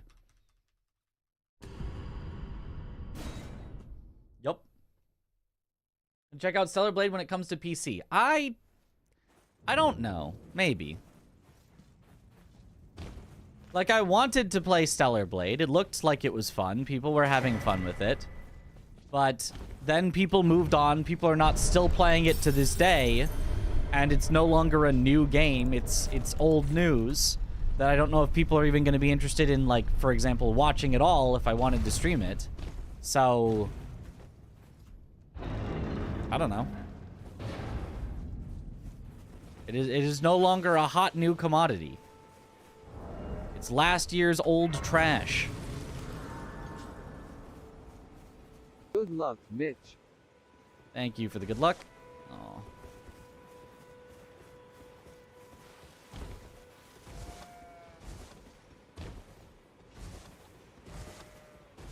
One thing you're hyped for is the Octopus Metroidvania. I did not see that.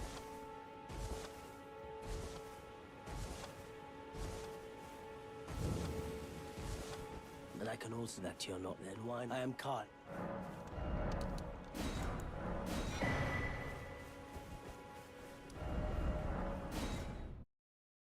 $153. That's a reset for sure.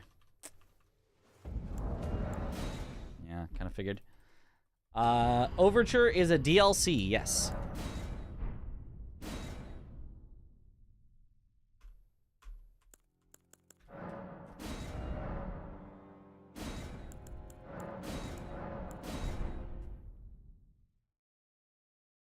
You did Kazan demo without leveling. Why? No idea, but it was fun. Nice.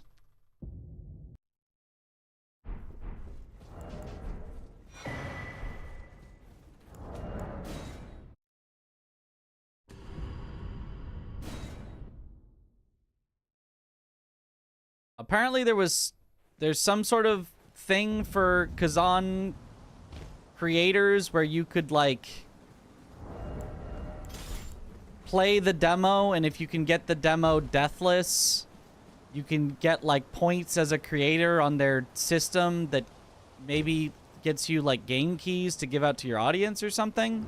That almost seemed interesting.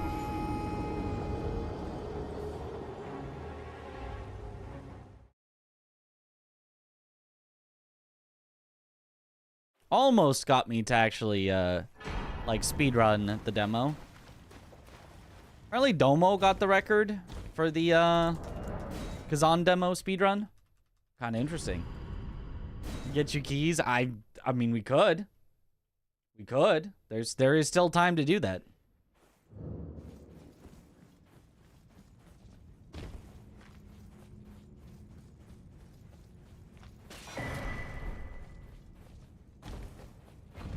But see, the thing is, I wanted a game key for me. So...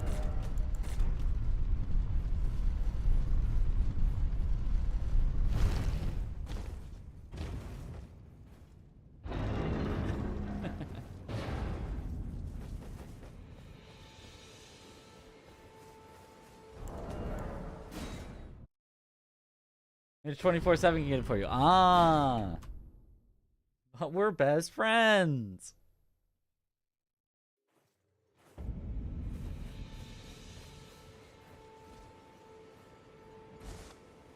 Were levels even that impactful in the Kazan demo? I felt like they barely did anything.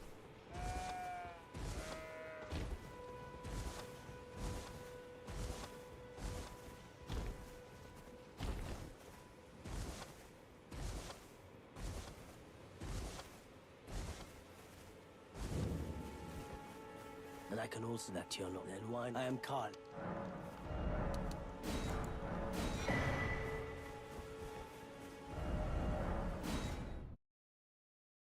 152. It's so slow still.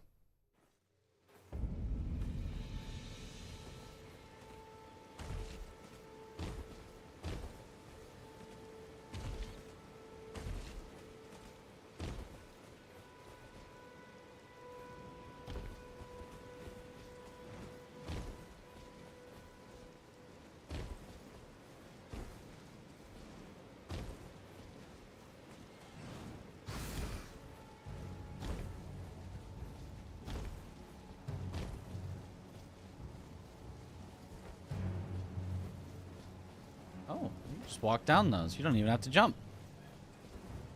What have I been doing this whole time?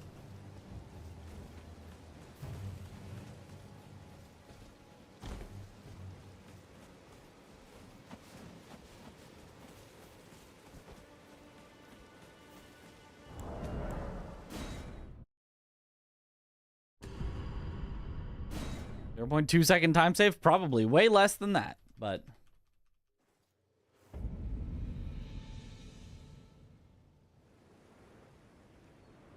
They sir, but you, I can play turning to 80. You need O to the foot. Then it summon me. Ah, I bequeath. It will some torrent. Treat him with.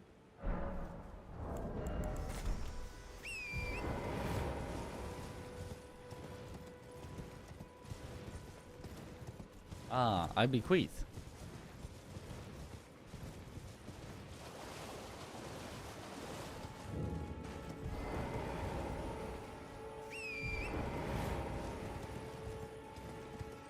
I'm just hoping the Liza P DLC has some new big bonks.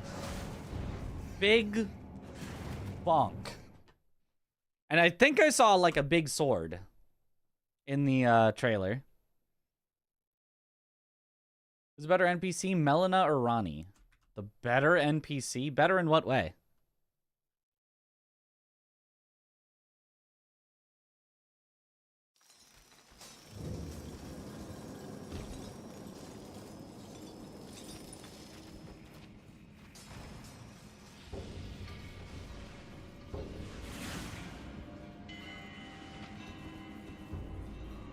Better in design.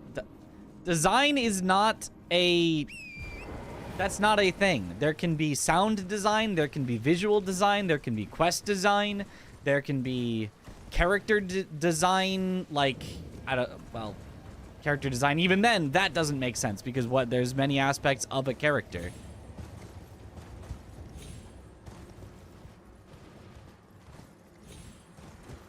Design is a thing that you do, not an attribute.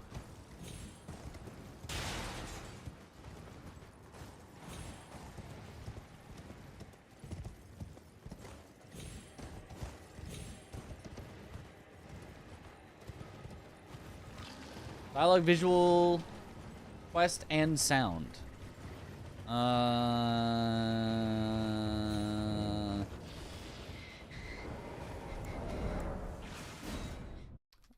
Ronnie. Only because... Aww. Not crisscross applesauce too! To determine if you had. It seems torrent, whereas there is, but I can take gathering. Only because Melina keeps trying to talk to me when I don't want to talk. Like if you accidentally sit down in Lanedell and she just talks to you.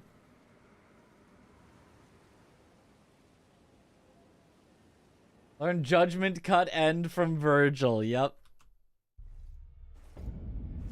Yeah, this is a horrible start. One of the worst we've ever had. Whee!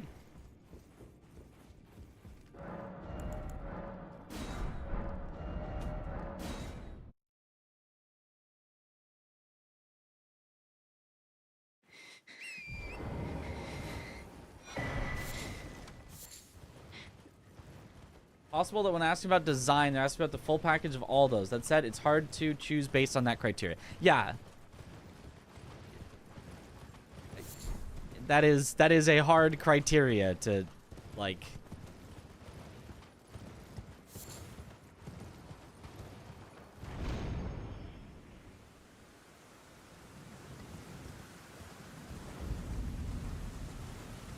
Keep being mean.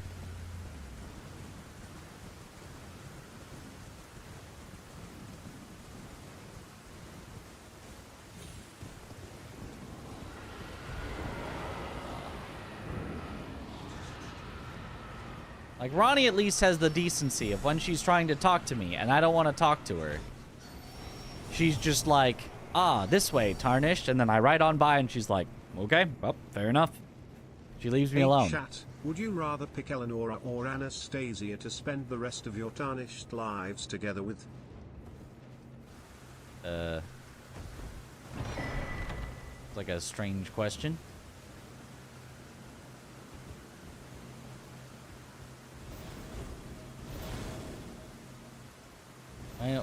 Why are we picking either of them? The rest of my tarnished lives will be spent killing 2 gods.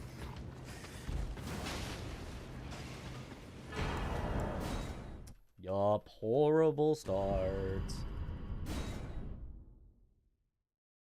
We probably should just reset, but whatever, I guess.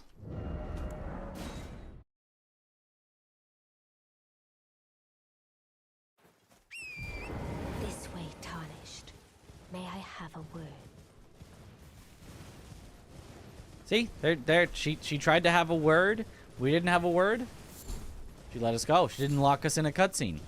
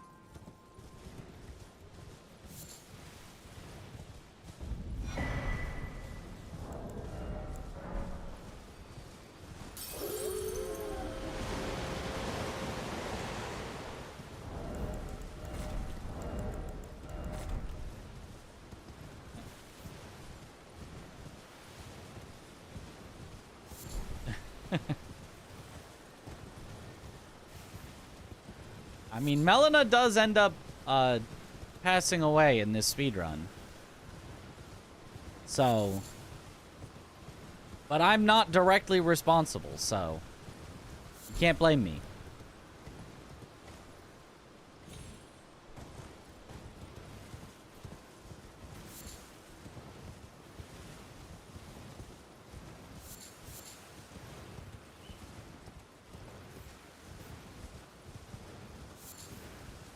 Don't R2 her out of nowhere.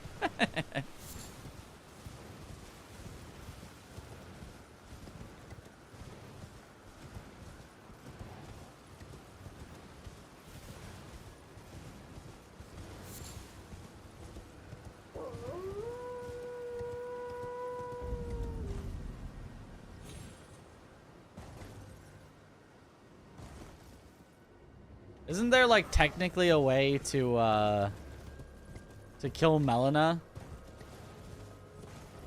in-game? Like, aside from, you know, the story ending? You do some sort of, like, you leave a lingering hitbox on the ground as you talk to her to go to roundtable hold? Or something?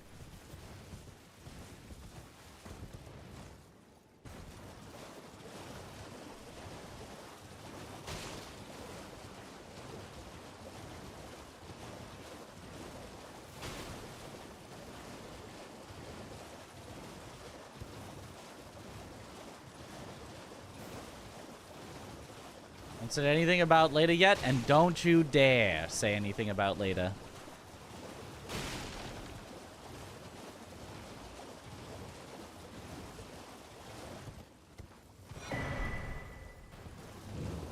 Oh, thanks for the good luck.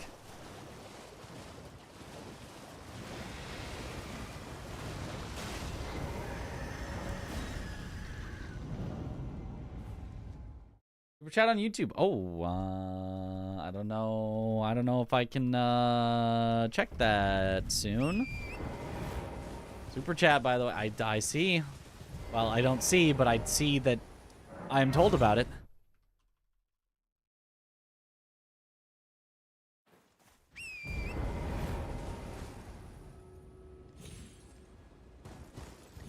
Yep, I can confirm that I have no way of seeing it anywhere on my screen currently.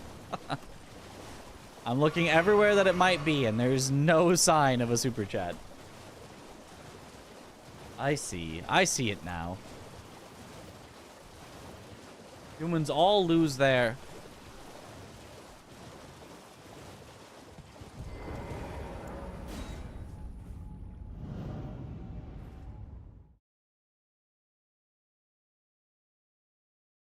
Oh, wait! I think I got most of the way to seeing it during that warp.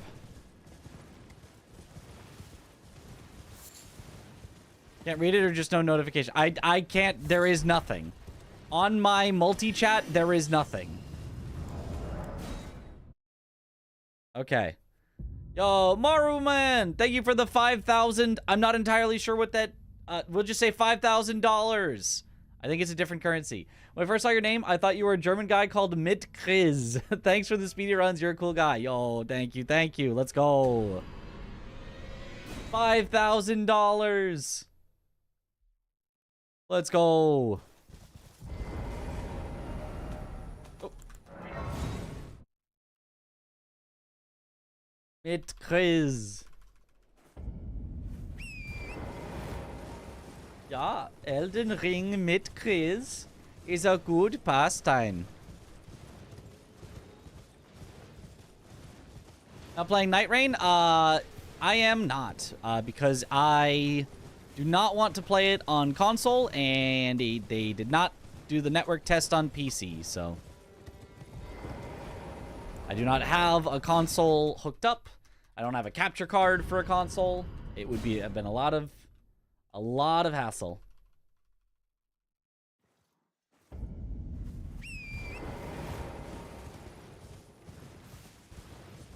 We'll be playing when it comes out on PC, yes. Ja, das ist gut.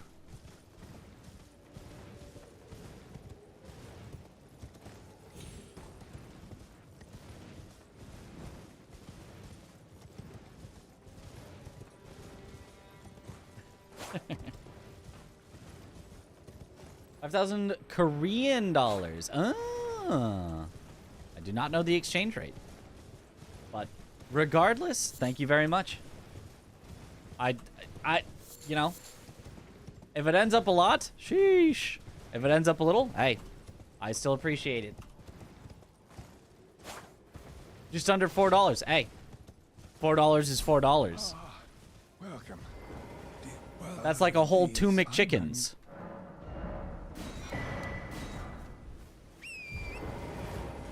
You know, because you get the second McChicken for only $1. The first McChicken's almost $3, but then you can buy one get one. So the second one is only, so that's like 2 whole McChickens.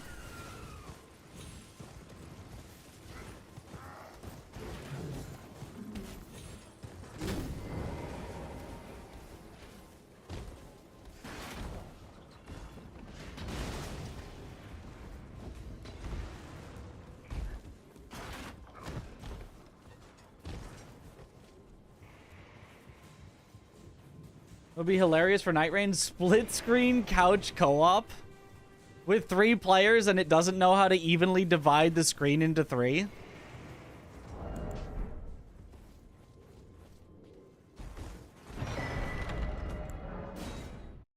Okay, back in the green.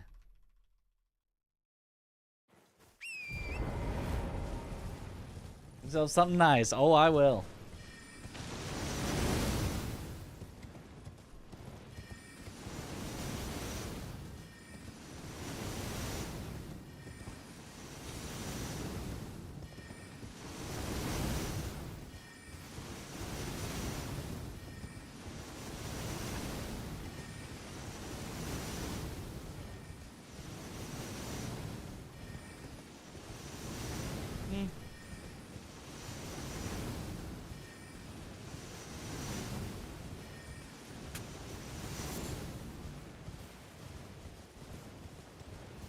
Honestly, split screen couch co-op for Night Rain would be quite convenient for, well, actually, maybe you don't need to, I guess. I was thinking about doing, like, what if you did, like, an in-person, like, you know, I met up with other, you know, souls, and we all played on the same couch, but, like, maybe that doesn't... I was thinking, like, what if you did, like, 2 players, 1 controller, and then I'm like, wait a minute, but that... You wouldn't need 3, then you wouldn't need co-op for it. You can just do that single player. Like, never mind. But it would kind of be cool to play together. Side by side. 6 player, 3 controller. Now we're talking. 1 player, 3 controllers. People will absolutely do that. I guarantee Miss Mika will probably do that with one of the controllers being dance pad. Biotic Nova will probably do that. Like, that's gonna be so good. Maybe we need to start working on multi-controller, well, multi-control method. I don't know how we would even do that. Runs of Elden Ring to get ready for Night Rain, so we can be the content.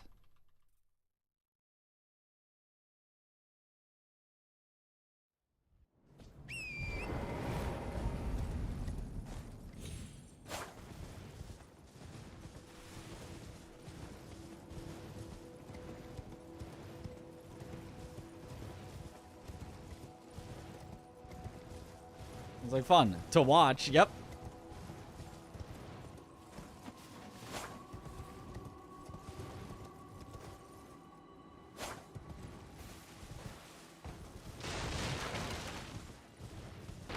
You installed the game though, right? Yes. We think, but we're not 100% sure because we have some confirmation that somebody in the network test did some things solo, but that might have just been them, like, you know, messing around solo, not like actually it was designed for it. And we have for some reason the Steam store page for it does not include the single player tag, which has people nervous.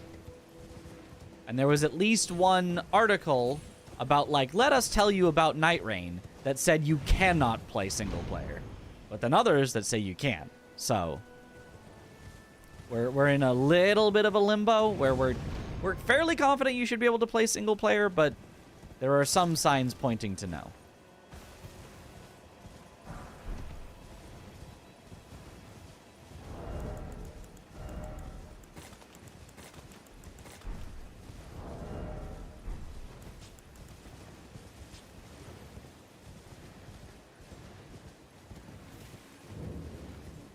Controller, 1 dance pad, 1 electronic saxophone. There we go.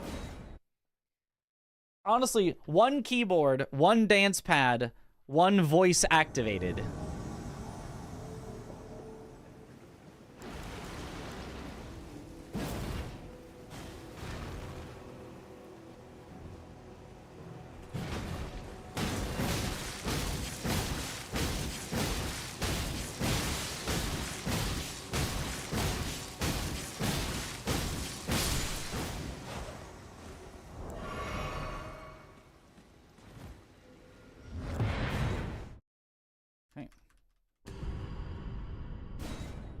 Be stressful going on your own. Could be. Just finished 2 Elden Rings simultaneously with 1 controller? Yeah. Oh, that could be interesting. Play it 3 times with 1 controller, so they all do the same thing whenever you press a button. That could be cool.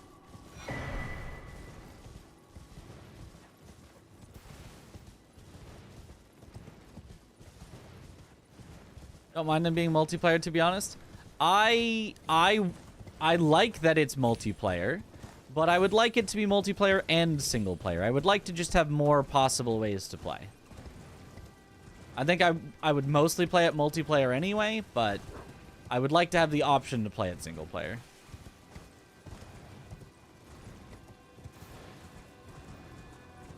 Partially so that you could do speedruns. Partially so that I can play it even when everybody else is asleep because I'm a degenerate that's up way too late. Without having to group with randoms because that's always a scary prospect.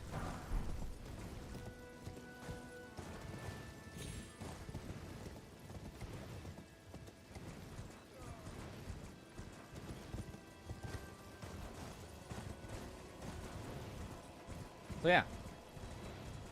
Are you even supposed to learn the bosses? Very, very slowly, I think. I'm sure that'll probably be one of the first mods that's made. It will just be like a boss practice and or boss rush mod where you can just load into the mod, fight a boss. Solo queuing in Night Rain sounds horrible. Yep. What if there's like an elo system?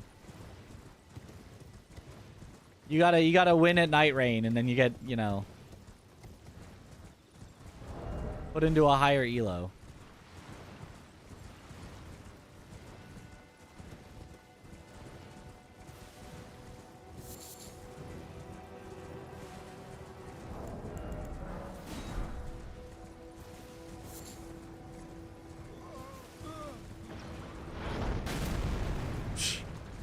You're only silver in Night Rain. I'm diamond.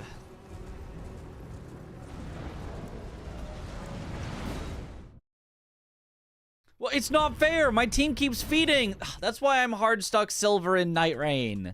Come on.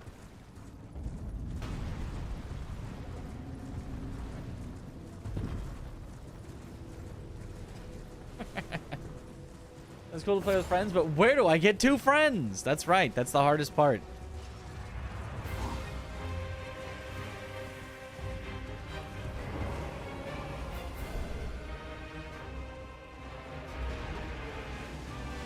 Yeah, I figured.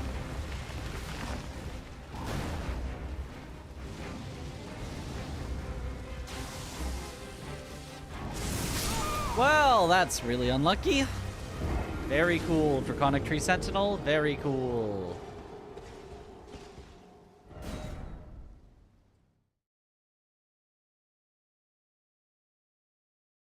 Nothing I could do about that. I mean, maybe it was possible to dodge somehow even later and not get hit, but that was... we were gonna lose like 10 seconds at minimum anyway.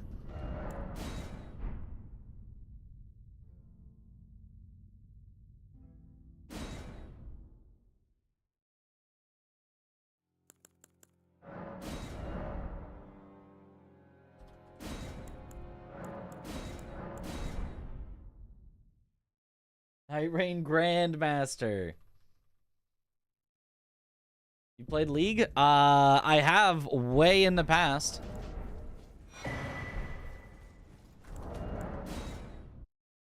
Back before there was, like, ranks like that.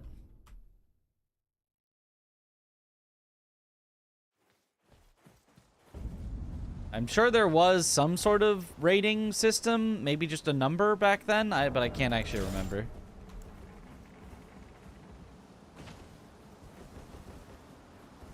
What if we can kill each other in Night Rain? Disagree. I do not want to get matched with randoms that are just trying to kill me.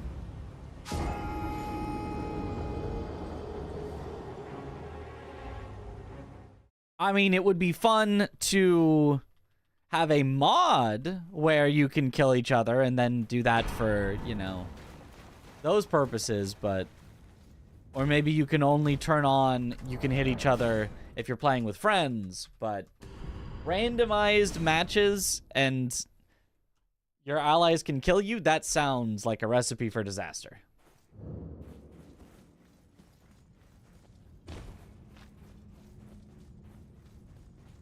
Good luck, Mitch. Thank you for the good luck.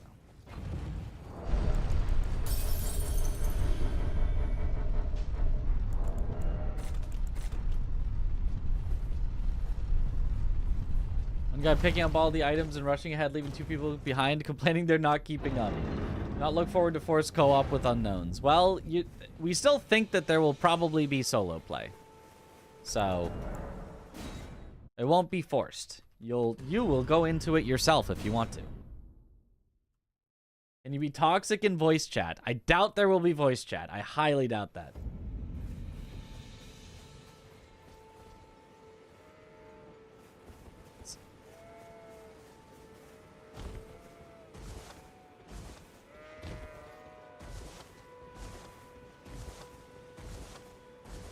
Hydrate.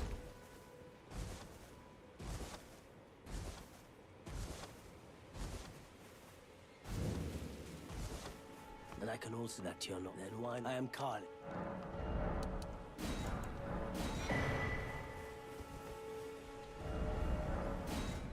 Thank you for the hydrate.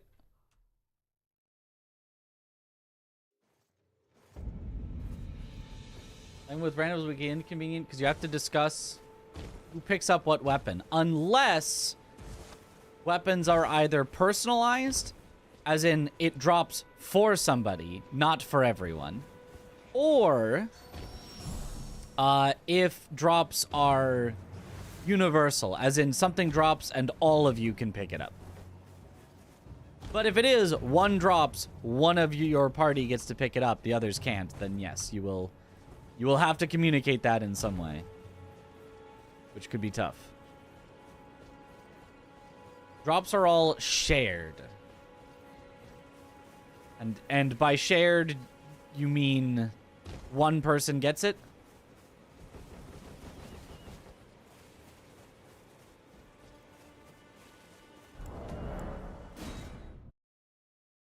Oh, thanks for the good luck. Every player can see all the drops that drop, but only one person can pick it up. Have they, sir? But you, I can play turning wood to aid you. You need to the foot. Yeah, gotcha. Then summon me. I bequeath.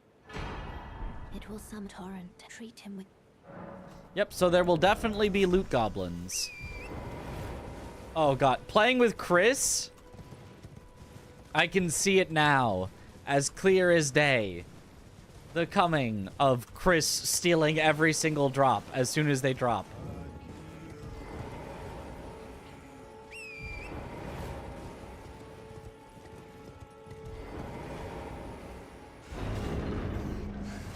Chris win.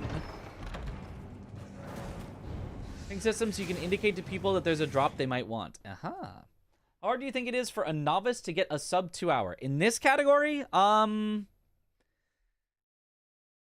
depends on what you mean by how hard do I think it is. How hard do I think it is for a novice to grind to get sub 2 hours? Not that hard. It's a weird category, but it's definitely learnable. It's definitely something that sub 2 hours is a pretty good goal.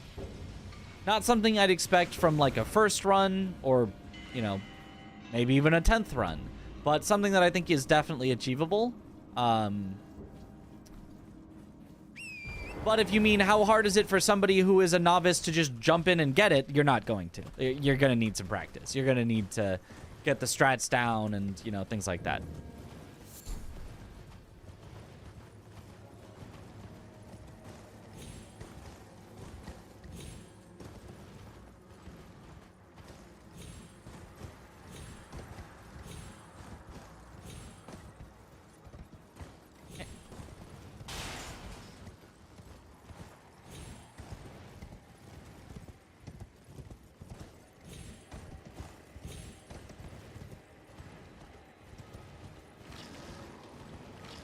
He's soloing that. How hard is it for a novice to beat Tom's world record? Oh, well, that's easy and free. Tom's world record is actually just a bad run that's just easy to beat. Anyone can do it. First try.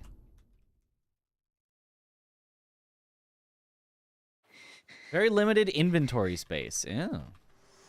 Not crisscross applesauce. Why do we keep getting that now? Fit to determine if you had. It seems Fit to determine. Whereas there is, but I can take gathering play.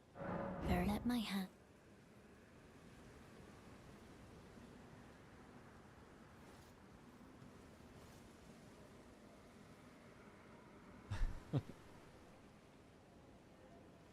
there, but I can take gathering. Did Liza P DLC trailer drop? It did, and it looks really good. You should go watch it.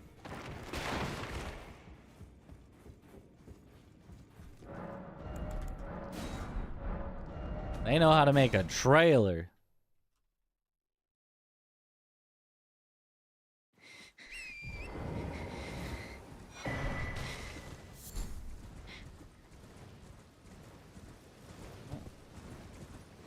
Did you see the claws? I did. I did specifically point out the claws. Which is not really my style of weapon, but it looked cool. It did look cool. Chris Ross, make that scene take longer. So, in order to reach over and touch Melena's hand to go to round table hold, your character has to, like, kind of get on one knee-ish to, like, reach over and touch her hand.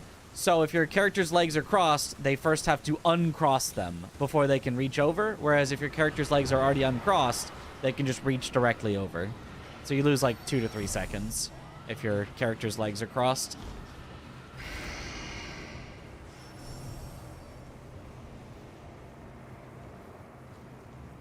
A bad relaxation in the DLC. Well, we do see a boss in the DLC.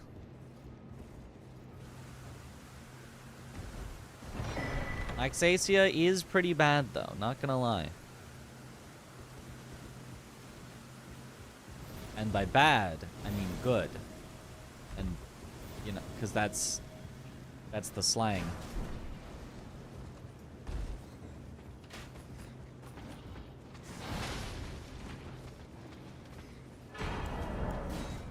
Range. That based on RNG? As far as we know, yes. We have no idea what causes it.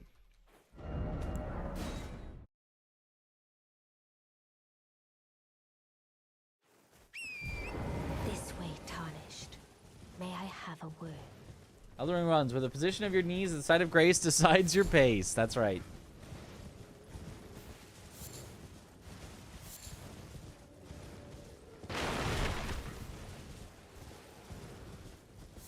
The Laxasia calendar. What time is it? Oh, it's time to worship Sir Manus. Strange. It was that time yesterday as well.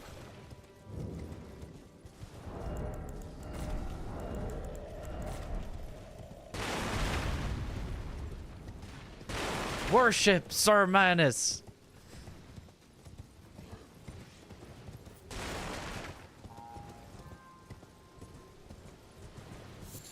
Thank you. My sister got it for me.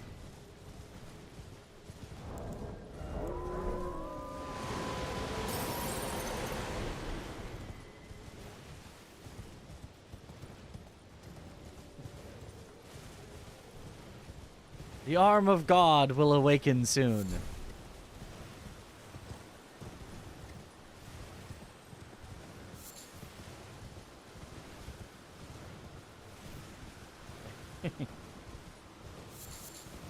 Don't you dare.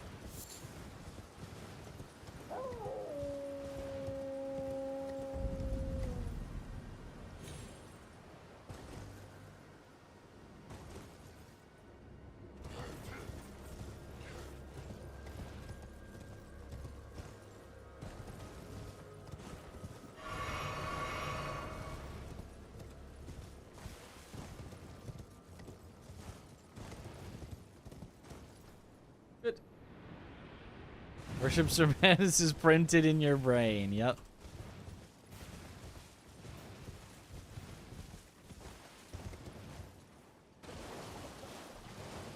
Entertainment District. Environment and music are unique. You already miss it. Well, we're going to get to play it again soon. DLC coming out.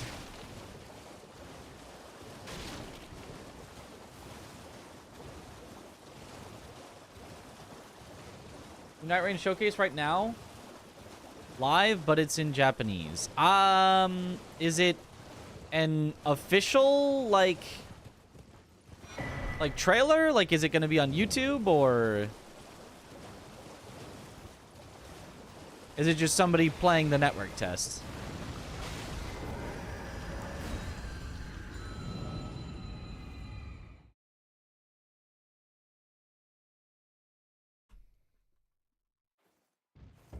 It's with the devs. Oh.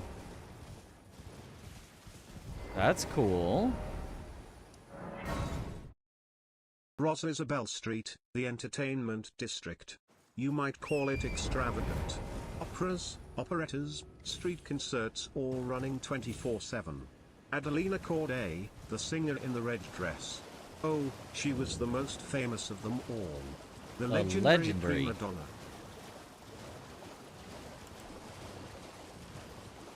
HUD looks good. Okay.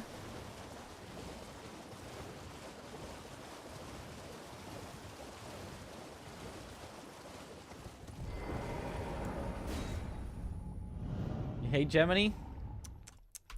No wonder. No taste.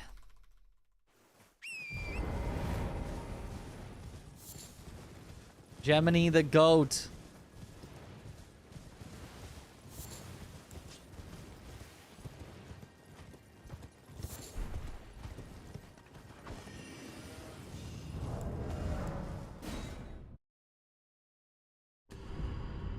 Why do speedrunners start with Samurai? It has the best stats for what we're looking for. A lot of strength and dex. It has a shield with parry on it, which we need for Consort. Saves us from having to get one later. So does Bandit if you would want to use the Buckler. The Buckler is better, but Bandit has worse starting stats. And has a bow, specifically a bow with Mighty Shot, which we use for a skip in Rao Ruins. So it has the best starting stats. Hydrate. A shield with parry that we need, and a bow with Mighty Shot that we need.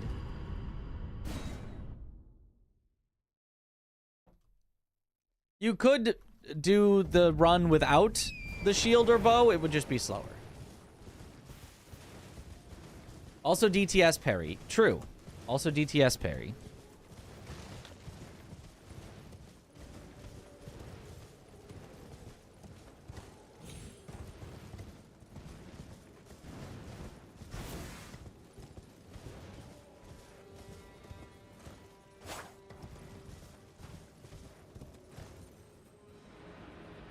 Also, if anyone was wondering, we are over 50 VIPs. We have 52.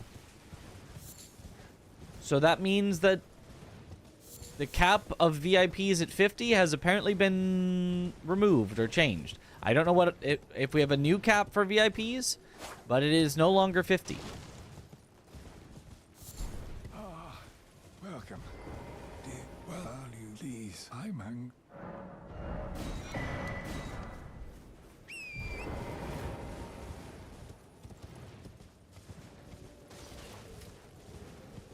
Unlimited VIPs?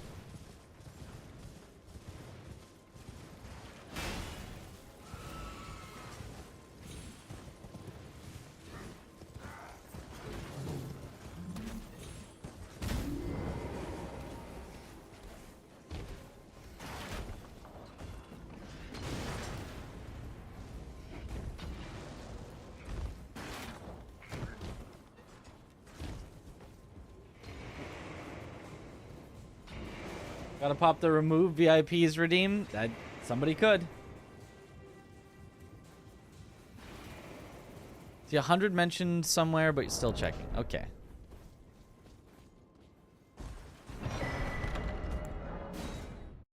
Nice.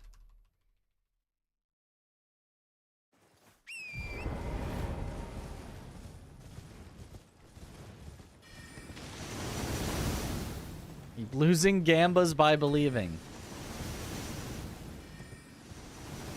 Well, don't believe when I'm not going to do it, but then do believe when I am going to do it.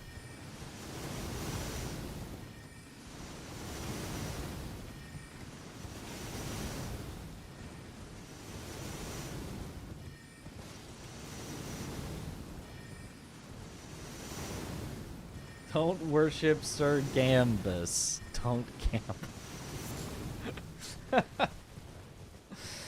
We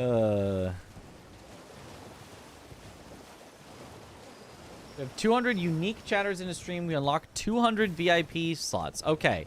So if every single person types in a stream, then they can all be VIP. That's the max. Okay. I'm pretty sure we've had 200 unique chatters. So I guess we have 200 VIPs max? That's a lot.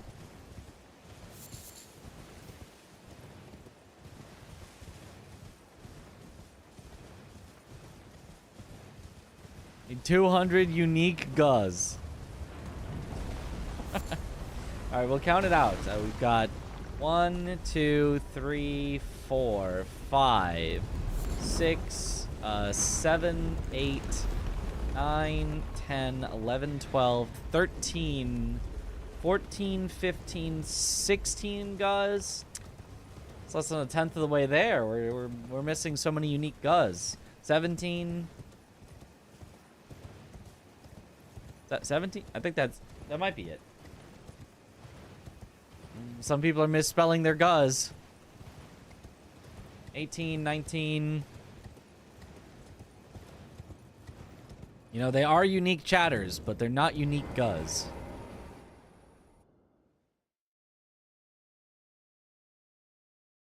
(20, 21, 22,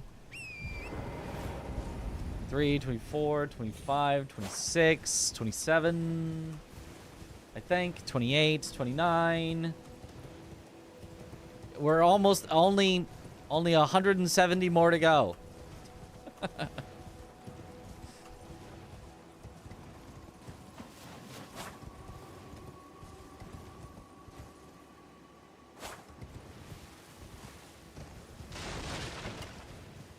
I just submitted an emote to 7TV. You go to 7TV and you follow whatever things it has there. Oh, well, FPS. Hello? Cool. Game freezing. That's very nice. That's very cool. That's very pog.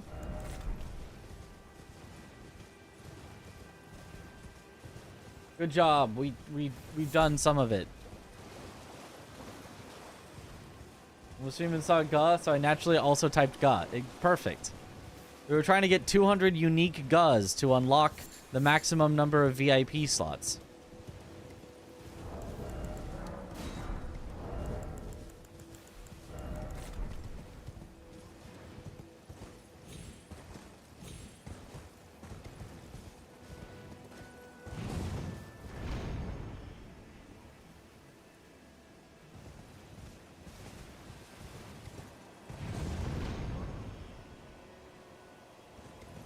Oh, it looks really cool, and it's so big. Ah.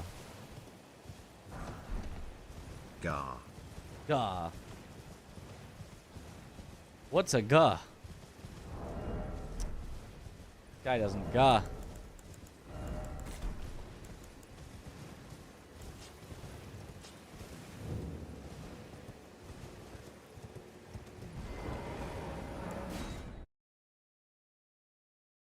Your friends don't guh, and if they don't guh, then they're no friends of mine.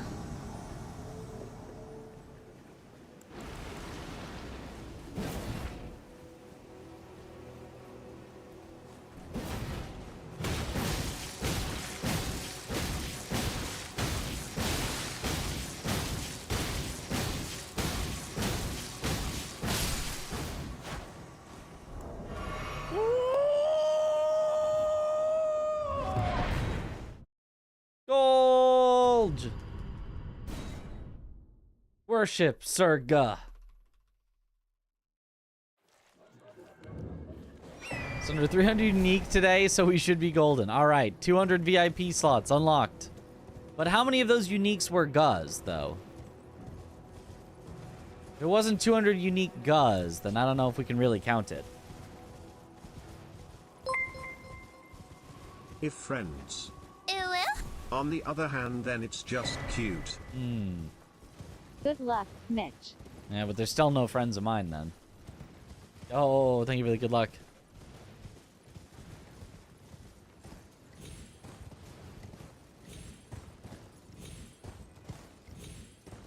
Nice.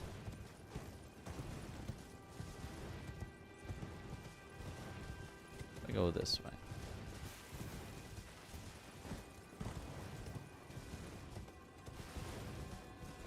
Seems to work. Only 41 Guz. Really We slacking. need more uniques. When we get to Mesmer on this run, I expect at least 42 Guz.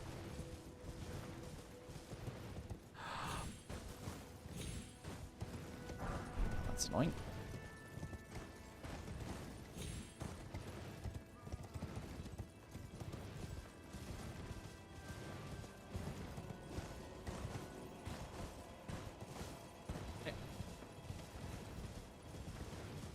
I know Mesmer emote. Is that an emote? I mean, what do you need that for when we already have Guh?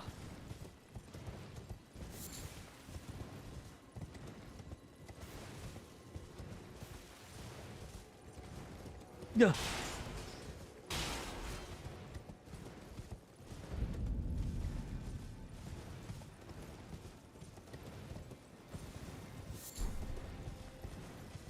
Woo-ho hamufu apuya yugata abatuzu. Yes. Igpay Attenlay. I see.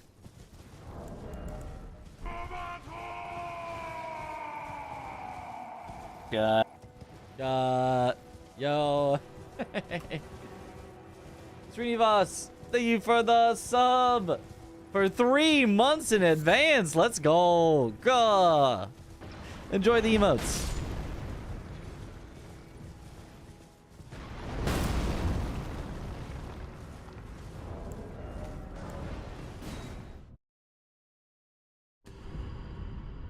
I'm not looking for just Gah specifically, but any message with Gah in it. Let's go.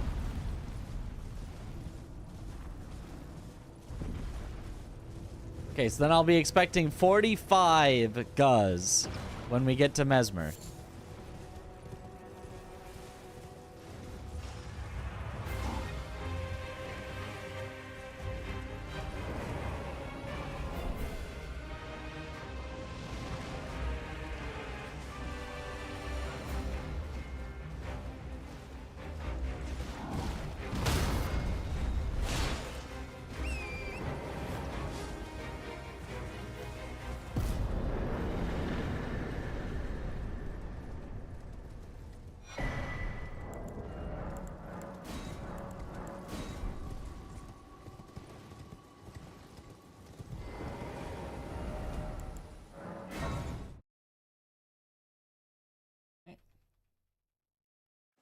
Yo, what up, stranger?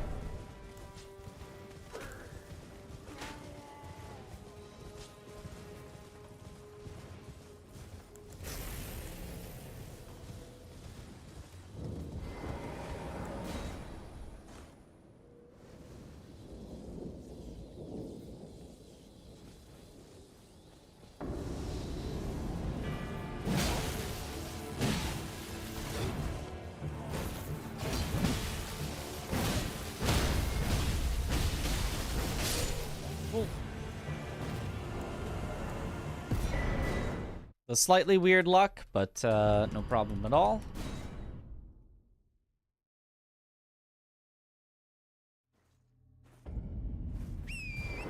Now officially go on mobile. Let's go.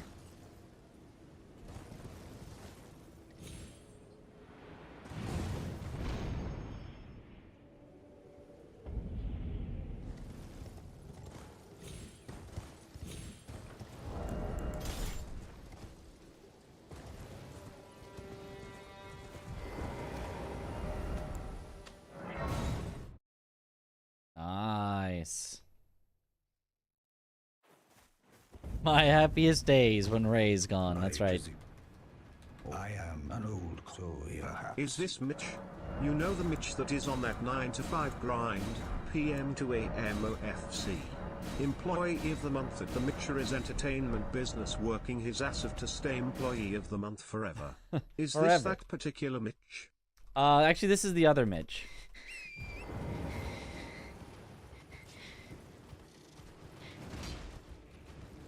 Working those same hours, but, you know, never getting employee of the month, never getting recognized. Basement Mitch.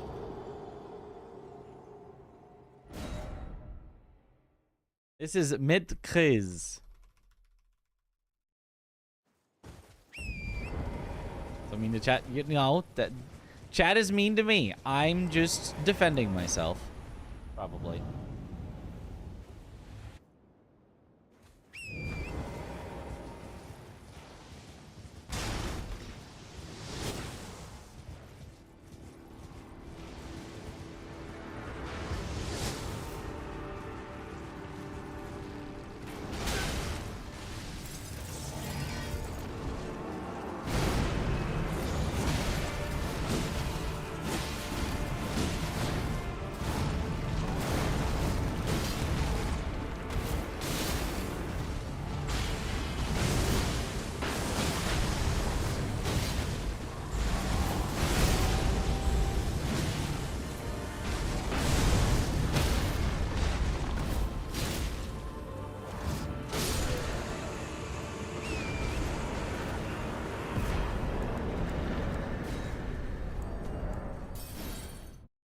Nice. That's a good Radon. Now we've got ourselves a start.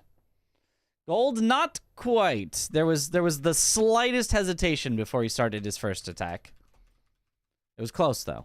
You woo, test, you woo. Wait, I see. I see it now. How could this? Yeah, the sound effects are only for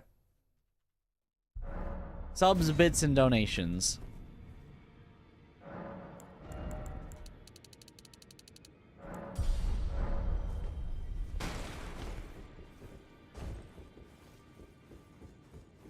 You ain't. Let's grey anchor until it will tragic across the far. But the Cresoi Bray seek to become Leto.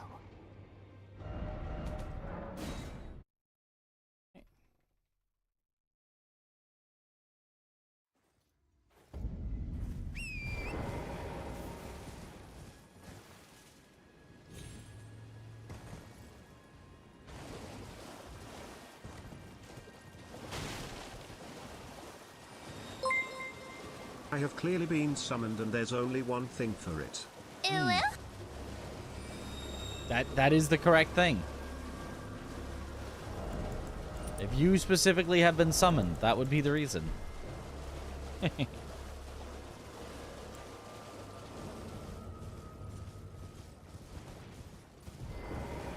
claim what? My dad, words are truly, I believe, even words. That's the...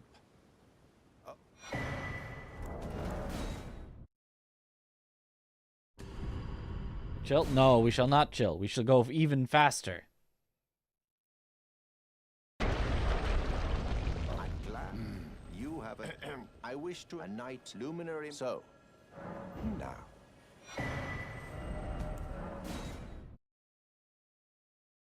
First half hour is talking, concept art, exploration. After 30 minutes, there's a 20-minute gameplay section.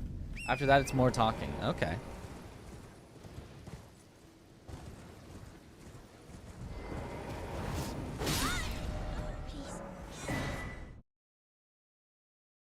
The mitochondria is the powerhouse of the Mitch.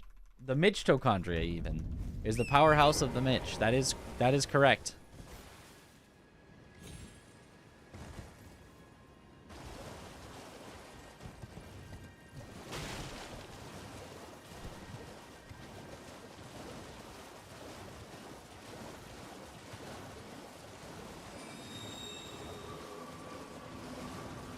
Your D-colons have no power here.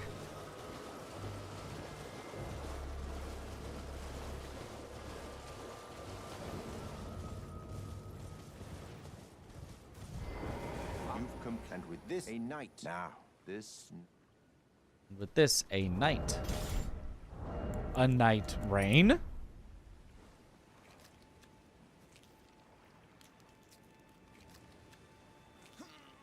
Oh, good heavens. Clench your teeth or something. Which is what you have. Oh.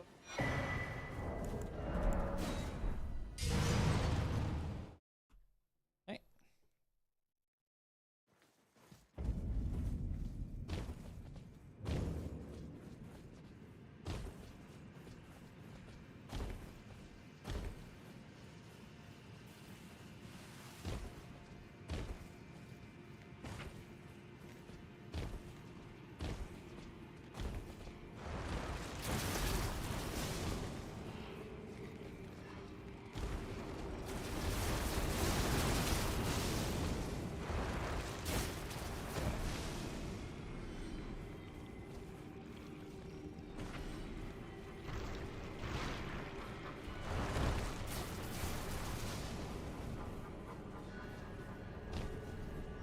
Or it says, haha, you have.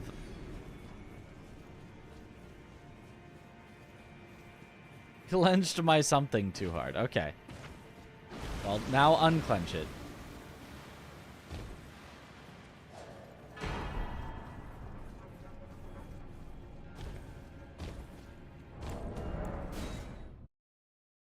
haven't gotten blobbed in a while. I mean, we've gotten blobbed twice ever. Like, getting blobbed is not a common occurrence. So I'm happy that it has not happened a third time.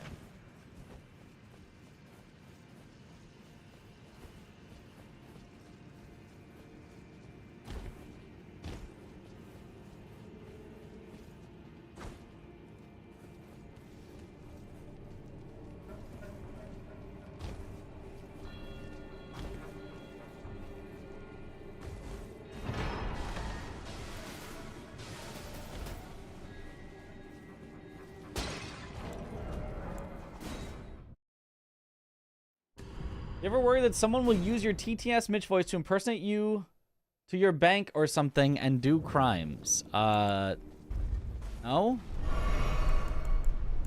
That would take a whole lot of things to happen. They'd have to know, you know, my name and my bank account and all that. They'd also, like, your bank doesn't just hear your voice and immediately go like, oh, that must be them.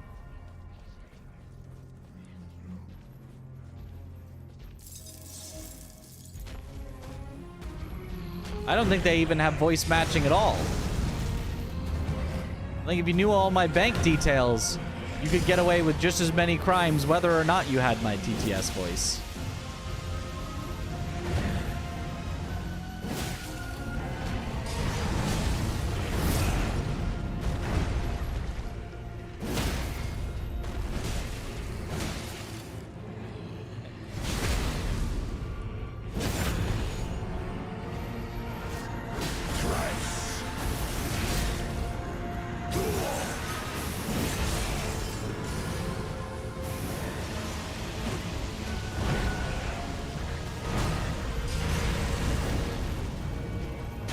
We are probably screwed.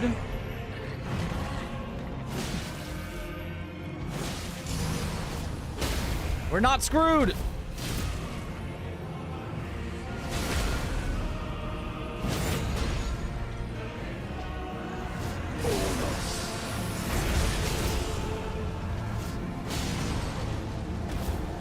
I can see it. Wow, that was a really unlucky Moog, but barely managed to hold on to that.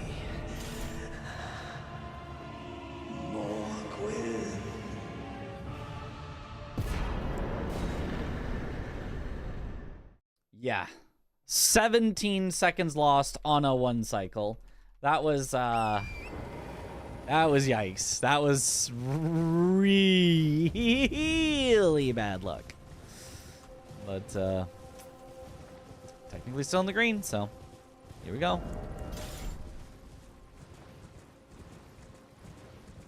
Rhymes away from missing the phase skip even. Yep. I mean, that was as difficult as it could possibly be to salvage a 1 cycle there.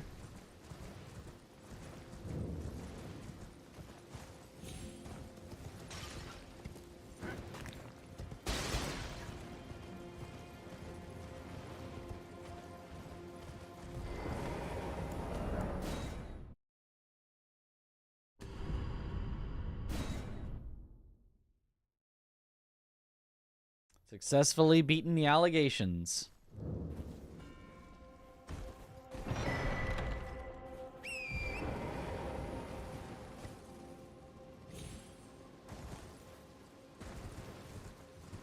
Good luck, Mitch. Thank you for the good luck.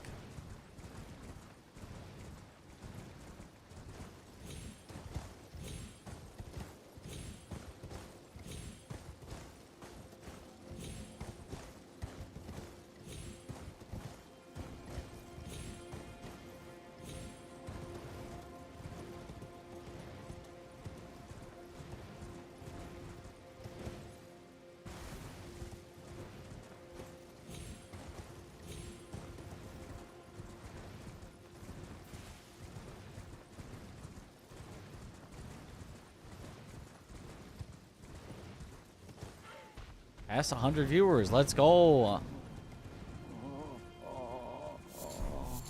YouTube doing numbers.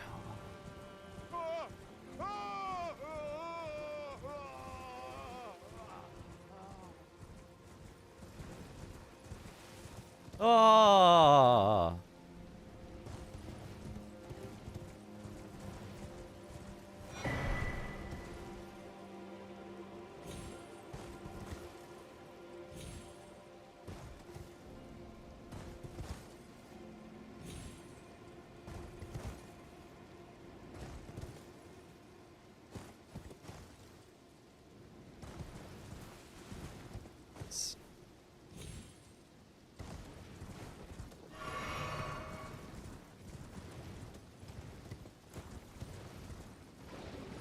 What do you think, P from DLC is puppet or human?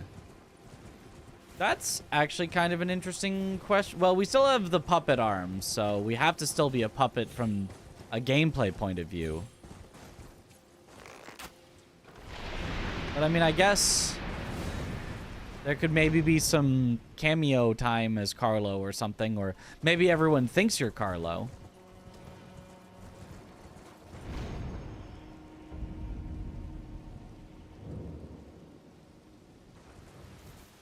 Since it's a go back in time story, what if we cause the puppet frenzy? What if we go back in time and we make the events of the game happen? That's like the big twist at the end of the DLC. Sorry, I've spoiled the entire DLC for all of you. But at the end of the DLC, we're going to be the ones that make the puppet frenzy happen.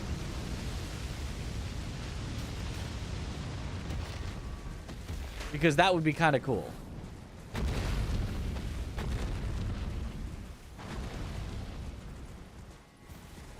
Let me explain why you should go fast in a speedrun. Going fast in speedrunning creates an adrenaline rush, both for the player and for viewers. The high stakes of executing precise inputs under time pressure makes speedrunning thrilling. Truly, truly.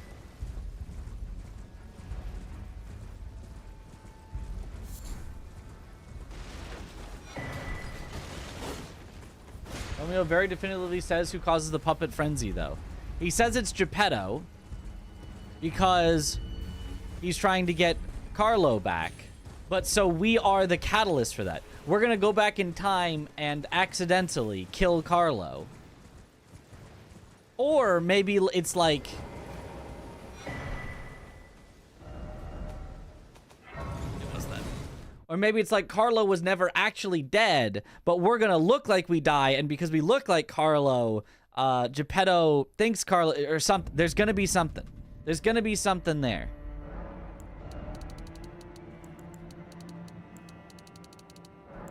Trust.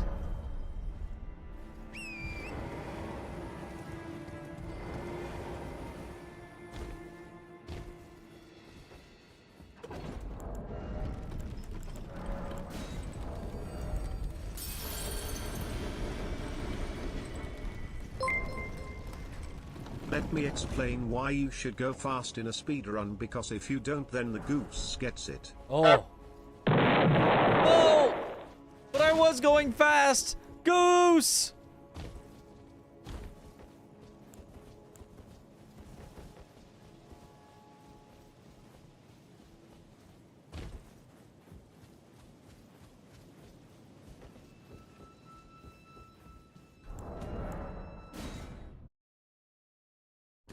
The goose is loose. Gritty Promised goose, consort gritty goose, Dorothy. Gritty goose, gritty goose. Gritty goose.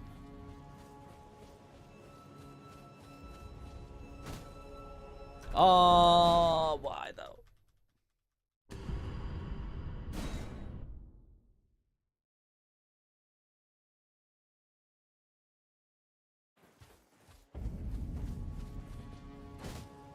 Why?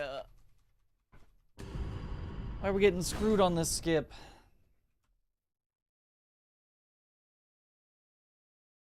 You had Carlos's real heart in you, so maybe that's how we get Carlos's real heart. We steal it in the past.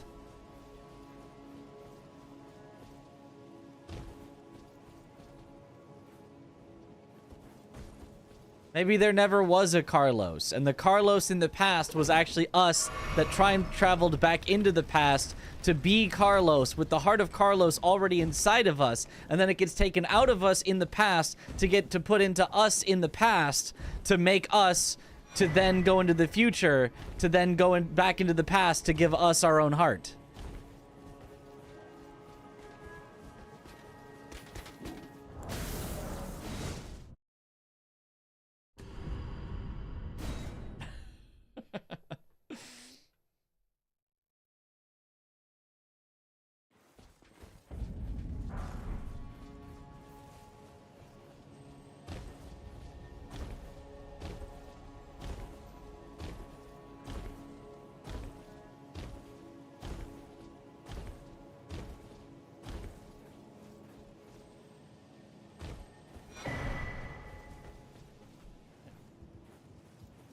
I got it.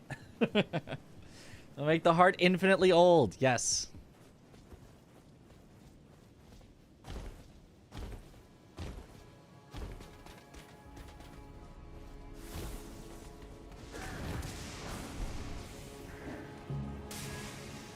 What, your guy's heart isn't infinitely old?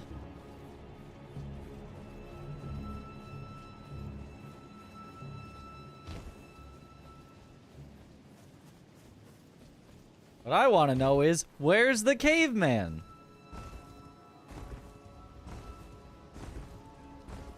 And he's the sheriff.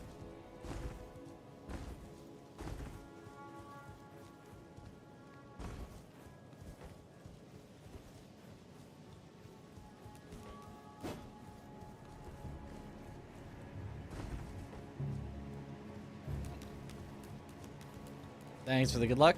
See you later, Hassan.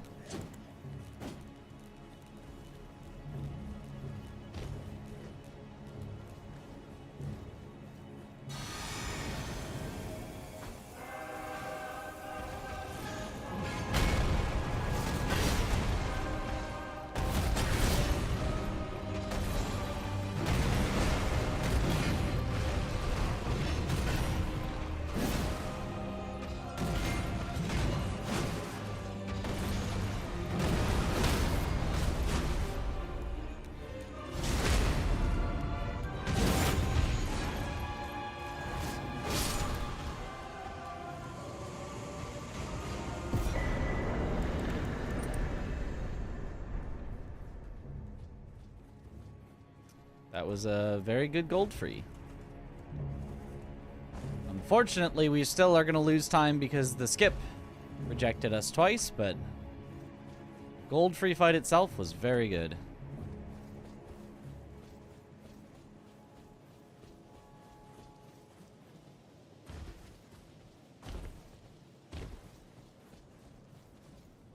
That's the new strats, yep. We didn't even lose that much time. We saved so much time back on gold free.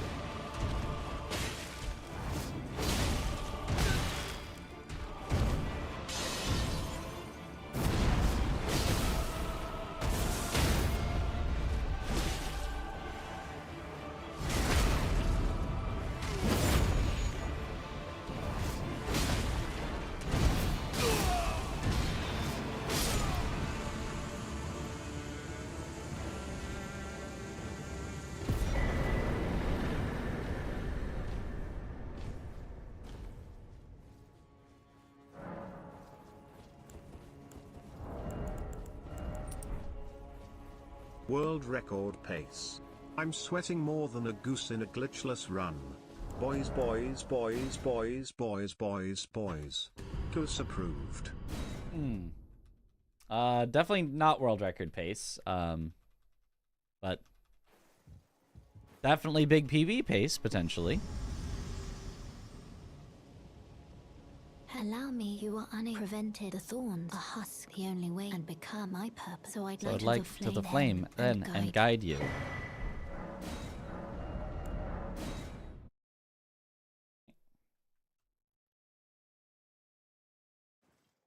His thrones aren't stained by his curse? Morgoth's good ending!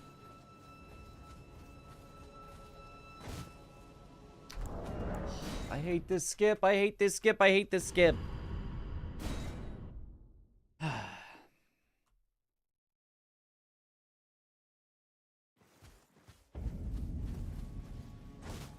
It's gotta be it. Okay, there we go.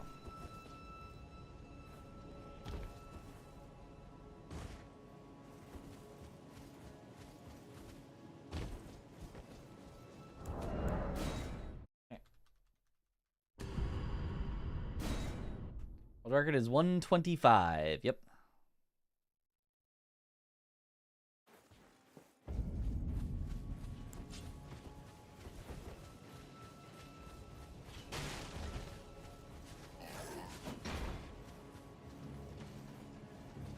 One minute, 25 seconds. I know, so much faster than me. I take over an hour. Wish I could do it in a minute, 25.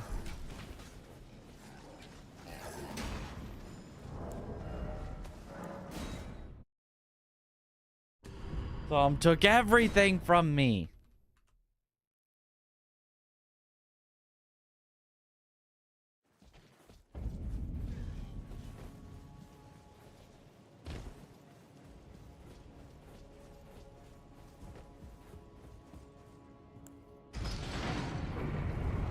Five-minute glitch run patched.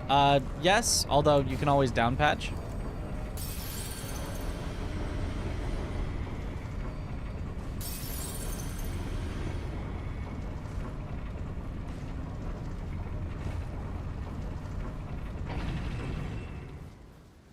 But for Tom, it was Tuesday.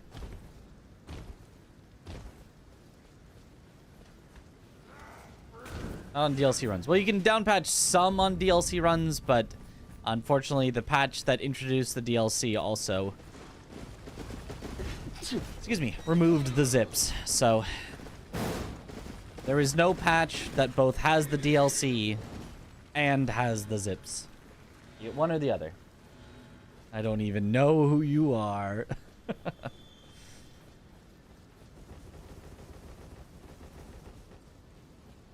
Why would Miyazaki remove his greatest invention? That's a good question.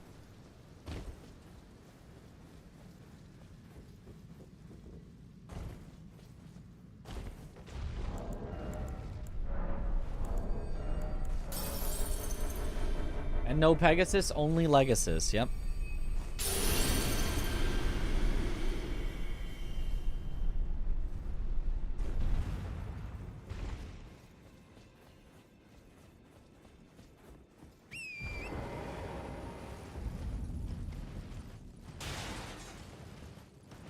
You should have patched zips in the DLC, as in, like, patched them in so that we have them. Added them back.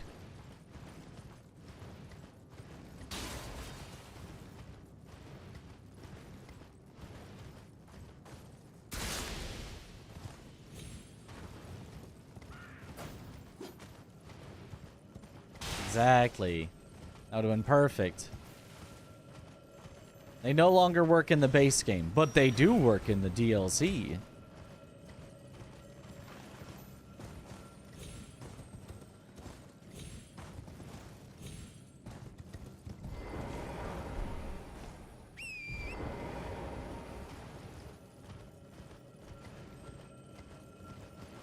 I guess it's still using DLC any percent runs that allow glitches. Yes.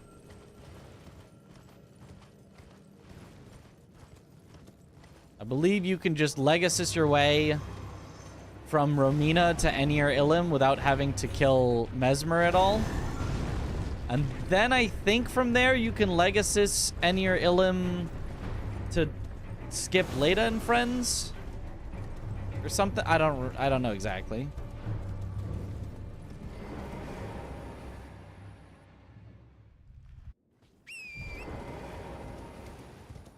Work in both base games and the DLC. That would also be good. We think it'd be fun as a Millennia speedrun. That has been done before. There was a whole bounty on it. You can watch Amazing Chest on YouTube has a video where they put up a bounty for a defeat Millennia speedrun.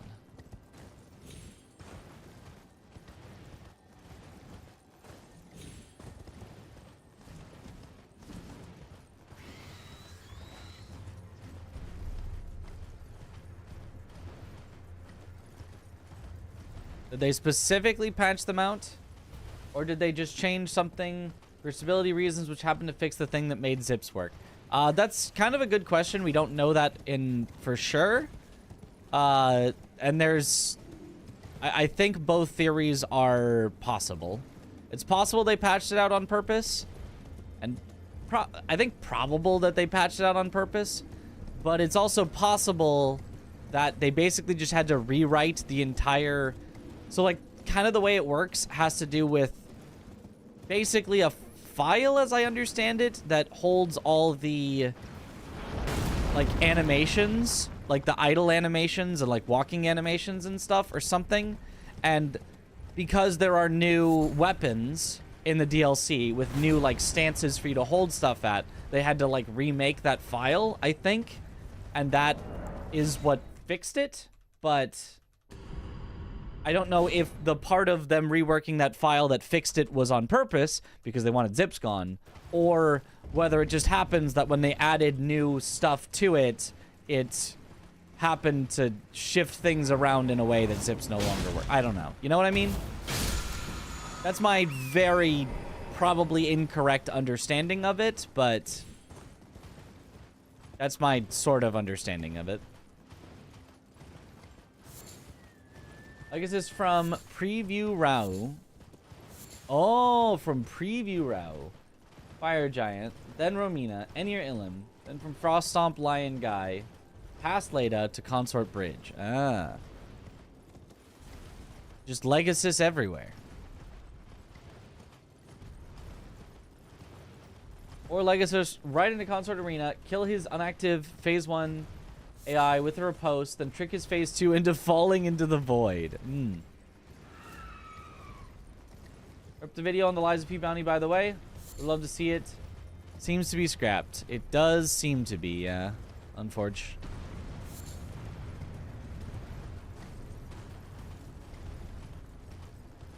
Me and Blanks might have been too,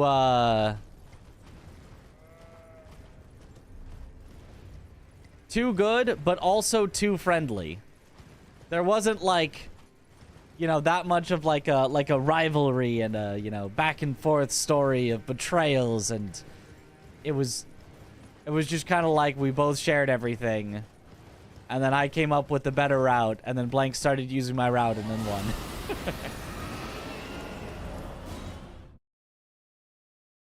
What is Legacy? It's where you can turn off your own gravity, so you can just walk through the air. Not on torrent. Legacy is off of torrent. Pegasus was on torrent. Legacy is off of torrent.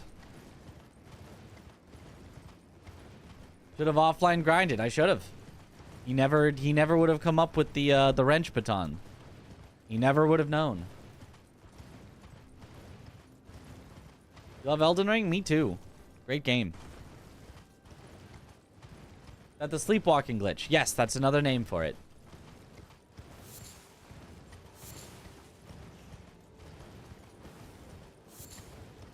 The reason it's more often nowadays called Legacy than sleepwalking is because we originally found how to do it using sleep, but now we've found several other ways to activate it. So it would feel weird to call it sleepwalking when you activate it with like frenzy, you know? And is it frenzy walking? Mad dashing? Huh? How about mad dashing? Sleepwalking, mad dashing. I think there's other ways to activate it. I know Morgott split yet. So I did split, but I had to delete it from my PB because I changed where the auto split is activating.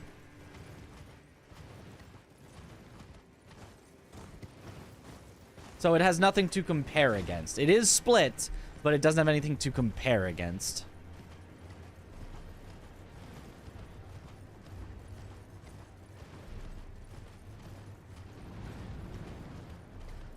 Didn't know it'd be renamed into Legacy. It was always called Legacy from day one, but that was one of a few names that it was called.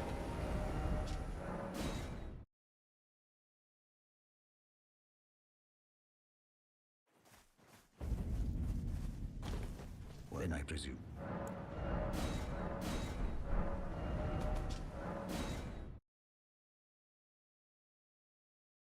Came off 2 meetings. Ah. Always preferred the name Sleepwalking. More often using Frenzy Flamestones now, yeah.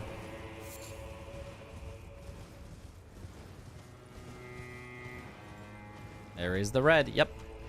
The Morgott was decent, but then, yeah, missed the thing once. I still think somehow our split there feels weird. Like, we're consistently losing time, but, like, I don't really see how we could be losing time, that much time. I can see how we could have lost, you know, 3 seconds, 5 seconds, but like 8 almost. Didn't lose that much on Morgott, and missing the skip once shouldn't lose that much time either. So, no, feels like it is slightly off, but who knows.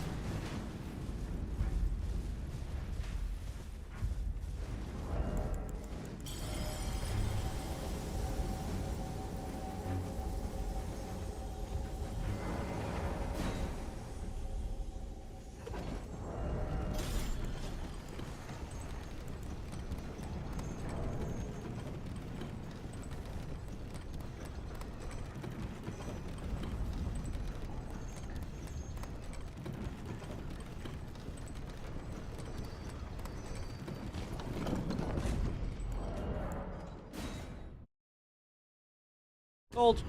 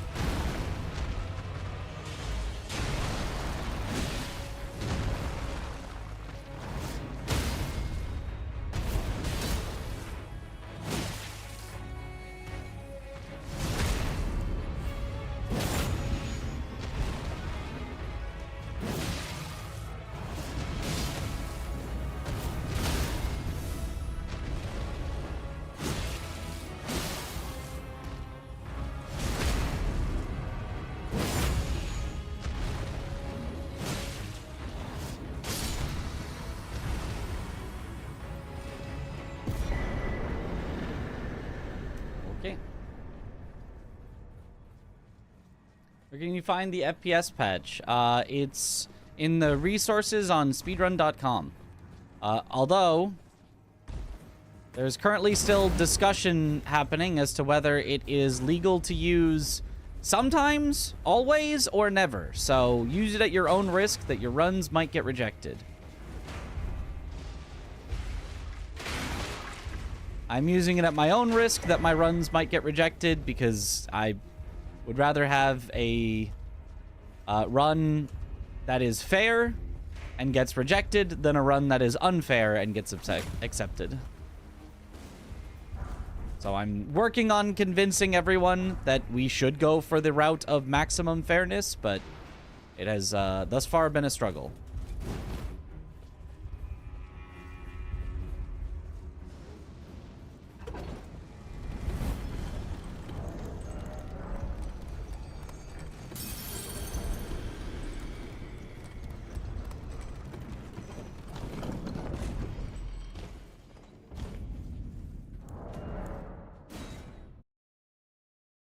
Excited for Night Rain tomorrow. I'm not playing Night Rain tomorrow because I'm not in the network test. Because it's on console only, and I don't really have a good way to stream console. No, like, capture card or anything. So I'm just foregoing the early Night Rain experience. I'll play it when it comes out.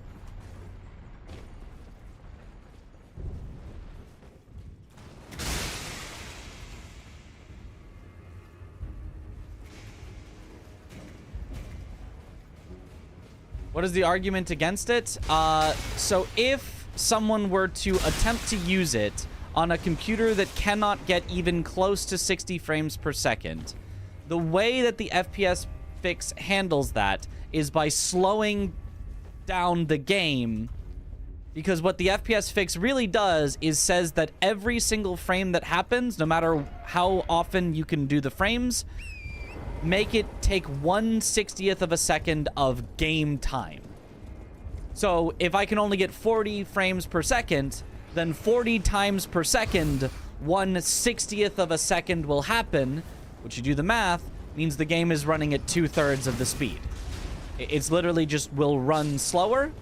And so theoretically, if someone with a bad computer that cannot get enough FPS turned on the FPS patch, then they could play the game in slow motion, which would be an unfair advantage because they could more easily react to enemy attacks, you know, more easily set up for jumps at just the right frame, etc. So the idea is, if someone were to nefariously abuse the kind-hearted rule of trying to increase fairness, they could use it to decrease fairness instead.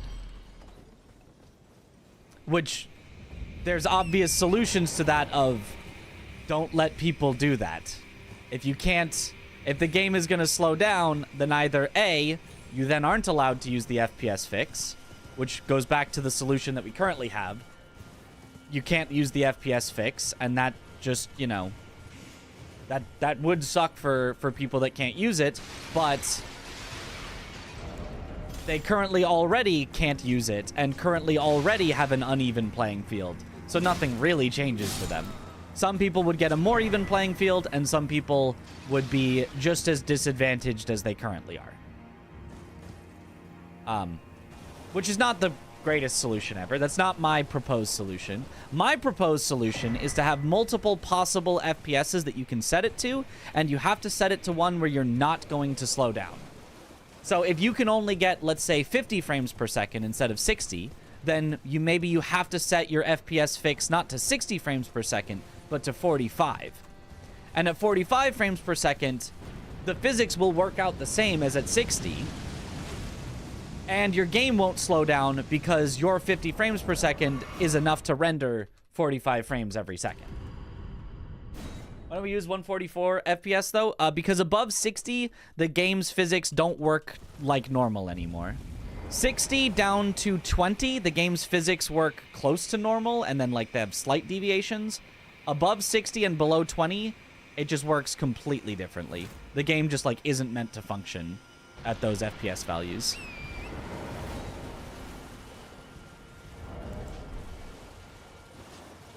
So you'd only be able to allow it between 20 and at the minimum and 60 at the maximum, and actually have the game run. Plus, in addition to that, if you did allow 144, well, now very few computers can actually handle Elden Ring at 144, I believe. And so now you're reintroducing the imbalance, because now a lot more people would not be able to get, you know, whatever that FPS is that you're looking for. Most people to be able to get. It's Hypercross. Would have voted for me. Let's go. A brazen you I must uphold, then ensure. Just use an outside the game timer? No, that'd be unfair again, because again, now people with better load times are better and things like that. Like, we've got a good timer system.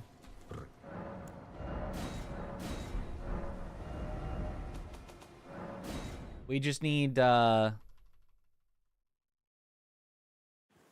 FPS fairness to kick in so that we're not randomly getting short jumps, and then we'll be fine.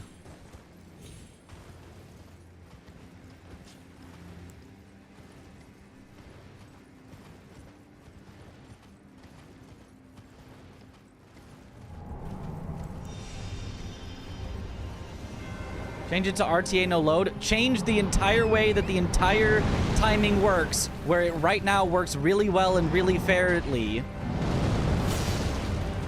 into one where everything has to be manually retimed. It's a big pain in the butt for everyone.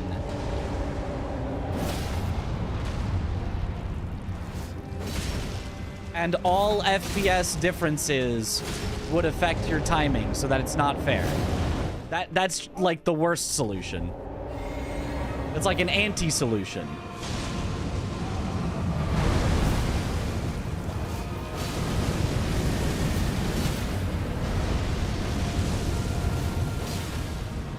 That missed the eye? Oh, God. Well...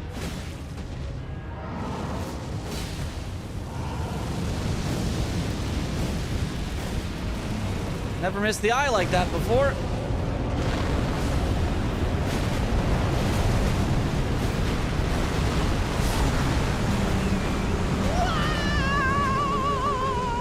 Yeah, that has never happened before. Not in practice, not in runs. Very cool.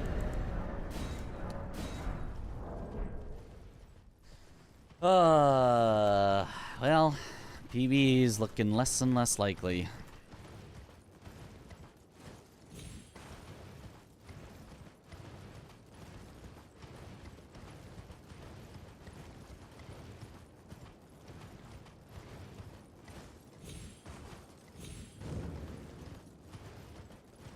They really would need to be retimed. The timer plugin would need to be programmed so it pauses automatically, and the RTA automatically makes cheating by setting the frame values capabilities impossible. Now you're literally just slowing yourself down. But that, okay, but now anytime your game slows down, which just happens. Elden Ring just slows down sometimes. It happened maybe on like the previous run. The game just like stopped for a few seconds for no reason. Having that count against you is now bad. That's not what we want. We don't want the game's random lag to count against you.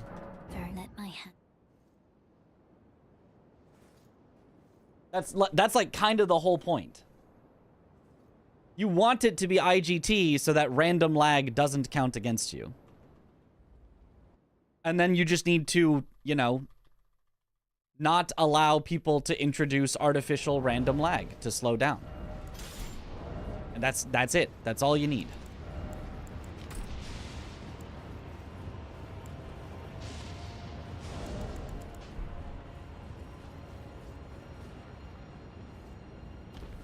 Nice. What's the lore behind hating crisscross applesauce? It's slow. If you do crisscross applesauce on the Grace when Melina is taking you to round table hold, you lose like 2 to 3 seconds. Good jump.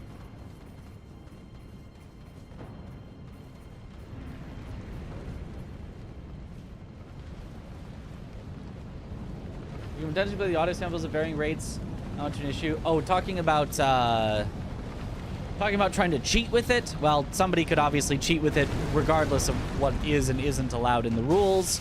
And then just not disclose that they were using the FPS patch. But I don't think that's a huge concern. It would be a monumental effort for them. They would have to go in and stitch it together literally frame by frame for hours. And like, if somebody really wants to do that, I mean, I guess we can't really stop them, but...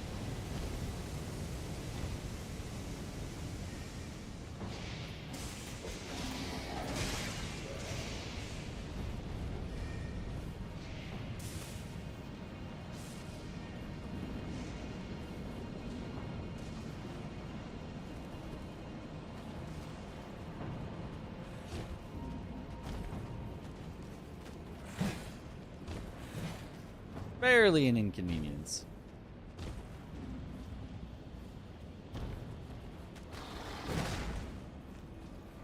Seen the Liza P DLC trailer? Yes. Looks very good.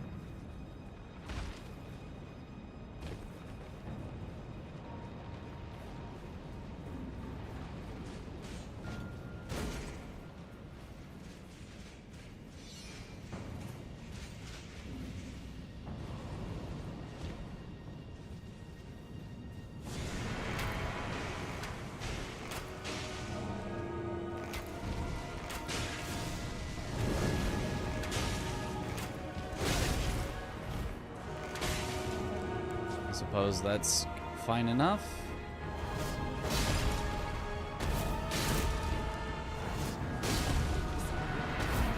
Definitely not what I was hoping for from Apostle, but...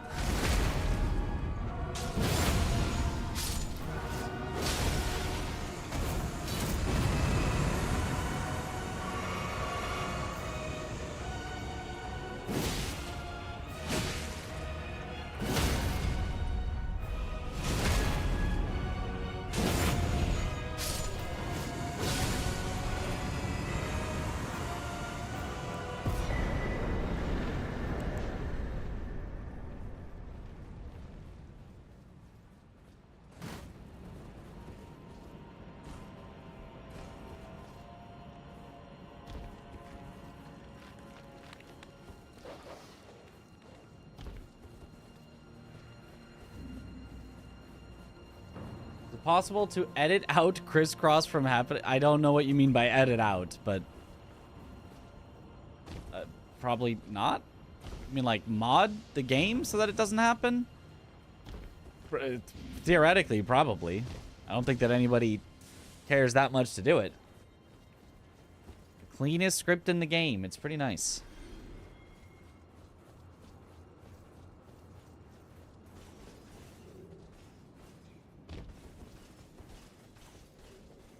Arnavind_GN redeemed a coin flip and chooses tails.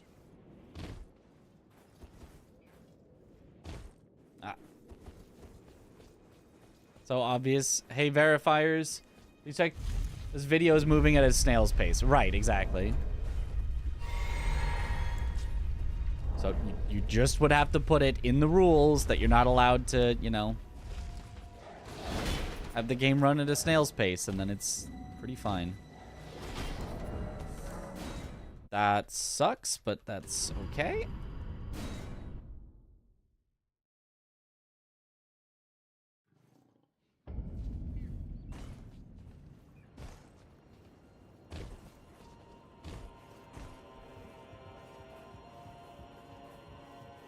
Is the mod allowed for official runs? Currently, no, but I'm doing it anyway because I strongly believe in fairness. And I don't want to randomly lose my runs due to hardware disadvantages. So, yep. We will probably get our runs rejected, and that's okay.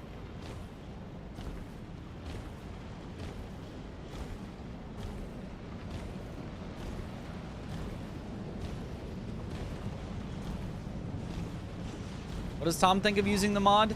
He doesn't like the fact that it currently is done through Cheat Engine. He says, I just don't want to be running Cheat Engine, but he said he would fully support it being integrated into Live Split, so it just, you can just do it. I will not have it stolen from me again.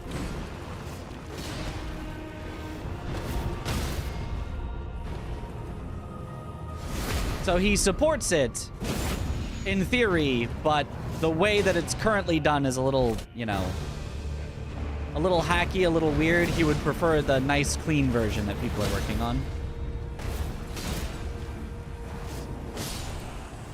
Witness tarnished. Why cover destined death? To kill what?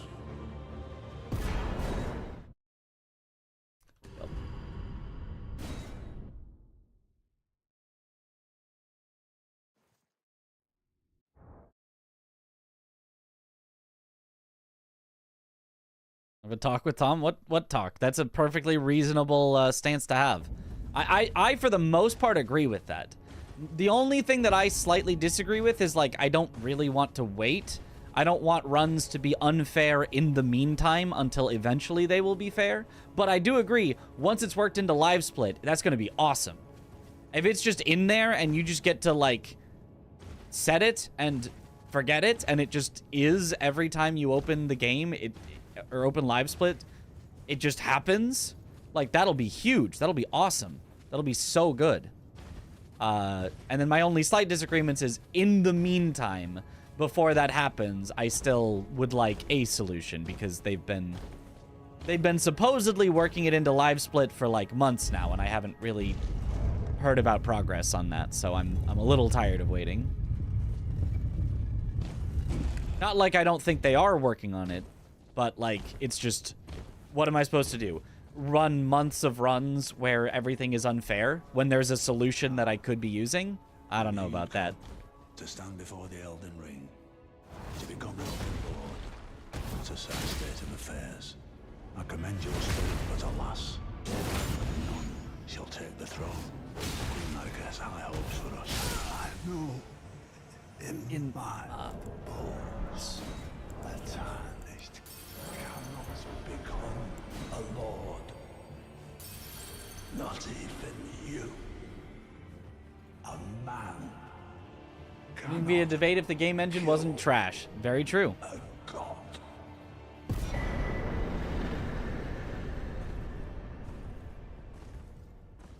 If the game engine was not randomly FPS dependent, then, yeah, it just wouldn't matter. We wouldn't need this.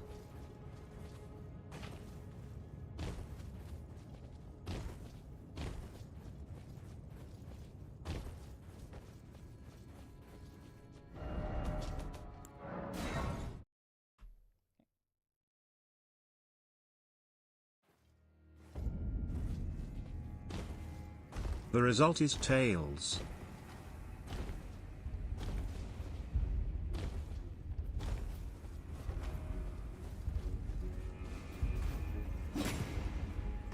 Good luck, Mitch. Thank you for the good luck. We're gonna need it. Because thus far we have not gotten it.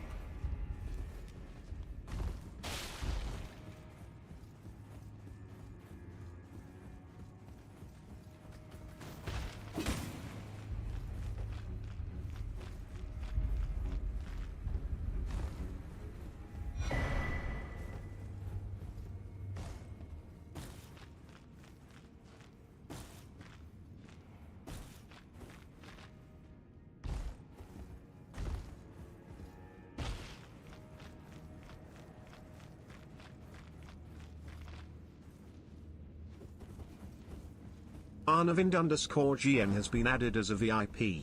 Congratulations. Oh, congrats. Tails never fails.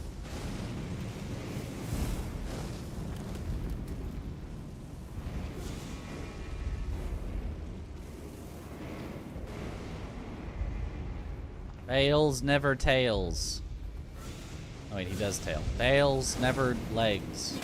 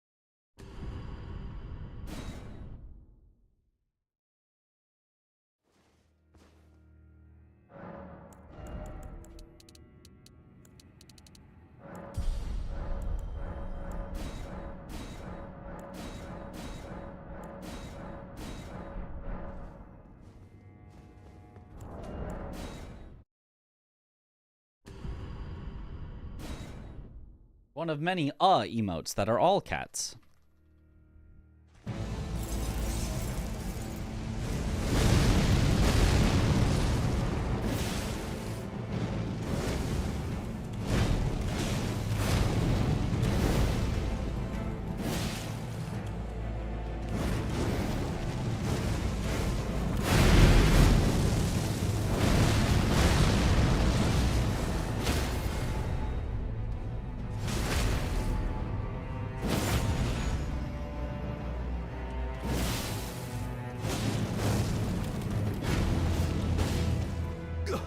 Ugh.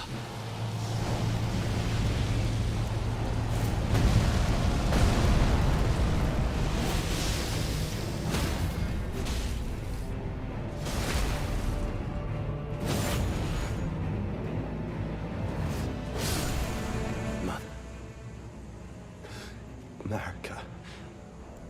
A curse upon it.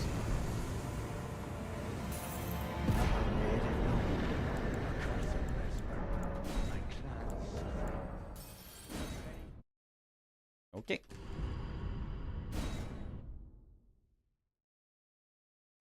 We upon it was sublime to think he when he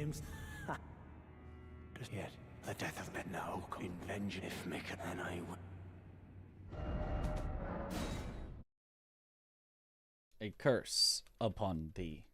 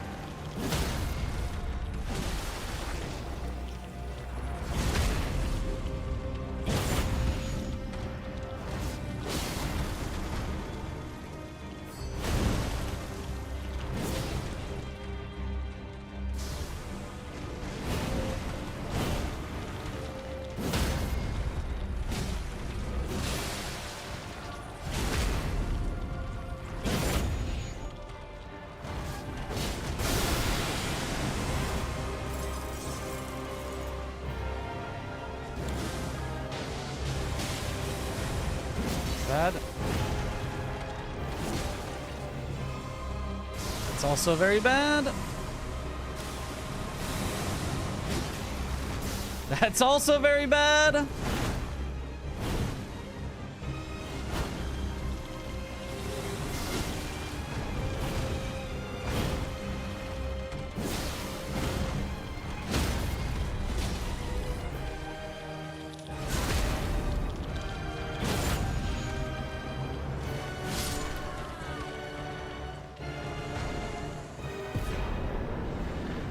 Well, that sucks.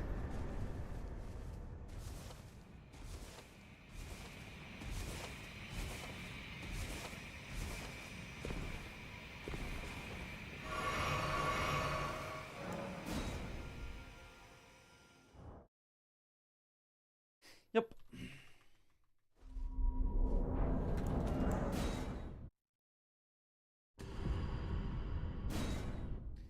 So much possibility to lower the time of this category. To lower my current time? Yes. To lower the world record? No.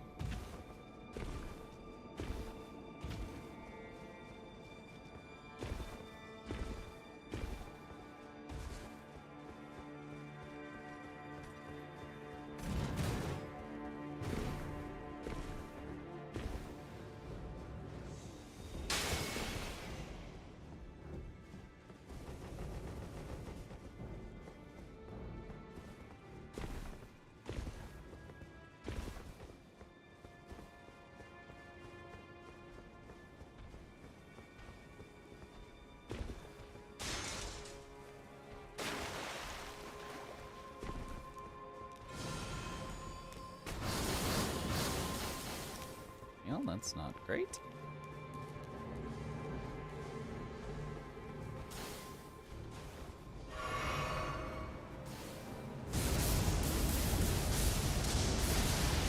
How did he see me so early?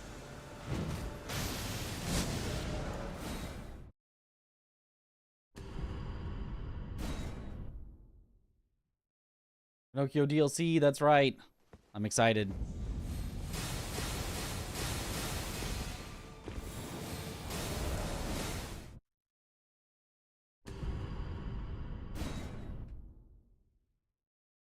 Yep, 125.10, yep.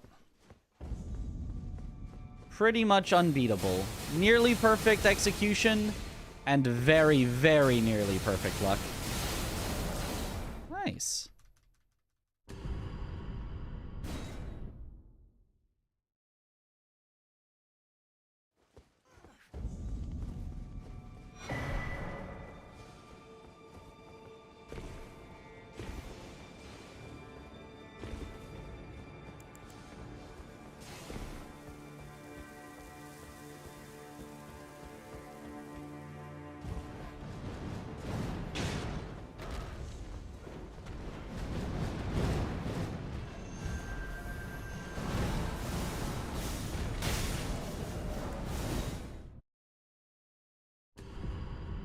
Boss RNG can save you minutes. Compared to my current time, yes. Yes, it can.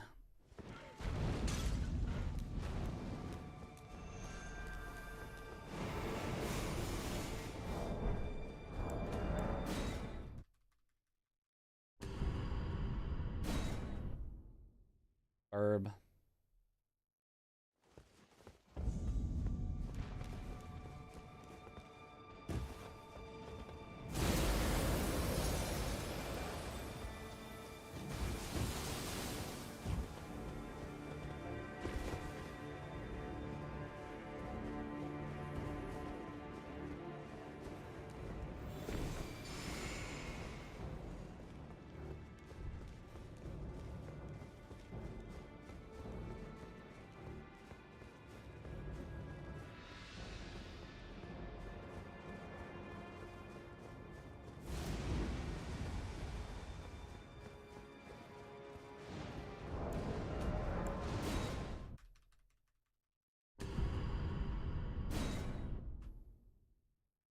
We're hauling something.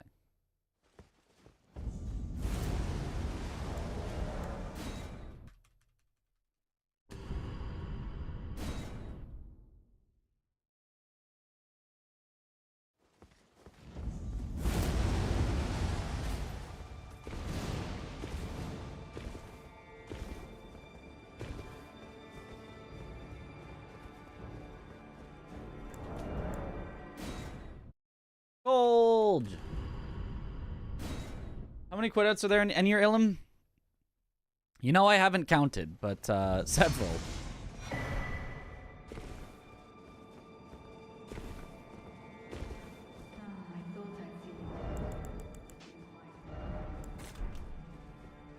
Was never kindly Nicola.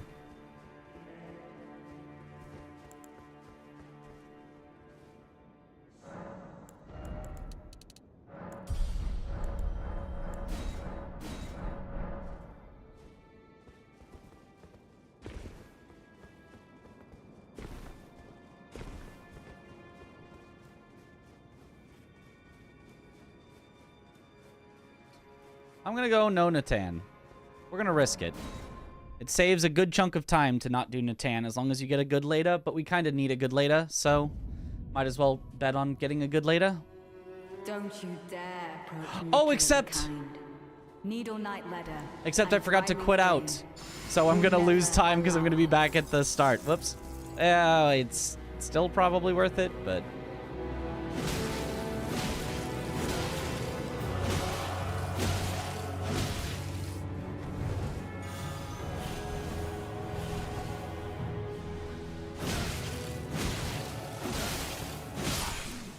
Okay, pretty good Dane.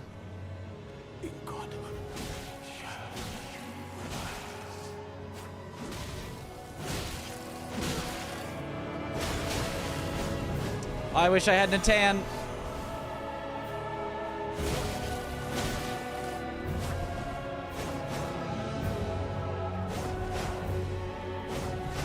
Did she stop?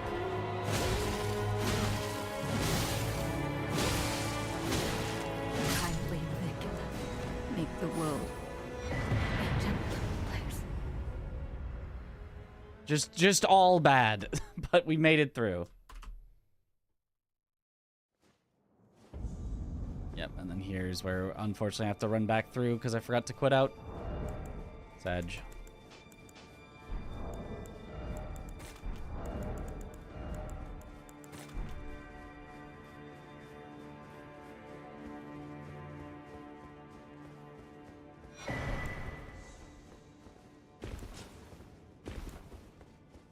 Yeah. If you are summoning him, it has to wait until it tells you you are summoning a summon. They will appear in the fight when the time is right. Until it will actually let you enter the fight. So you just have to wait for that, which takes like, I don't know, 3 seconds? You can save like 3 seconds by not summoning Natan.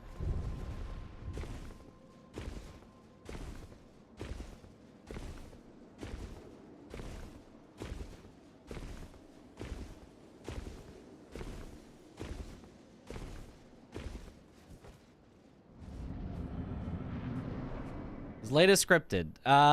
You try to make it scripted, but she can go off script. It is not guaranteed.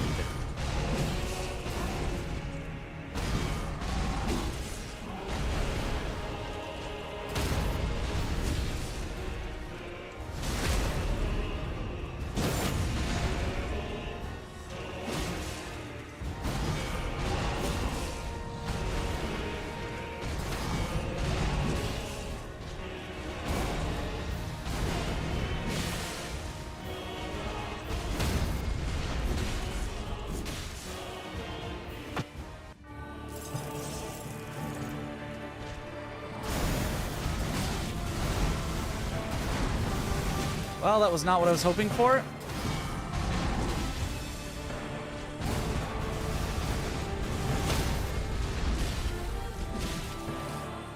All I can do is try to do as much damage as I can now. We're probably not going to get a stagger on Meteor. In fact, when I say probably, I mean it's impossible to, so...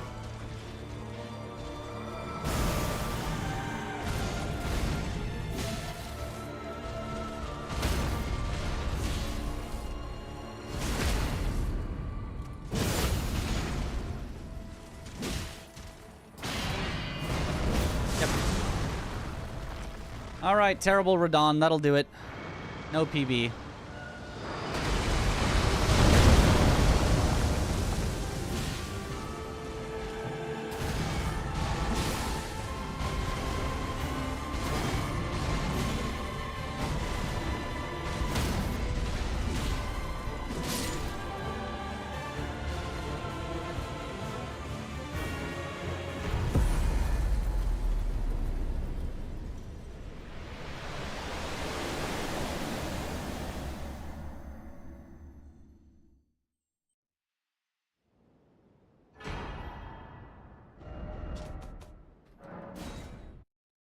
Yep.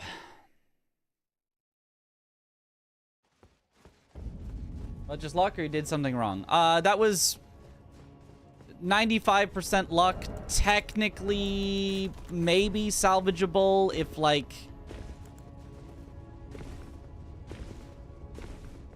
If I, like... there was maybe something I could do. I don't know. It's hard to say whether there was something I could do. He gave really, really bad attacks that generally you can't do anything against, but, like, if I freeform made up something on the spot, maybe there was somehow a way to, do it.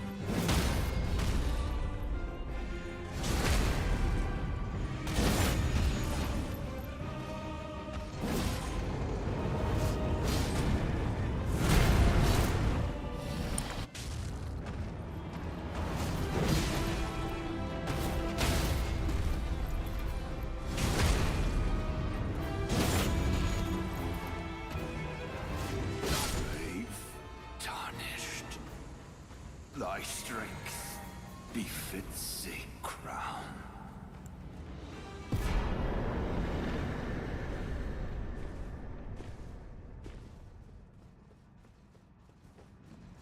A perfect Godfrey.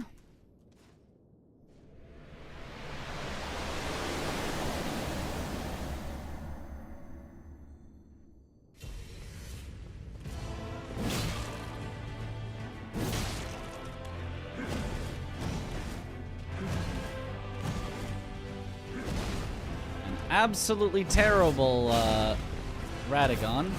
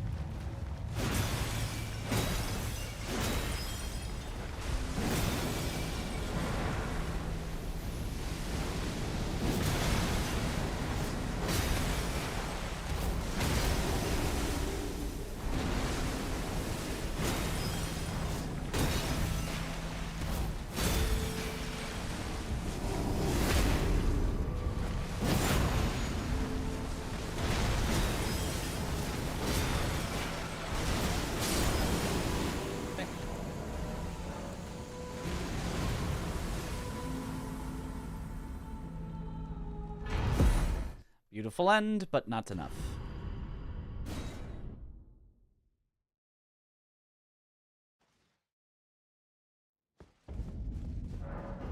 Did everything I could, but got shafted on the RNG again.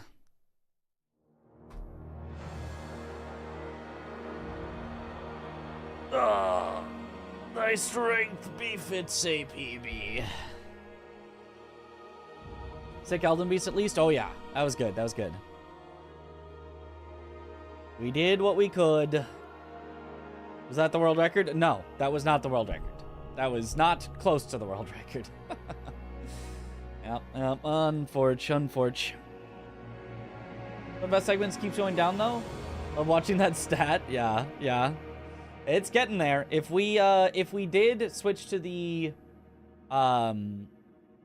switch to fighting Hornsent in the fight, and then we got new golds with that, we could bring our sum of best below 125, possibly, but what's the PB? 127.12. What's up?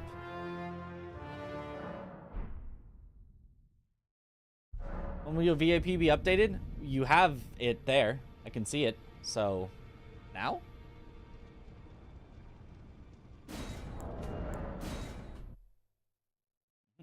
Does talking to Hornsent take that much time? Apparently it takes 20 seconds to talk to Hornsent in the few places. I don't... that is Tom's calculation. He says 20 seconds can be saved without talking to Hornsent. I can maybe see it. I don't know. I haven't checked over his math, so time for the SATs. Yes, now it is time to test something.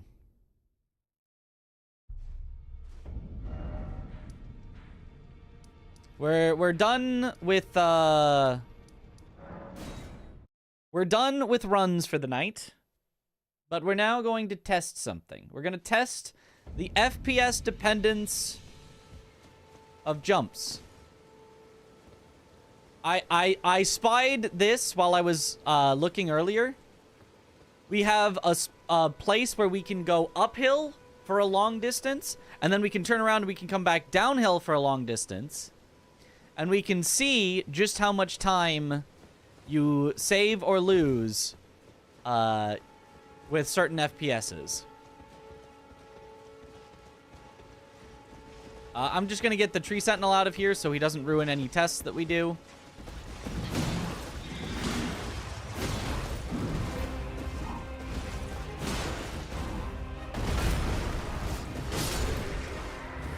There you go. Enemy fell off plus L plus ratio.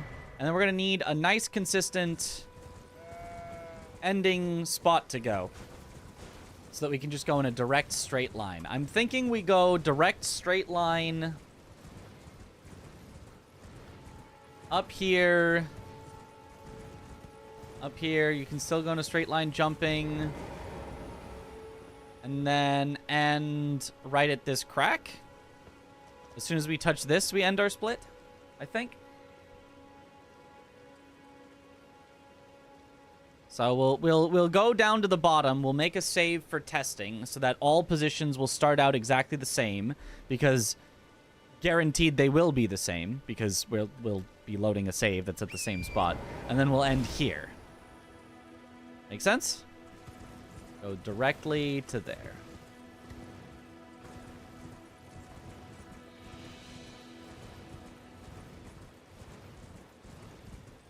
No way this will be accurate? How wouldn't it be? We'll have the exact same starting position, the exact same ending position. Why, what could go wrong? Hydrate.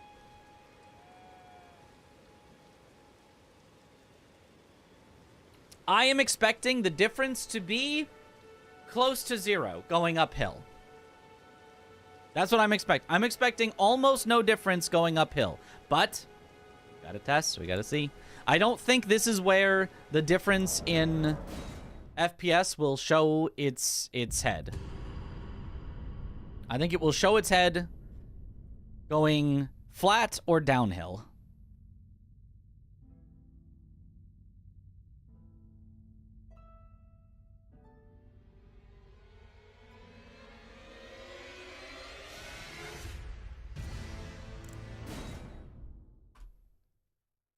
Okay, so. Slow stand up, and we're just gonna block jump the whole way up.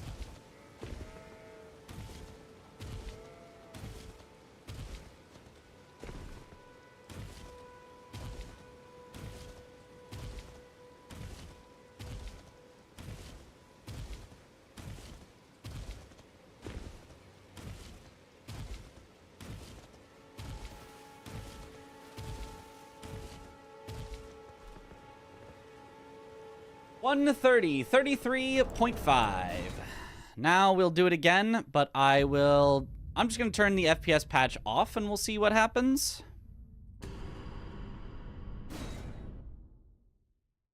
Yo, what up, Seeker? Do it a couple times each, to be honest. I mean, I think it'll... Does it already look kind of different? Maybe not.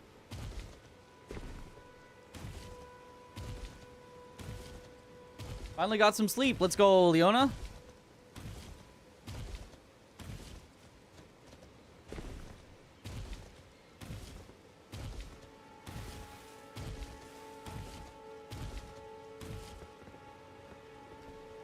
As I suspected, almost no difference. I think I split that one the tiniest bit late. How much late? By 0.1 second. I think there's no difference uphill.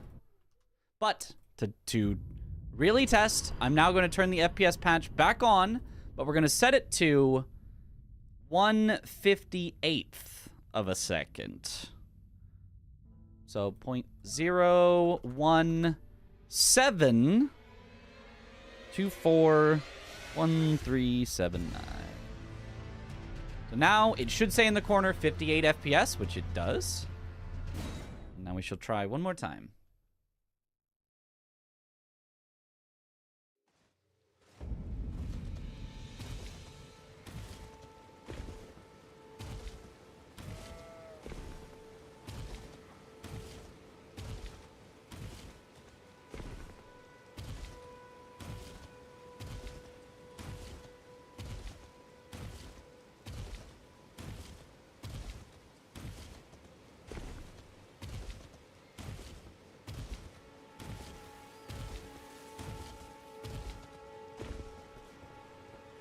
And no difference. All right, we can pretty confidently say going uphill, different FPS has no difference. Notice some time loss with inconsistent FPS. So let me show you a jump that should work every time at 60 FPS and should basically never work at 58 FPS, I guess. Right up here. jumping off of this, like this. Oh, actually, wait, it works nicely at 58. Maybe 58 is a good FPS. With inconsistent FPS, this jump sometimes does not work. Maybe 58 is not our best one, though, to try. But it's just from right here, jumping off like this, and landing down here. Let me try it with... Let's try it with 59 FPS. So 1 in 59. 6, 9, 4, 9, 1, 5, 2.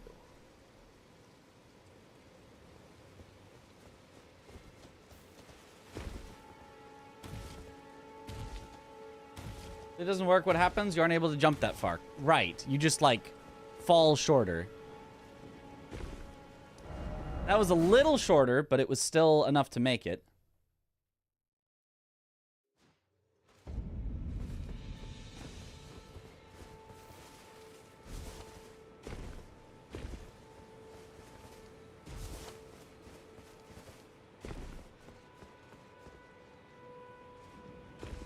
You can kind of see, like, we're close to the rock there, whereas if I did it at 60, we'd be further from the rock, but that's not as great of an example as I was hoping. I'm surprised that 59 is actually getting as close as it is. World record is now 125. Yes. You can see how it, though, sometimes barely makes it. I'm going to try an FPS.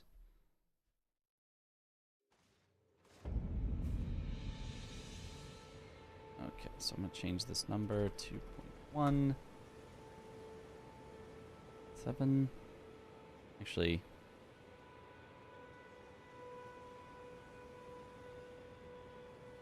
3, 9, 1. I think this should give us the shortest possible jump.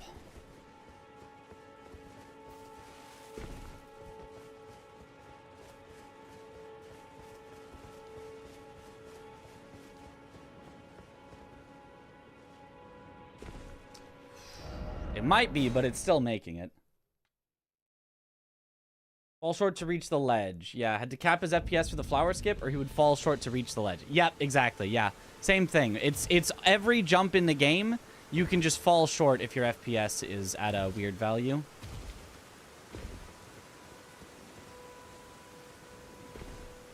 I guess that works. Jump towards the tip, and you can see I hit the tip, and then I'll set it to 60, and then you'll see that we will, like, easily clear the rock, even jumping directly at the tip of it like that. So if I now set it into 1/60th.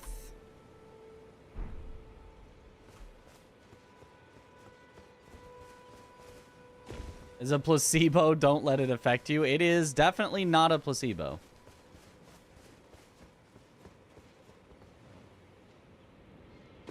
Ooh, it was kind of close, but we did make it despite a worse jump. What happens if your FPS is too high too, or just too low? Yes. It can happen if your FPS is too high as well. The FPS fix a third-party fix. Yes. It's cheat engine. Ooh, it's kind of barely. It's kind of barely. But it is making it. I don't actually know how to get a short jump. This is how we get the long jump, I know. The jump that always makes it. Even though I'm jumping in, like, the worst possible angle. But I don't know how to make short jumps. I don't know what FPS is best for making shorter jumps. Honestly, you know what it might be? I want to try this. I want to see if I get a short jump like this.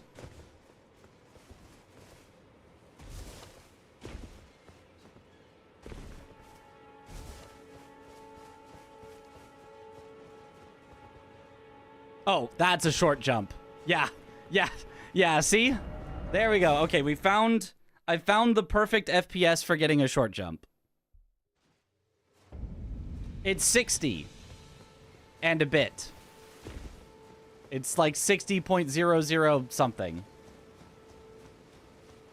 Instead of 60.000, it's 60.0012 or something. Yep, there it is. It's the zip. The zip FPS gives you like the shortest possible jumps.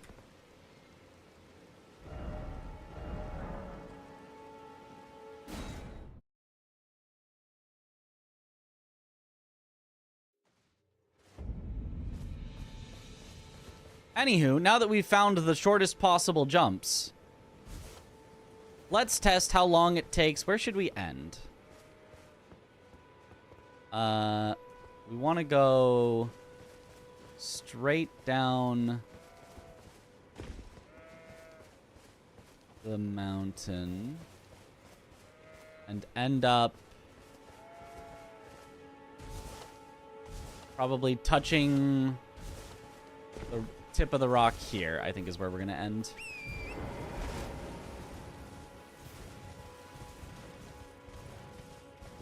I've lost it. You think it could affect capital skip 2 before gold free? I truly believe it does, yes. In a way where you kind of want worse jumps, I think. Because I think a worse jump basically puts you lower so that you can get under it more easily, I think. But that one I'm a little less sure on. Blanks likes it at 60. I think it might be easiest at 58, but it seems to work pretty well at either. As long as you have a consistent FPS, it feels like it's easier than not having the FPS cap on. Okay, so now we're going to test this.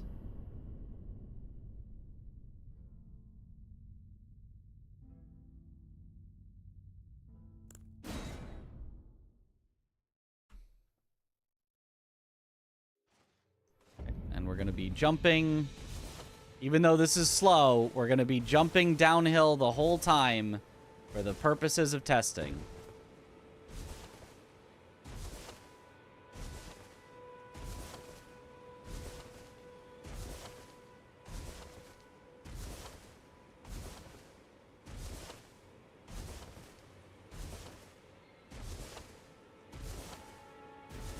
Sheep, get out of my way. Oh, you're kind of out of my way. Don't go into my way, though. Okay, that's fine. Touched it. Okay. 137.31.5. Now we do it again, but I changed the FPS to 60, which should have the longest possible jumps.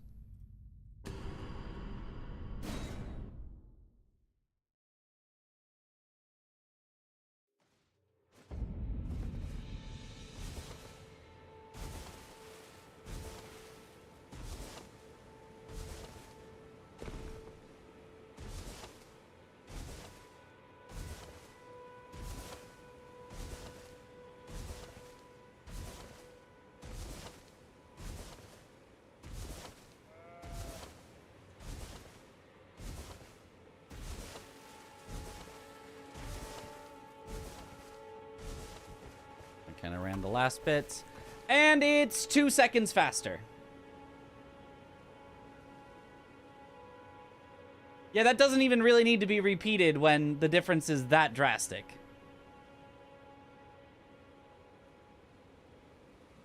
That's... like, that's a big difference. Here, let me do it again. Let me do it again. Just to be super sure. I'm gonna do it. Small samples. Yeah. I'm gonna do it. Your splits can be imperfect too. Well, then explain why when we went uphill, they were all within 0.1 seconds of each other.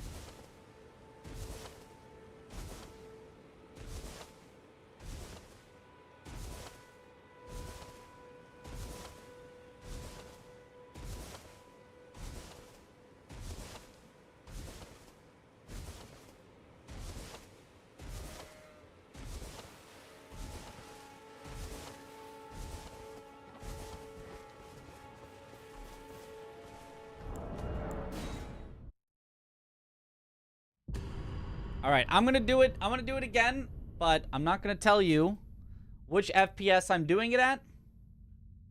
Actually, that's not true. I'm gonna do it at the other FPS first currently, but afterwards I can do it, and I can sort of randomize which FPS I'm doing it at because they'll both say 60 in the corner, and get you guys to guess which one I was doing it at. See if we can determine.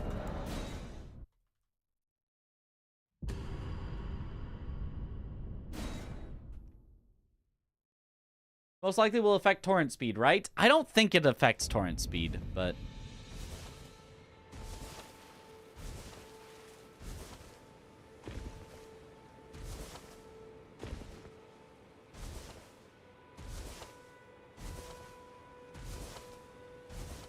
But it definitely affects jumps.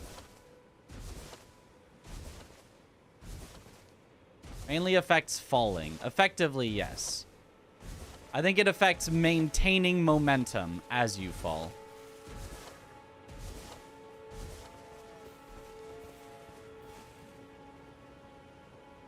I mean, it's only 2 trials of each, but the short jump FPS is within 0.1 of each other, and the long jump FPS is within 0.1 of each other, and they're 2 seconds away from each other. So... that's pretty definitive. Right? Like, right? I don't know how else, you know, I could describe it besides that's pretty definitive. Let me now do it without the FPS mod on at all, and I'll do it twice, and we'll see what happens. Are we closer to the good jumps or closer to the bad jumps? And this is on my hardware, my computer, if I do it without the FPS fix on at all.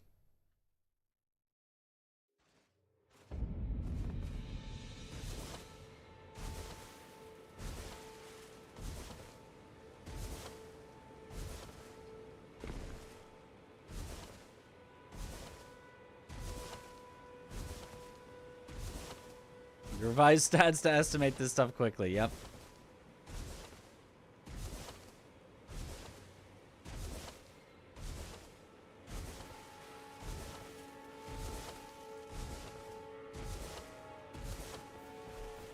Okay, my hardware is closer to the fast jumps, but somewhere in the middle. Let me do it one more time. I expect that my hardware will have more variance than either of the set FPSs. What was my graphics card model? It's a 3080. Although I think this game is more CPU intensive than it is GPU intensive.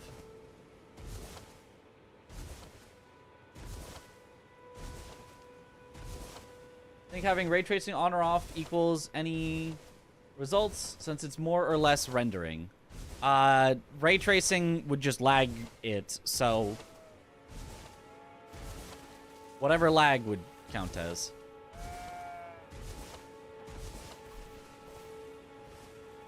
This time closer to the bad ones. So my uncapped FPS has now wild swings in it, whereas both capped FPSs were like locked in with each other. So, I mean, that's only 2 of each. Maybe that's not scientific enough. Maybe we should do, you know, 5 of each? You think 5 of each would be a good enough sample size? A pretty incontrovertible 5 of each? Do I even have that many splits in this run? I should. Let's do 5 of each. We'll start it over.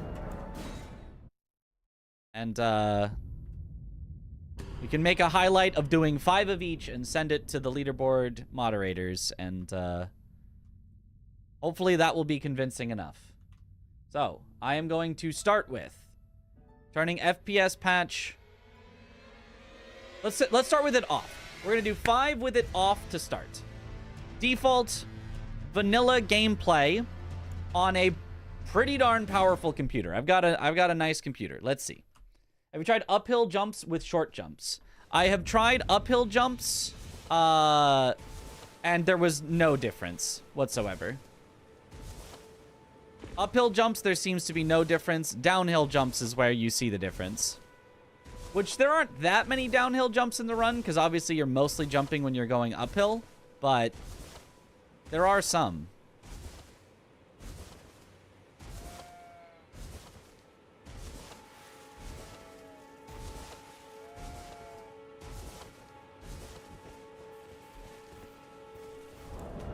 Okay, there's trial 1.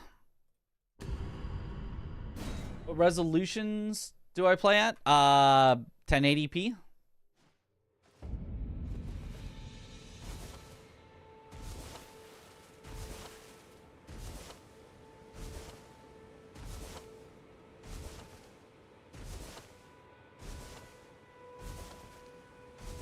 What's going on here? We're testing different FPSs and how it affects jumps. And more specifically, how it affects how quickly we can go through an area of walking by using jumps.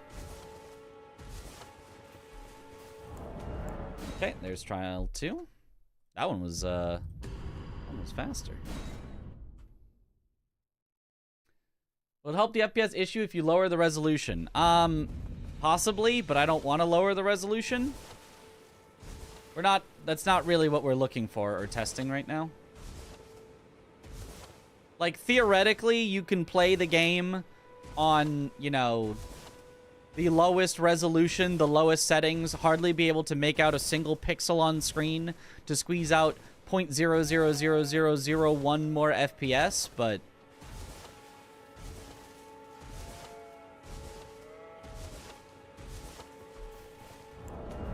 one kind of in between the two. Certainly more CPU intensive at 1080p for sure, yeah. Yeah, I only play at 1080 because I can only stream at 1080, so even if I played at 4K, if I can only stream at 1080, and that's all that you guys can see, then it just, like, resolution just doesn't matter to me that much. Nor does, like, graphics settings. So I'm just trying to get the most stable frame rate I can.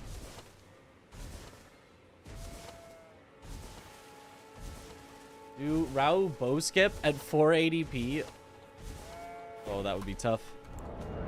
Okay, slightly on the slower side, that one, although I might have split it slightly late, but that's why we're doing 5 trials, so the average should take into account all of that.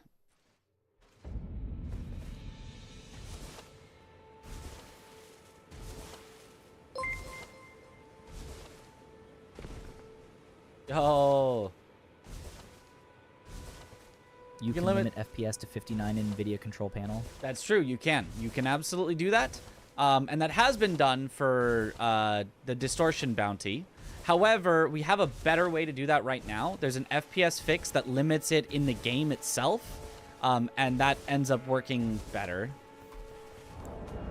But yes, that is something that we absolutely have done before. Okay, there's our 5 results. You can see the average is just a little over 137.30, maybe 137.30.2 or 3, if I had to estimate. Power of estimation. Somebody could calculate that if they want. And now I'm going to turn it on at the default zip percent FPS and see what we get now.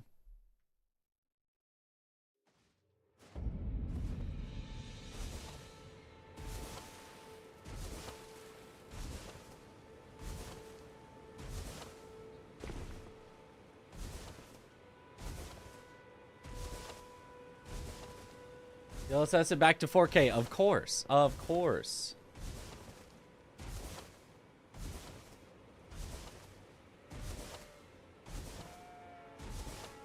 Yeah, 480p trying to line things up would be a nightmare for sure. Okay. Already, our first trial on the zip FPS is slower than every trial that we had on unlocked FPS. But we'll do it again. We'll do it 4 more times. Is 130.24, I think. Aha! So I was very, very close on my estimation of between 0.2 and 0.3. It was almost exactly between them. Yo, what up, Cypher?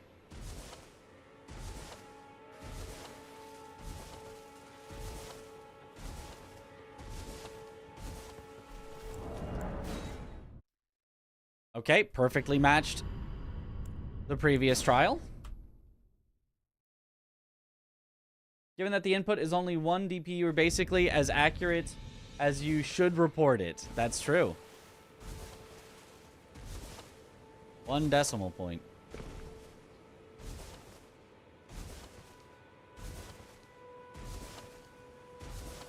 The cape adds speed, of course. Just, you know, don't fly next to a jet turbine with it. We learned that in The Incredibles.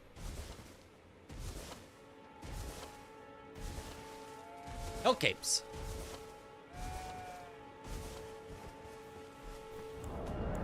Exactly tied again.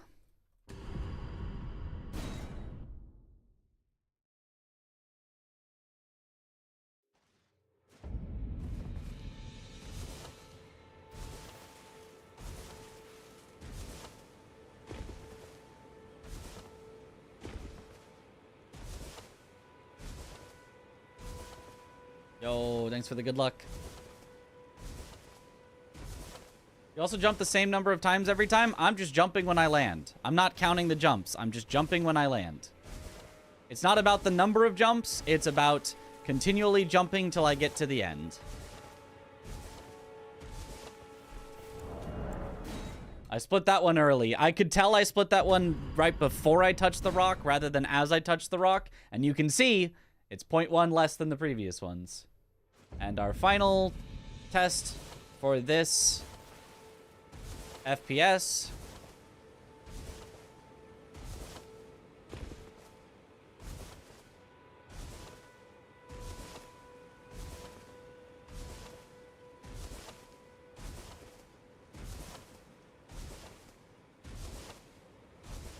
Gonna be a much more difficult average to calculate. Yeah, it's gonna be pretty tough.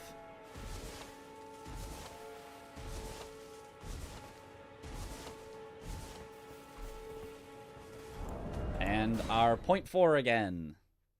So, unsurprising. Unsurprising result. And now I'm going to set it to the FPS that I've found that gets the best jumps, which is just exactly, or as close to 60 as possible. So, setting my number to 0.1666666, and then the last numbers don't actually get sixes, but that's as close as it can go. And we'll do 5 of this.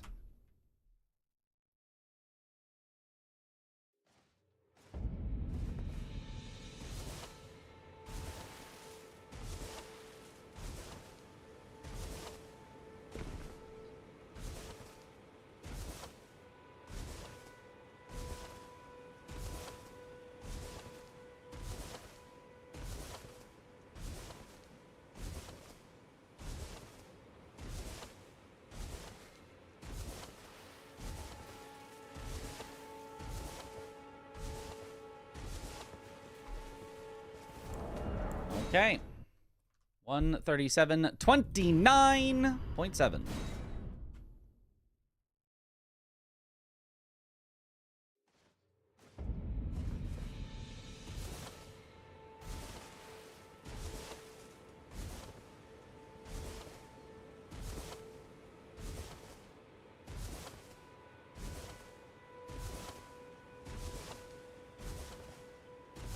Apes are OP.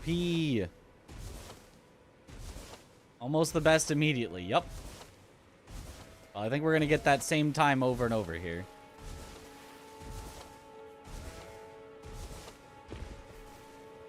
Oh, 0.5 this time. Very, oh, slight little variance there. A little variance. It's really faster than Torrent? No, absolutely not. This is for testing purposes.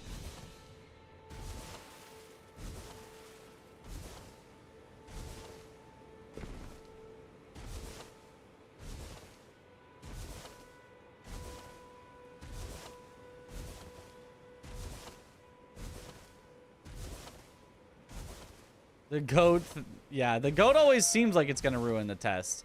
And then it just stays out of the way at the end.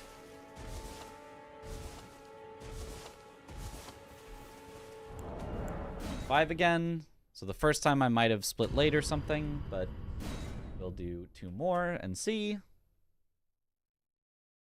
Loading screens are going to turn into Ocarina of Time movement nonsense, perhaps. We love movement nonsense.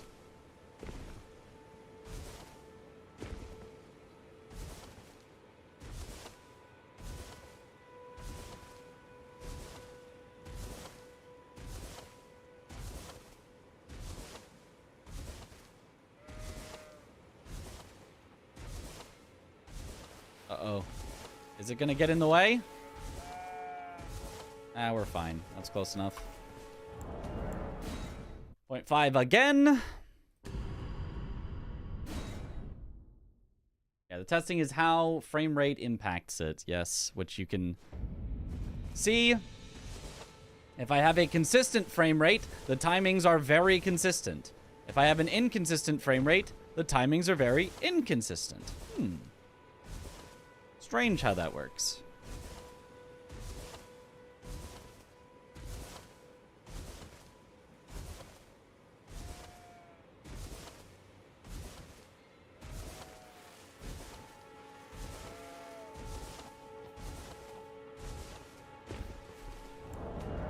.6. Okay, so it's right around the 0.5, 0.6 for this one. So that's awesome. Thank you. That's a pretty good like very definitive result that jumping is affected by FPS. There's absolutely no way to argue with that data. That is like the most conclusive data you could ever find for anything ever. Most stuff you have to like do the numbers, crunch the calculations, and be like, are we really sure? Well, to how many, you know, to what level? That you can be 1,000,000% sure on that one. Like that, there's no shot that FPS does not affect it. And for the sake of curiosity, I'm going to try 30 FPS and see what that does. But this is for the sake pretty much of just curiosity at this point. Are they fabricate data that made the point more obviously? Yeah.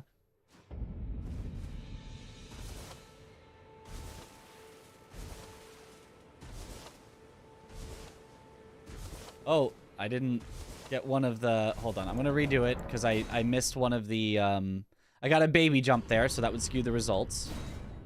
Not the Bloodborne simulator.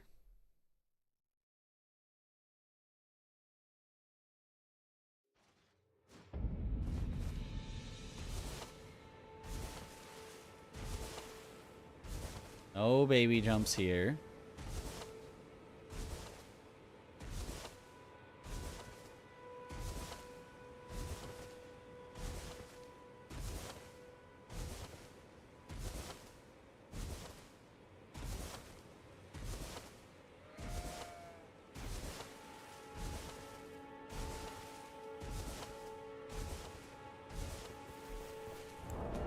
Okay, it's closer to 60. It's not quite 60, but it's a lot closer to 60 than it was to the bad. It was a lot closer to the good jumps than it was to the bad jumps, which is what I was hoping for. So in other words, if somebody has trouble hitting 60 FPS, they could run the game at 30. It's going to look disgusting, but they could run the game at 30 and have a very small difference between somebody running it at 60. Less than the current variance from letting it be uncapped and wavering around randomly. So yeah, there's our little cherry on top. I'm gonna test one more FPS. I'm gonna test 45 FPS. 1 into 45 because I suspect this should be about the same. 0.222222. And if this is about the same, then we are fairly golden. And it follows exactly with what I suspect.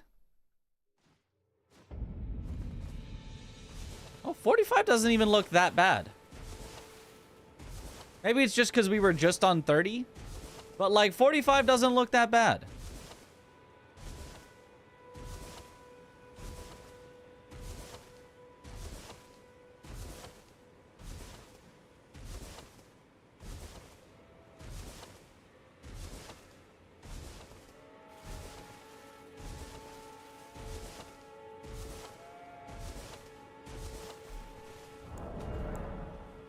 45 is a little slower. 45 is actually a little slower. It's 150% of 30 TBF, yeah. So 45 might not be a great middle ground FPS to use. I mean, it's still better than our zip percent FPS, but yeah, that one's a little less conclusive as to whether that one's as good. 50 to 55. Yeah, well, let me try I don't know. I could get stuck in this rabbit hole all day of testing different FPSs to try to find good ones, but the point being, we have proven the point very, very, like, snappy, like, for sure. It is point proven, myth busted, or myth confirmed, myth plausible. I don't know. Whatever we want to say, FPS definitively affects jumps. Consistent FPS has consistent timings on jumps, and with no FPS fix, you get very inconsistent timings that can range anywhere between the good jumps at the lowest and the bad jumps at the highest. Which obviously makes sense. You're not capping it so it can fluctuate and do any of that. So yeah, there's our results. Where the first 5 were uncapped, next 5 were capped at zip percent, and the following 5 were capped at exactly 60, and then we tested out 30 and 45. Try 48? Yeah, there are others that we could try, but I'm not going to go down that rabbit hole right now. Anywho, I think that'll then do it for us for the night. Oh, it's nice and late. Doesn't feel that late, but it's nice and late. So yeah, I think that does it for us. And we can find someone to raid here. 8 a.m. for you. Yeah, it's almost 6 a.m. for me. All right. Yo. Is changing FPS in NVIDIA settings considered a cheat also? NVIDIA settings considered a cheat also? Yes, currently yes. That is also currently not allowed. So they work the same. Doing it with Cheat Engine or doing it with NVIDIA are both considered the same thing of capping your FPS. They are both currently not allowed, but I'm working on it. I'm working on allowing FPS fixes.